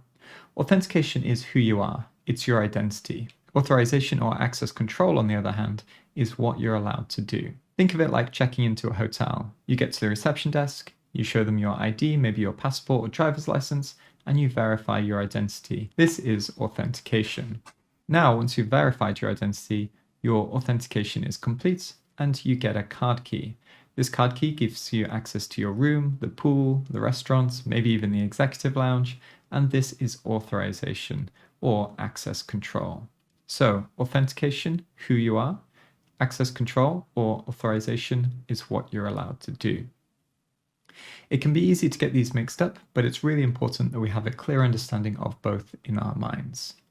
Now, there are two main ways we're going to approach attacking authentication. First, we will look at brute force attacks, something that a lot of development teams underestimate. Second, we'll look at logic issues, and this is one of my favorite things to test for, as they can often turn out to be critical issues and usually undetected by scanners and automated tools. I'll see you in the next video for our first lab. So here we are at our first lab, and what we want to do is come down to auth 0x01 and just click access lab. And you can see here we're given a username, so we have our target account Jeremy, and let's just test this login functionality. So I'm just going to go Jeremy and Jeremy, hit enter. And you can see your username or password was incorrect. So there are two ways we're going to brute force this. Now, if you're on the community edition of Burp Suite, then the intruder is throttled, but I'm going to show you how to set it up anyway. And you'd do it the same way in the professional edition, and you'd get some good results. After that, we'll look at how we can do this using the open source tool FFUF or FUF.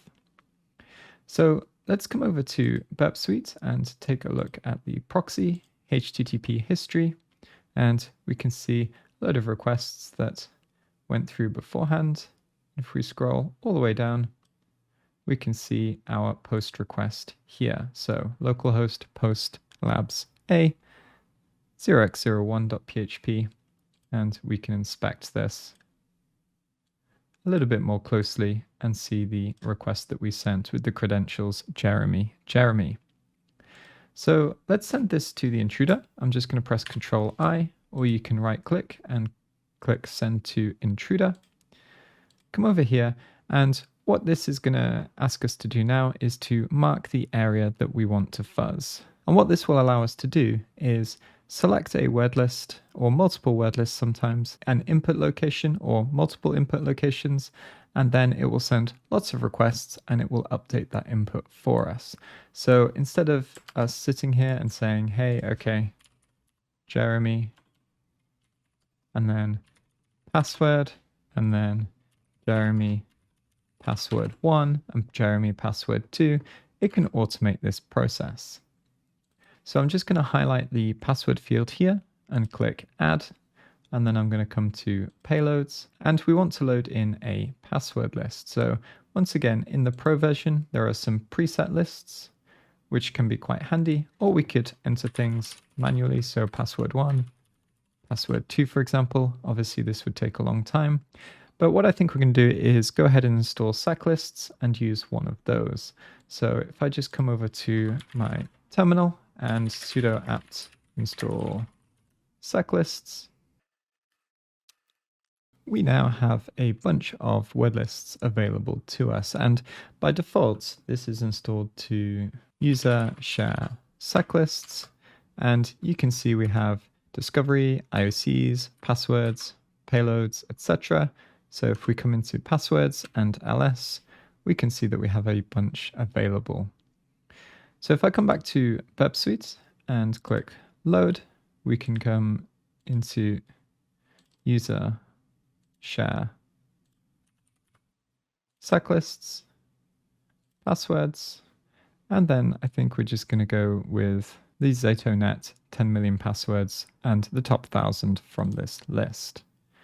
I'm just going to click Start Attack, and it gives me a warning that we're throttled, but this is just for demonstration purposes. And as you can see, it's going to sit and try each payload. And if you want to see each individual request, so this one is trying 1234, you can see here that the password is 1234, and the next one is 1111, etc.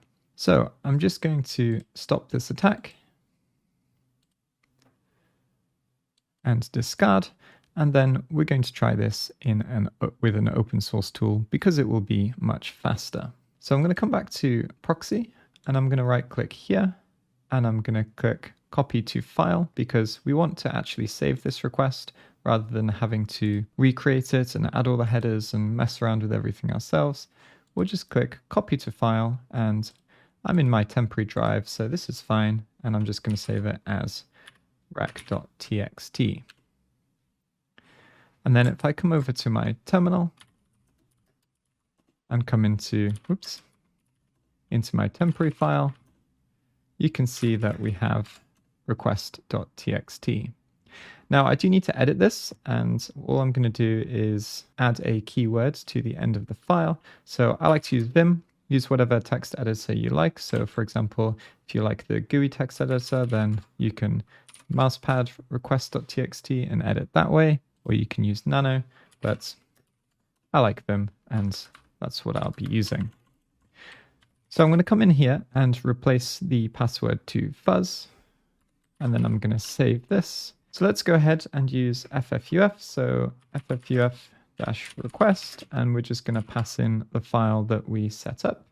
And then we need request-proto http, and then we need a word list. So user share SecLists passwords, and we'll use the same one. So here we can do the top. Let's do top 10,000 to see if we can find our password.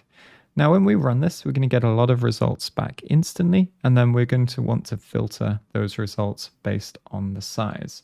So if I just hit enter, you can see that it's trying all of these different keywords, and the size is 1814. So I want to filter out all results that are 1814 and give that a second to run. And it looks like it's already found the password, let me in. And you can see the size of this response is different.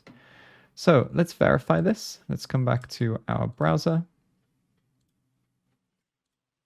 and come Jeremy, let me in, and we get you have successfully logged in. So that's our basic brute forcing. And of course, this is a fairly trivial example. Sometimes there are controls like captcha that we might have to figure out how to bypass, or there might be things like CSRF tokens, which we might need to grab and put into our request, but we'll look at that a little bit later on. So go ahead and solve this challenge for yourself using whichever tool you prefer, and then I will see you in the next video.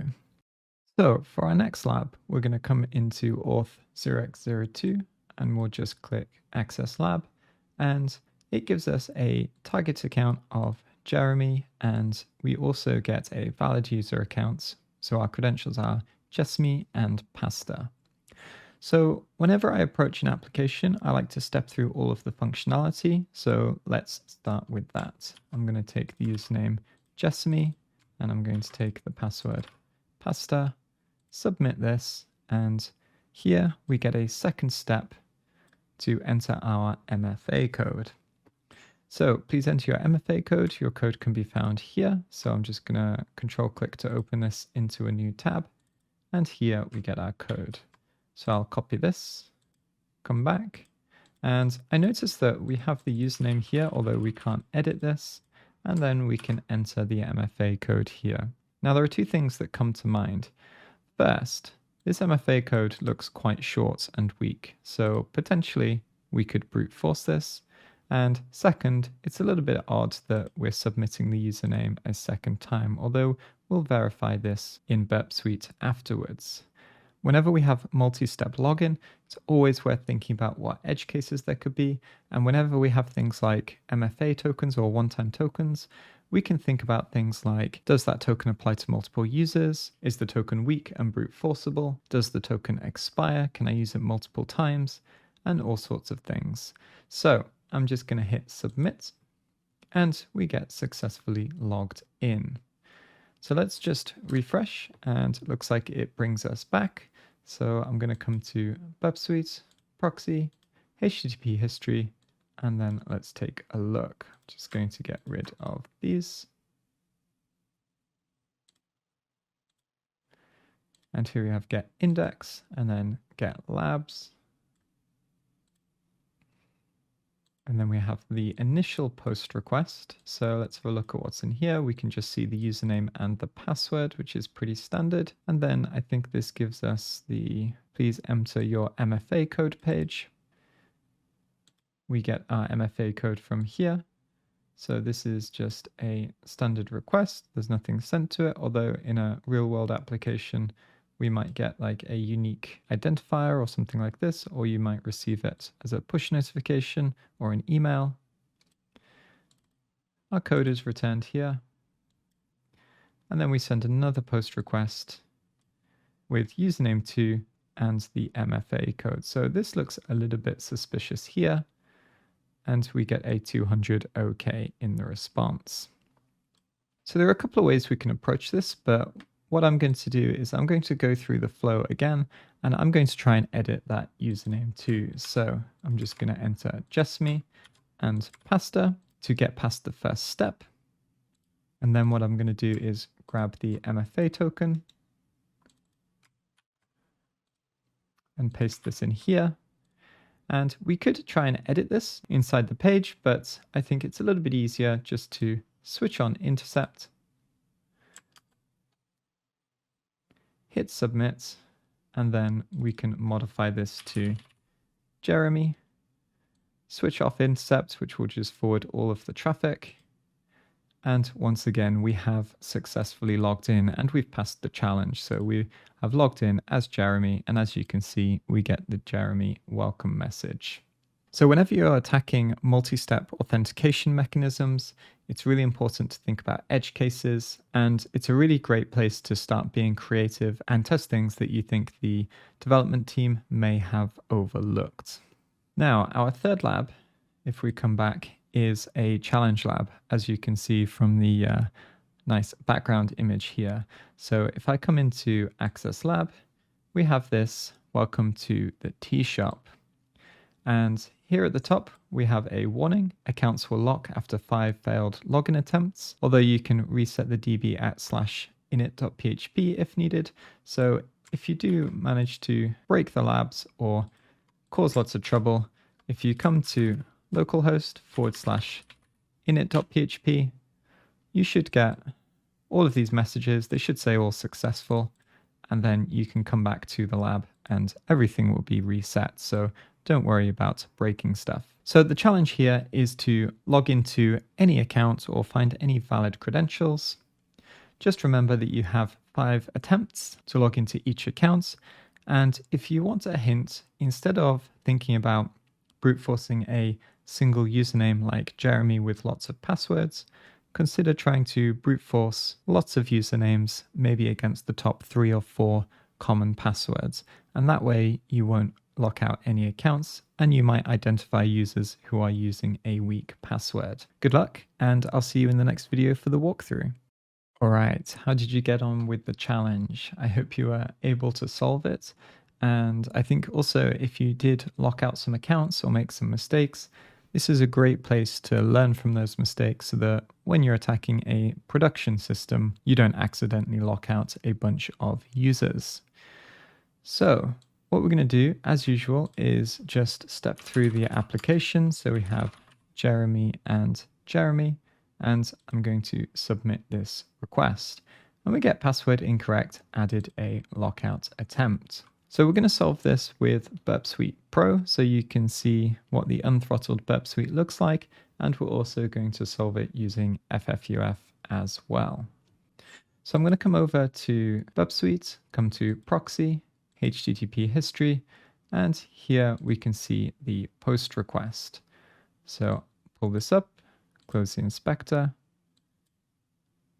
scroll down a little bit, and we can see we have the username Jeremy and the password Jeremy. And in this case, we don't have any indication of what user accounts to attack or what usernames to attack. So we're going to have to use what's called a cluster bomb attack. So we're going to need 2 lists, 1 list for usernames and 1 list for passwords, rather than what we did before where we just attacked a single user. So we'll come back here, press Ctrl I, come to Intruder, and all I'm going to do is highlight the username here, highlight the password here, and then we're going to come down and select cluster bomb. So this attack uses multiple payload sets. There are different payload sets for each defined position, up to a maximum of 20, and the attack iterates through each payload set in turn so that all permutations of the payload combinations are tested. So if we have a user Jeremy and the user Jessamy, for example, it will go through Jeremy password 1, Jeremy password 2, Jeremy password 3, and then Jessamy password 1, Jessamy password 2, Jessamy password 3, for example. So all permutations are tested.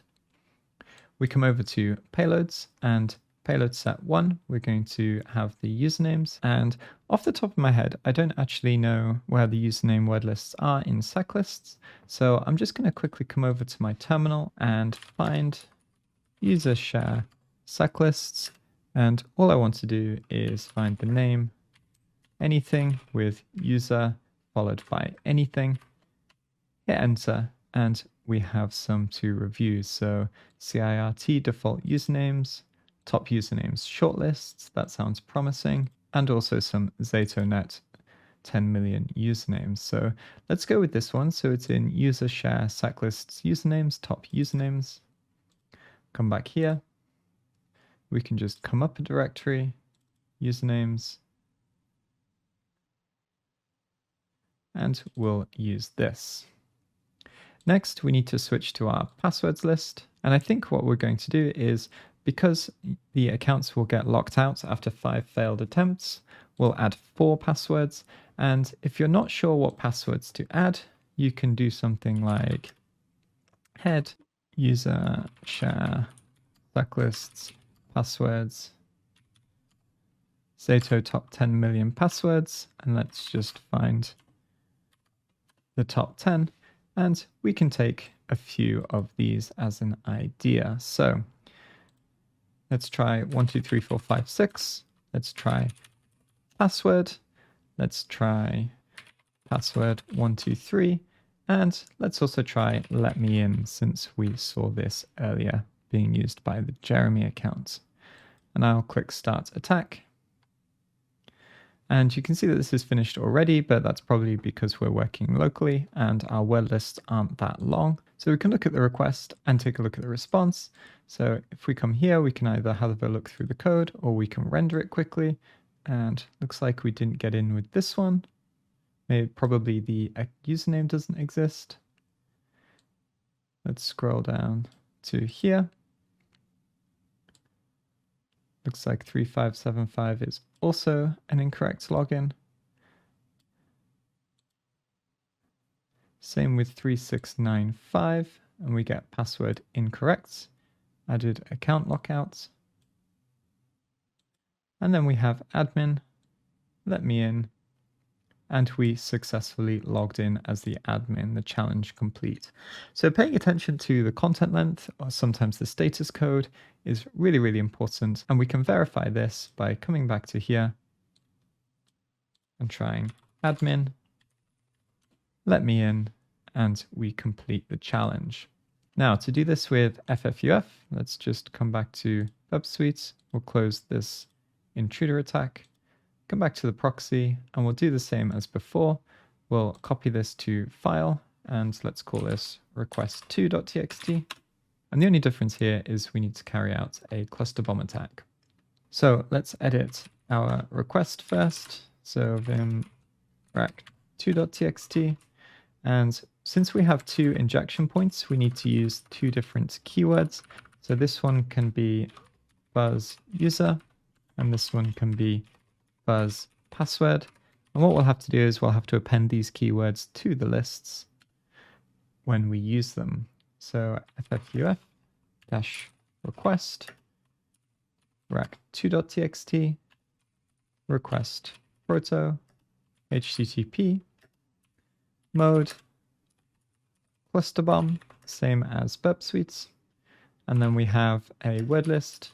So user share select lists, and then we want usernames, and we're going to use the top username shortlist.txt, and here we add our buzz user, and then we also want the word list user share select lists, and then we want passwords, which we didn't create our password list yet, so let's do that quickly, getting a little bit ahead of ourselves. Let's come to temp and let's vim pass.txt, and we want to insert password 123, let me in, and 123456. And then instead of that, we can just do pass.txt, and then we want buzz pass as the key word. And before we run this, we're going to quickly reset the lab since we've added a bunch of lockout attempts already using Burp Suite. So let's just init.php. Now, unfortunately, we don't have Burp Suite to easily be able to filter and look through these results. Of course, we could save them to file and then either grep to find or remove results. But I think since we only have 68 results, we can just quickly scroll up and then have a look at the sizes of the response. So we've got 3256, 3376. And some of these we can discount because the T-shop probably doesn't have things like EC2 user, for example. If we keep scrolling up,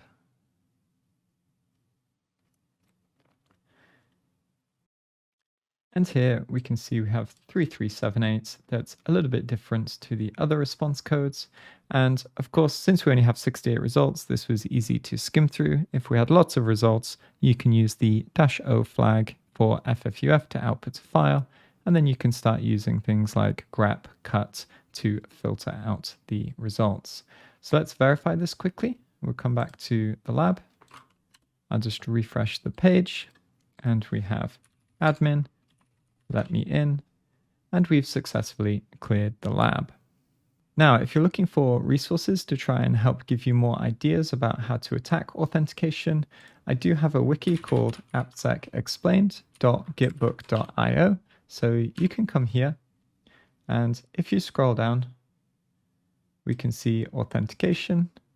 It gives you an overview of authentication attacks, And then, for example, if you come into attacking MFA, we have a checklist of ideas. So this is a repository of my notes, but it's based more around ideas of attacks rather than lists of payloads, for example. So when you run into MFA, for example, you can go through these questions: what factors are used, what backup and recovery methods exist, is there a fallback option, and then go through the initial enrollment process, log in, recovery backup process, the deactivation process, and you can test all of these and the edge cases and hopefully find a weakness. So feel free to make use of this, and if you want to contribute some information or ideas to this project, then feel free to reach out to me. And with that, I'll catch you in the next video.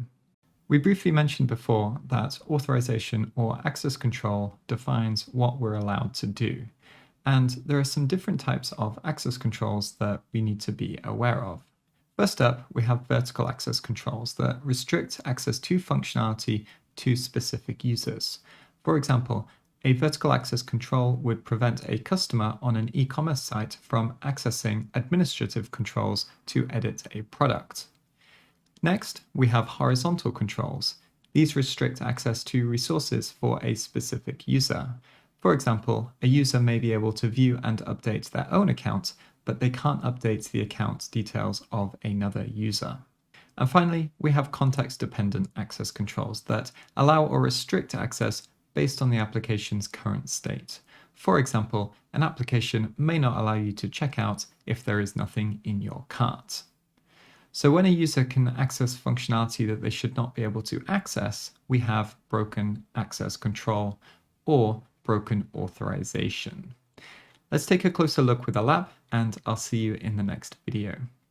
So for our first access control or authorization lab, we come down to auth 0x04, and here we have some account details. Our username is Isabel, and we have an address, and we have the type user. And interestingly, we can see the account number here in the URL. So whenever we see this kind of thing, like a user ID being passed as a parameter, either in the URL as part of the query string, or in the body of a request, or maybe even a header or a cookie, we want to try and manipulate this and change it and see whether we can access something that we shouldn't be able to access. So once again, we'll solve this lab twice, first using Burp Suite, and then second, we'll have a look at FFUF. So all I'm going to do is come over to Burp Suite, find this request, and here we can take a look at it, send it to repeater, close the inspector, and just quickly see what happens if we send 1001. And if we scroll down, we actually see a different username, Alice. And this is called IDOR, Insecure Direct Object Reference. And what's happening is the application is returning information based on the object ID. This is quite a prevalent issue, especially within API-driven applications, although when we're dealing with APIs, we call this broken object level authorization, BOLA, but it's essentially the same thing. So whilst doing bug bounty, if we wanted to test for this, what I would recommend you do is create multiple user accounts. So let's say we have user A and user B. And whenever you access user A and you see something like the ID or the username being passed in the query here, or let's say as part of the body in a post request, what you'd do is you'd substitute that for user B's ID or user B's username and see whether you can access user B's information. And there's two reasons for this. One, if you do discover a IDOR vulnerability, you're only accessing information from the accounts that you control, so you're not accidentally looking at information from live users. And two, it means that you can also test for things like updating accounts without impacting end users as well. So we always need to keep in mind the impact of our attacks as we test applications. Now, here we have the type user, and actually what we want to find is an admin account. So what I'm going to do is I'm going to press Control I to send this to the intruder, and I'm going to mark this area here. and come to payloads, and we don't have a list available straight off the bat. So we're going to have to create one quickly. So all I'm going to do is come to /temp, and then I'm just going to vim numbers.py, and then for I in range 1 to, let's say, 5,000, print I. Save this. Let's make sure it runs. So Python 3 numbers.py, and then let's output this to num.txt. So now if we head num.txt, you can see we have 1, 2, 3, 4, 5, 6, 7, 8, 9, 10.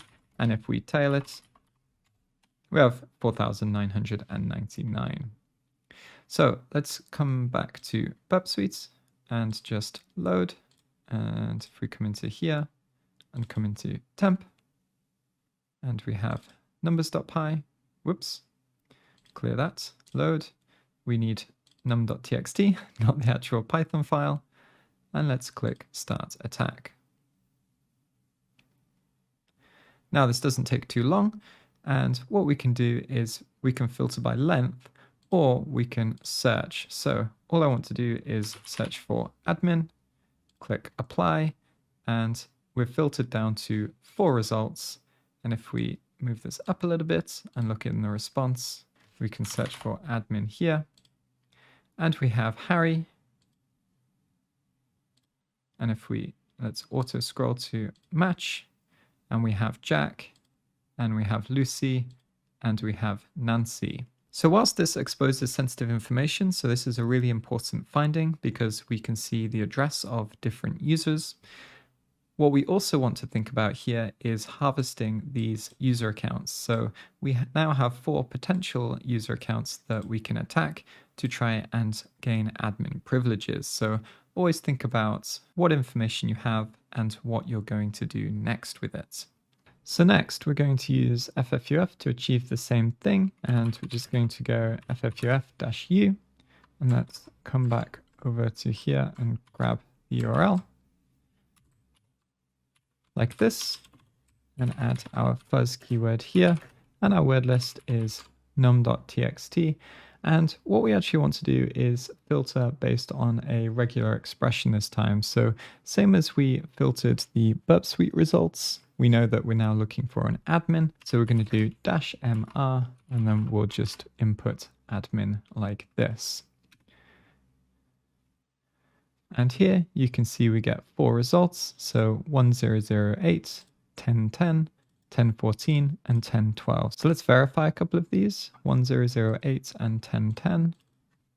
1008, this is indeed an admin, and 1010 is also an admin. So whilst Burp Suite is quite convenient, we can still achieve the same thing using open source tools. In a later video, we'll also look at the Autorize plugin so that we can look for access control issues in larger applications without having to spend lots of time testing each endpoint one by one by one by one. I'll see you in the next video.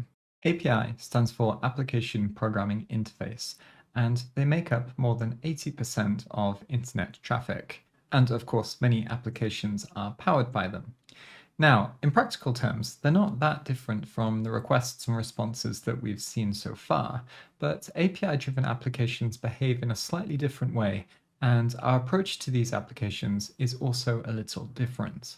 Typically, an API request will be to an endpoint that returns some data, and then that data is processed client-side. So for example, if you had a web page that showed live updates, instead of refreshing the whole page and fetching the entire document every time to see the updated information, just the data needed for the area that's being updated will be fetched, and then JavaScript will handle that information and render it nicely for the user. Many companies also have APIs that can be called to fetch information, such as the Google Maps API or the Twitter API, and this means that developers can build apps and use information supplied by these APIs within their application. Now, if you want to go deeper into API hacking, as in this course we'll only just be scratching the surface, I recommend you check out the Practical API Hacking course on the TCM Academy after you've finished up this one. But for now, let's take a quick look at an example API before we jump into a lab. So here we have a site that gives us some information about the CatFacts API. And all we're going to do is make some basic calls to these endpoints and have a look at the structure of a request and response of an API-powered application. So if we come down to breeds, we have this get request to /breeds. And if we click on here, we get some information about it. So all we need to do to access this endpoint is make a request. So curl https://catfacts.ninja/breeds. And this is going to be a GET request, and it returns a load of data. As you can see, it's in JSON format, and it's a little bit tricky to read in our terminal. So let's proxy this and have a look at it in Burp Suite. --proxy http://localhost 8080, and we get a certificate error, but I think if we pass -k, we will ignore the certificate warnings. This is because we have a self-signed certificate in Burp Suite, and we get our information back. So if we come over to Burp Suite, we can see this GET request, and here you can see the data. So we have the breed and the country, the origin, code, pattern, and all of the other breeds as well. So that's it. Basically, instead of returning a HTML document where you have HTML and that your navigation bar and your content and everything else, it just returns raw data.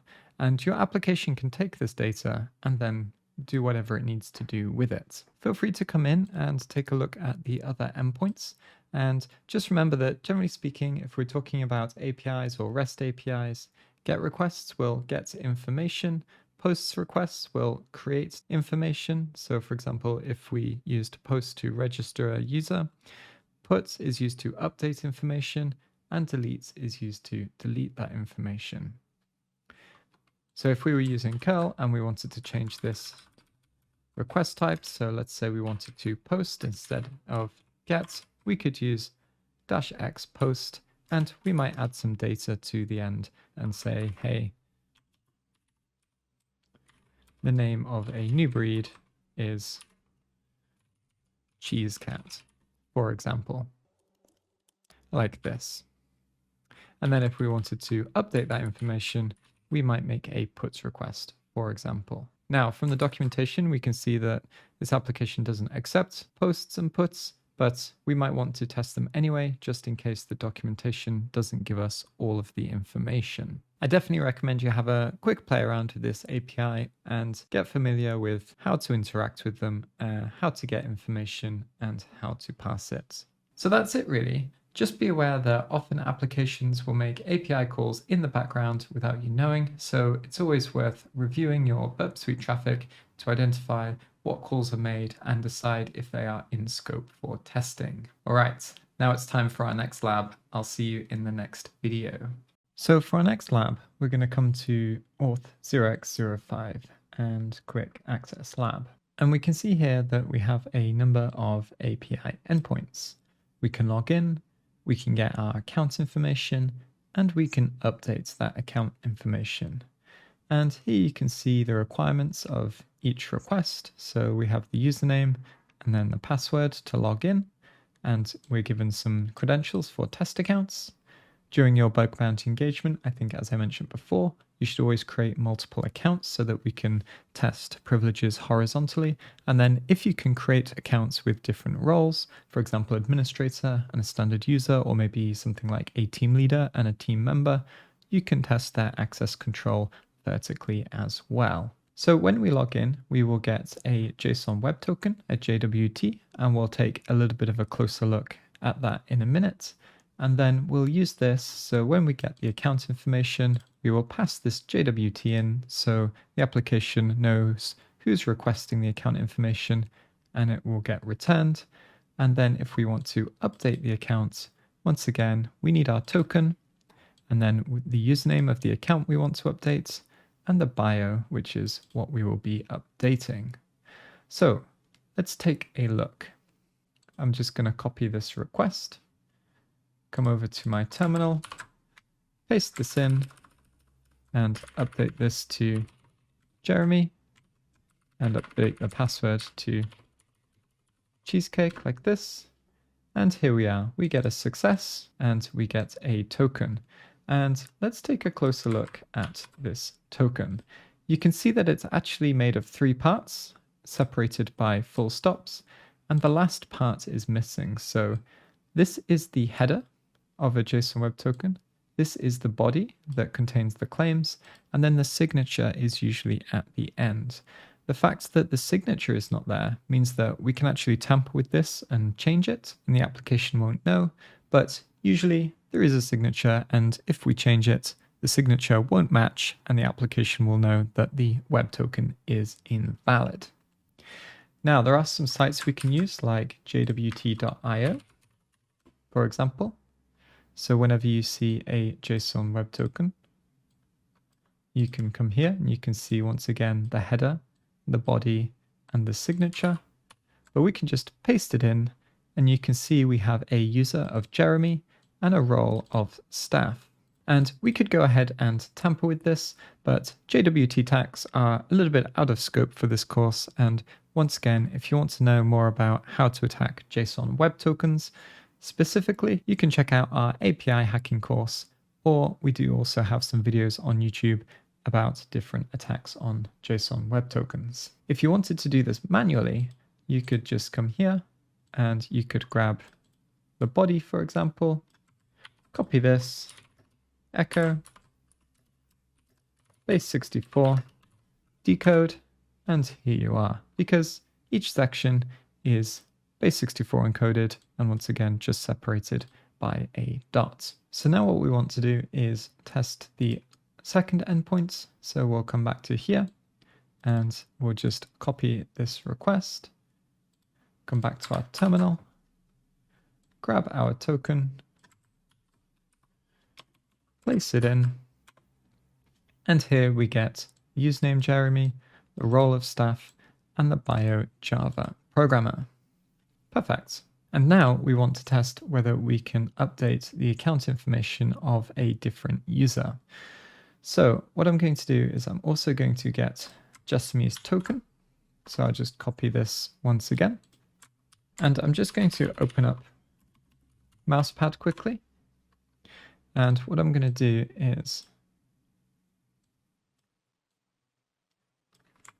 just pop that there, send this request, Jessamy,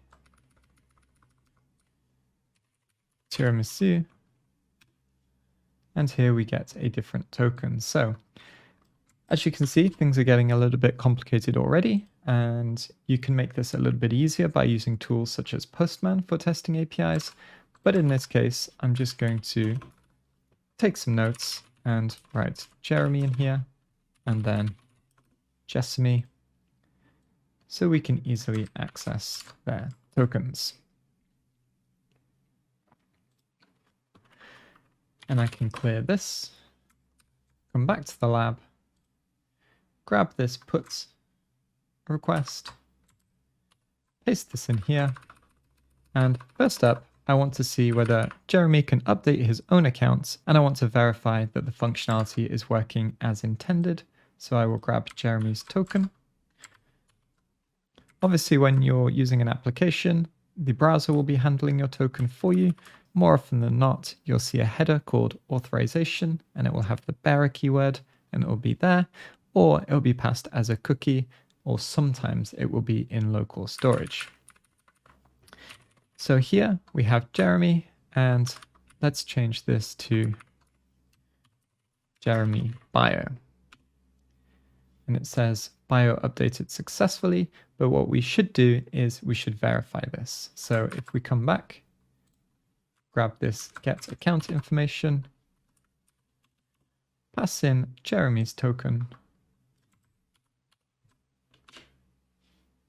and we can see the updated bio information. So let's send the same request with the same session token. So this is Jeremy's session token, except we want to target the user Jessamy. And this is a really common attack where sometimes you'll be able to update or access different user accounts just because the application is taking some input from the user as the target account to update or view. And we're going to change this to BFLA bio, which stands for Broken Function Level Authorization, which is what this attack is called when we're dealing with APIs. And we'll hit enter. And once again, we get bio updated successfully.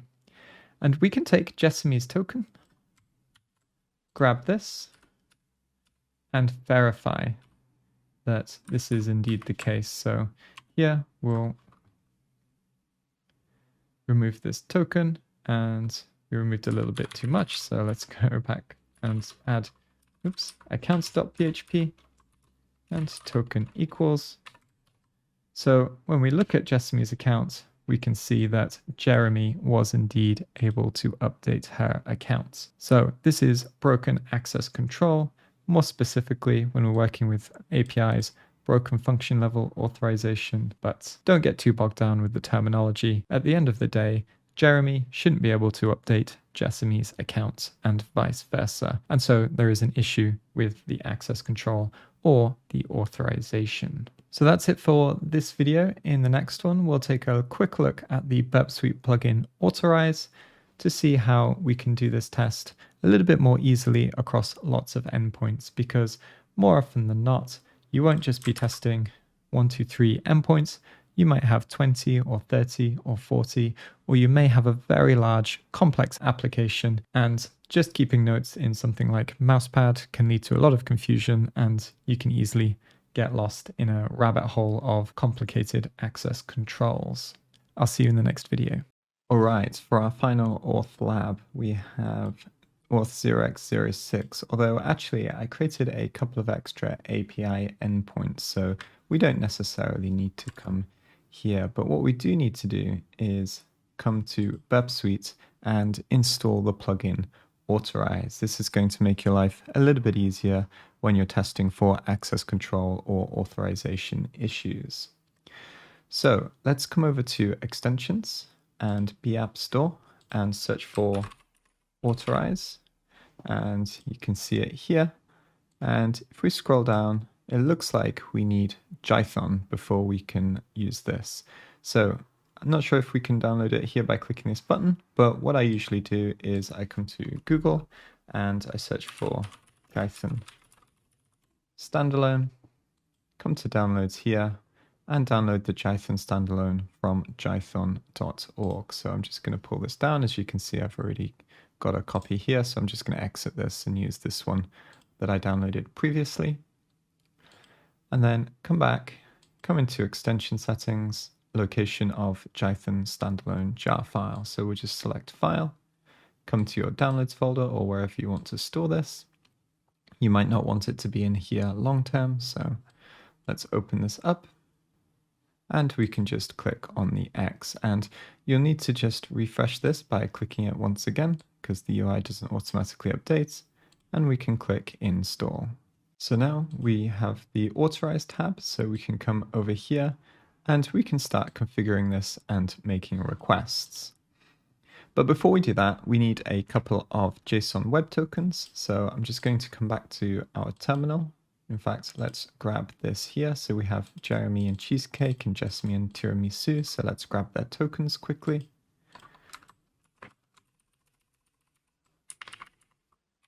Jeremy. Whoops. Cheesecake. So this is our first token. So I'm just going to pop these into Mousepad here.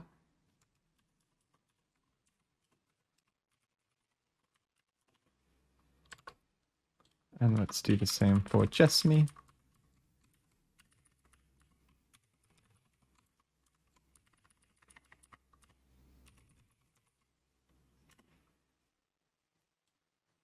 Copy this token. And the two endpoints that we're going to access are actually located in /API/v2. But let's go ahead and set up Autorize. So if we come back over to here, And what this does is we can add a cookie here. And what the application will do is whenever we send a request, it will send the same request, but with this cookie or this token instead. So for example, if we send a request with Jeremy's token to update Jeremy's account, it's going to try and send the same request, but with Jessamy's cookie, if that makes sense. It saves us sending requests twice. So I'm just going to save this as Jessamy, click OK, switch Authorize on, and then come back here, and we need to call the new endpoint. And the structure is slightly different because we're now passing the JSON web token as a cookie rather than as the query string or in the body of the request. But essentially it's the same thing. So we're going to make a put request, and then we want the content type to be application/JSON. And then we need this session equals, and we want Jeremy's token, but we'll add that in a second. And then the data is going to be username, Jeremy, and bio is going to be updated to new bio v2. And then we're calling the endpoint http://localhost/labs/API/v2/account.php. And we need to add Jeremy's token. So let's go ahead and add that. And we also need to proxy the traffic. So let's just go ahead and see whether this works first. We get a success, bio updated successfully. Let me just clear this message.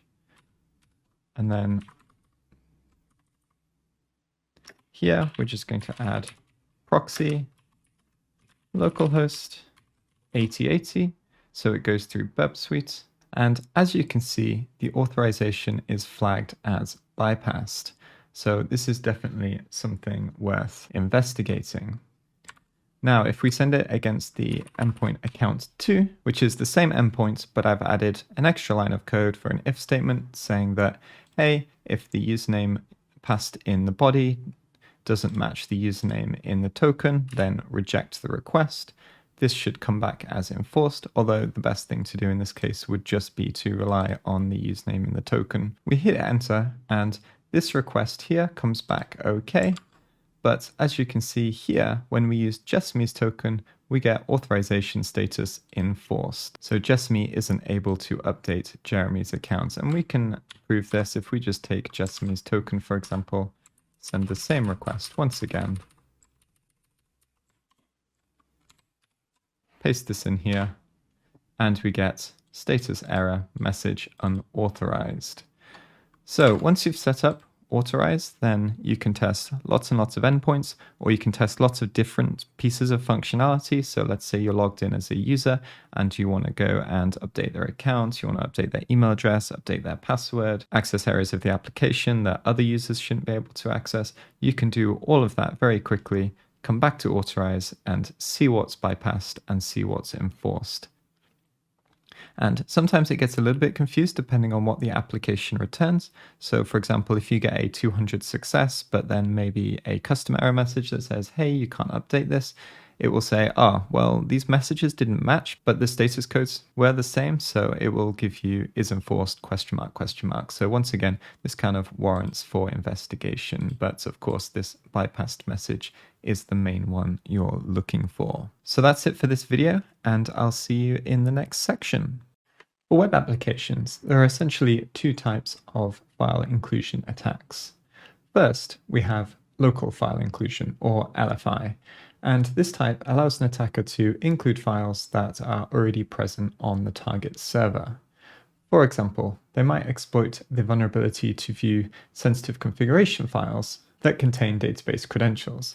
Second, we have remote file inclusion, RFI, and this attack allows an attacker to include a malicious file from an external location. This can often lead to arbitrary code execution on the vulnerable server and essentially giving us an easy way in. Now, LFI and RFI often happen because an application is taking input from a user and using that path to a file without properly validating it. For example, our application might allow a user to select a language, and once a request is sent to the server where language equals German, if we don't validate this input properly, we might be able to change the input from German to .. to achieve directory traversal, allowing us to travel back up to the root directory and then appending etc passwd or etc/passwd to include the passwd file. Sometimes controls are put in place to prevent this from happening, but we should also consider that some controls, such as removing .. if not done recursively, may be ineffective. Let's take a look at some examples in our lab. So for our first file inclusion lab, we're just going to come down to 0x01 and take a look at the application. So once again, I'm just going to step through and see what the application does. And looks like we have a button here, but when we select a recipe, it fetches the recipe and includes it on the page. And I think the main thing to notice here is that the file name is passed as part of the query string inside the parameter file name. So let's switch over to Burp Suite and take a look at what's going on. So I'm just going to come down to proxy, HTTP history. Can get rid of this and this. And here we can see our requests. I'm also just going to come in and switch on all the filters just in case there's anything else we're missing. And then we can send this to repeater and start testing it. So there are a couple of different things that we should consider when we're thinking about file inclusion attacks. And the first one is, what is the target host running? So if it's a Linux machine, for example, we may want to target a file such as etc passwd, like this. We can use directory traversal to move up all of the directories to the root directory. And then etc passwd is always world readable. So this is a good file to target. And if you're not sure what payload to use, then payloads all the things is a great place to come and take a look. So if we scroll down, for example, we can see we have our etc passwd with a null byte character at the end, although this will probably only work with very outdated systems. And yeah, of course, in versions of PHP 5.3 and below, we can use this. Double encoding, so we can encode our payload to try and bypass filters. Again, this only really works on very old or misconfigured web servers. And if we search for Windows, we can see some examples of some Windows files that we might want to target. So let's come back to our lab. We know our target operating system is Linux, and we'll just send this and scroll down. And you can see we have indeed included the etc passwd file. Now, more often than not, it's not going to be this easy. Obviously, this is the first lab just to demonstrate, but it's important to get a grasp of what we're trying to achieve first, and then we can start going into more complex scenarios. And finally, if we did try a few different payloads and didn't find anything straight away, we can also consider fuzzing. So I just press Ctrl-I to send this to intruder. I can select this here, come to payloads, and for this example, of course, you can go away and find a payload list. There are some LFI lists in sec lists, but I'm just going to quickly come down to path traversal and click Start Attack. And we'll look for the outliers. So it looks like some of these attacks were successful. And if we take a look at the response, we'll just render the page quickly. Here we can see that we've found the hosts file, for example. So if we scroll across a bit, you can see, in fact, all of these are targeting etc hosts instead of etc passwd. But of course, we can come back here, press Ctrl-R to send this to the repeater and then play with this. So instead of hosts, for example, we want passwd, and we send the request. If we don't typo the payload, and we get our results. That's it for our first lab. Have a play around with this and see what other files you can include, and then I'll see you in the next video. Alright, for our second lab, we're just going to come down and come into file inclusion 0x02, and we're going to look at a couple of different things that we can do. So I'm just going to clear out my Burp history, and then we're going to just choose one of these delicious cakes. So let's just go with chocolate cake for now. And once again, we can see that it's being passed in the URL, although it looks like we're being prepended with files / and then chocolatecake.txt. So if we come over to Burp Suite and take a look at this request, once again, we can send this to repeater. So this time, instead of just looking for local file inclusion like etc passwd, or maybe an SSH key or some other sensitive file, we're also going to test for remote file inclusion as well, where we fetch a remote resource. So first up, what we're going to do is we're going to test it for local. So .. Same again as our last lab. Hit send, and we get an error here. So often production systems won't have error messages enabled, although occasionally you'll be able to see one and it may give you some insight into what's going on. We can also use application behavior. So sometimes if there's an error, no response is returned. And sometimes when there's no error, a response is returned, and that might indicate that you have some injection capability as well. So here we can see the file get contents, which is the function that's used to load the file. And it says etc passwd failed to open stream. So we're actually missing most of our path. So here we can assume that .. is being filtered. So there are a few ways to try and bypass this. The first is encoding. So we could try convert selection, URL encode all characters, and hit send. And once again, on modern systems, this won't work, but this may work on CTFs or older web servers. But what's happening when we encode is we send our payload to the server, and the PHP environment will decode that string before our script sees it. So unfortunately, this will be translated back to .. and then our the filter will kick in. And same for double encoding, although once again, in older or misconfigured servers, we can encode twice and sometimes bypass filters. The other thing to check for is if the filter is recursive. So for example, if we do .. what happens if we put a .. in the middle of .. So if the filter is not recursive, it won't remove our / here, but it will remove the .. and then these two sides come together to make our payload. So let's try this. Whoops. .. like this. And I'm just going to place a .. in the middle of each .. to try and mangle it. So once again, this middle one's going to be taken out, this one will be taken out, this one will be taken out, and then our payload is successful, and we once again get etc passwd. So having recursive filters is really important. And also if we're thinking about filtering keywords, for example. So in a second, we're going to try remote file inclusion. If HTTP, for example, was filtered out, what would happen if we did HTTP like this?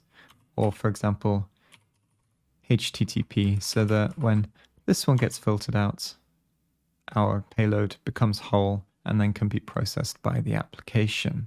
So we have local file inclusion and we have etc passwd. So let's just try https www.google.com and see what we get. we scroll down and looks like we also have remote file inclusion.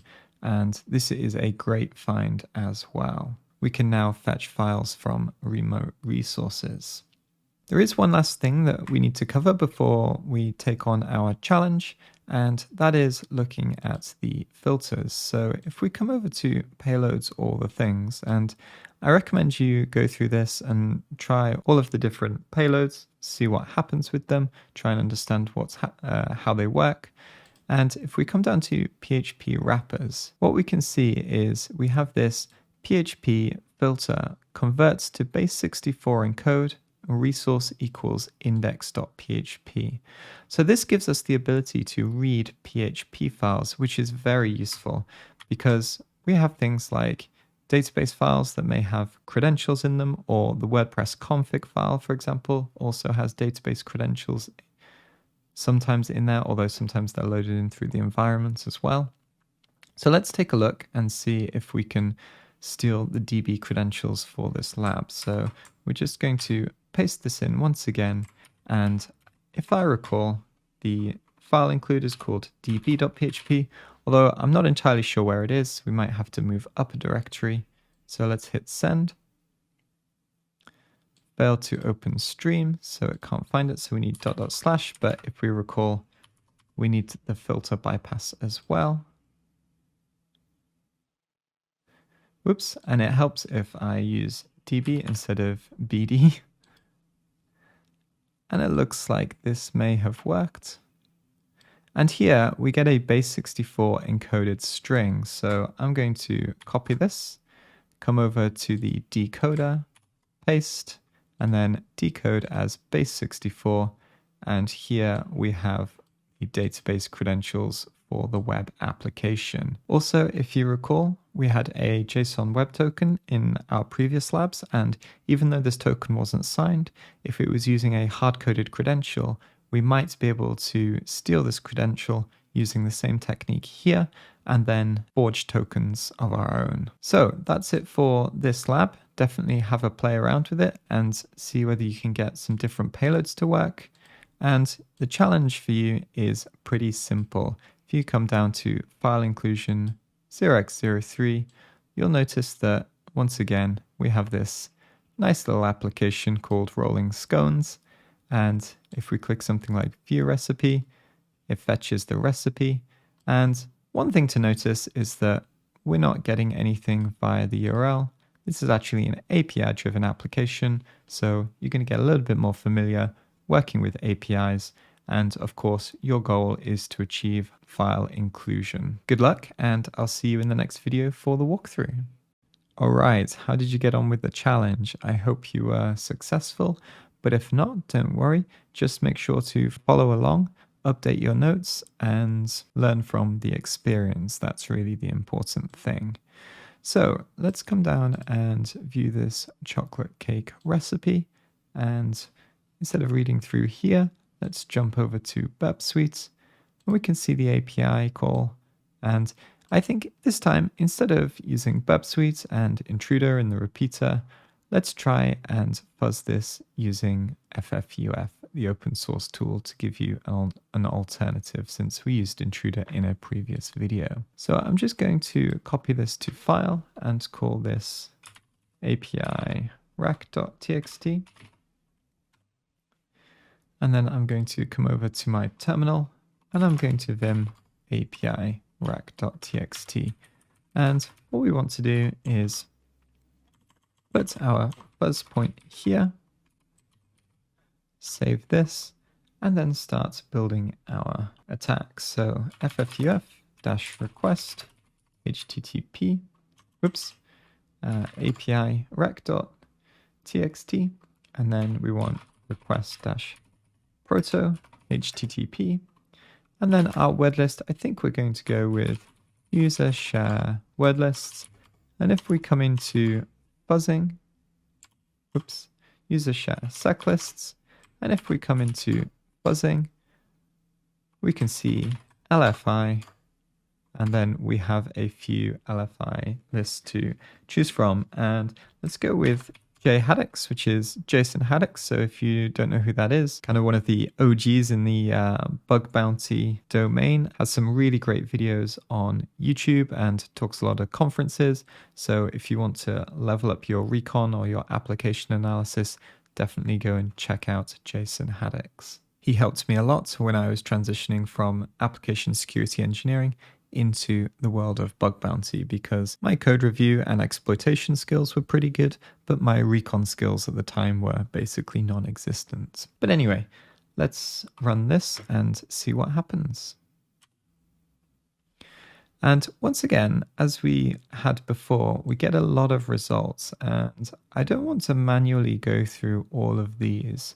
So what would be great is if we could filter them, and I see that quite a lot of these have the similar word counts, and I suspect not all of these payloads are working. For example, this is a base64 encoded payload, so we could go in and verify this, of course, copy, paste this into a repeater, but I know off the top of my head that this payload isn't going to work, so probably if we filter the words 19, we're going to have more success.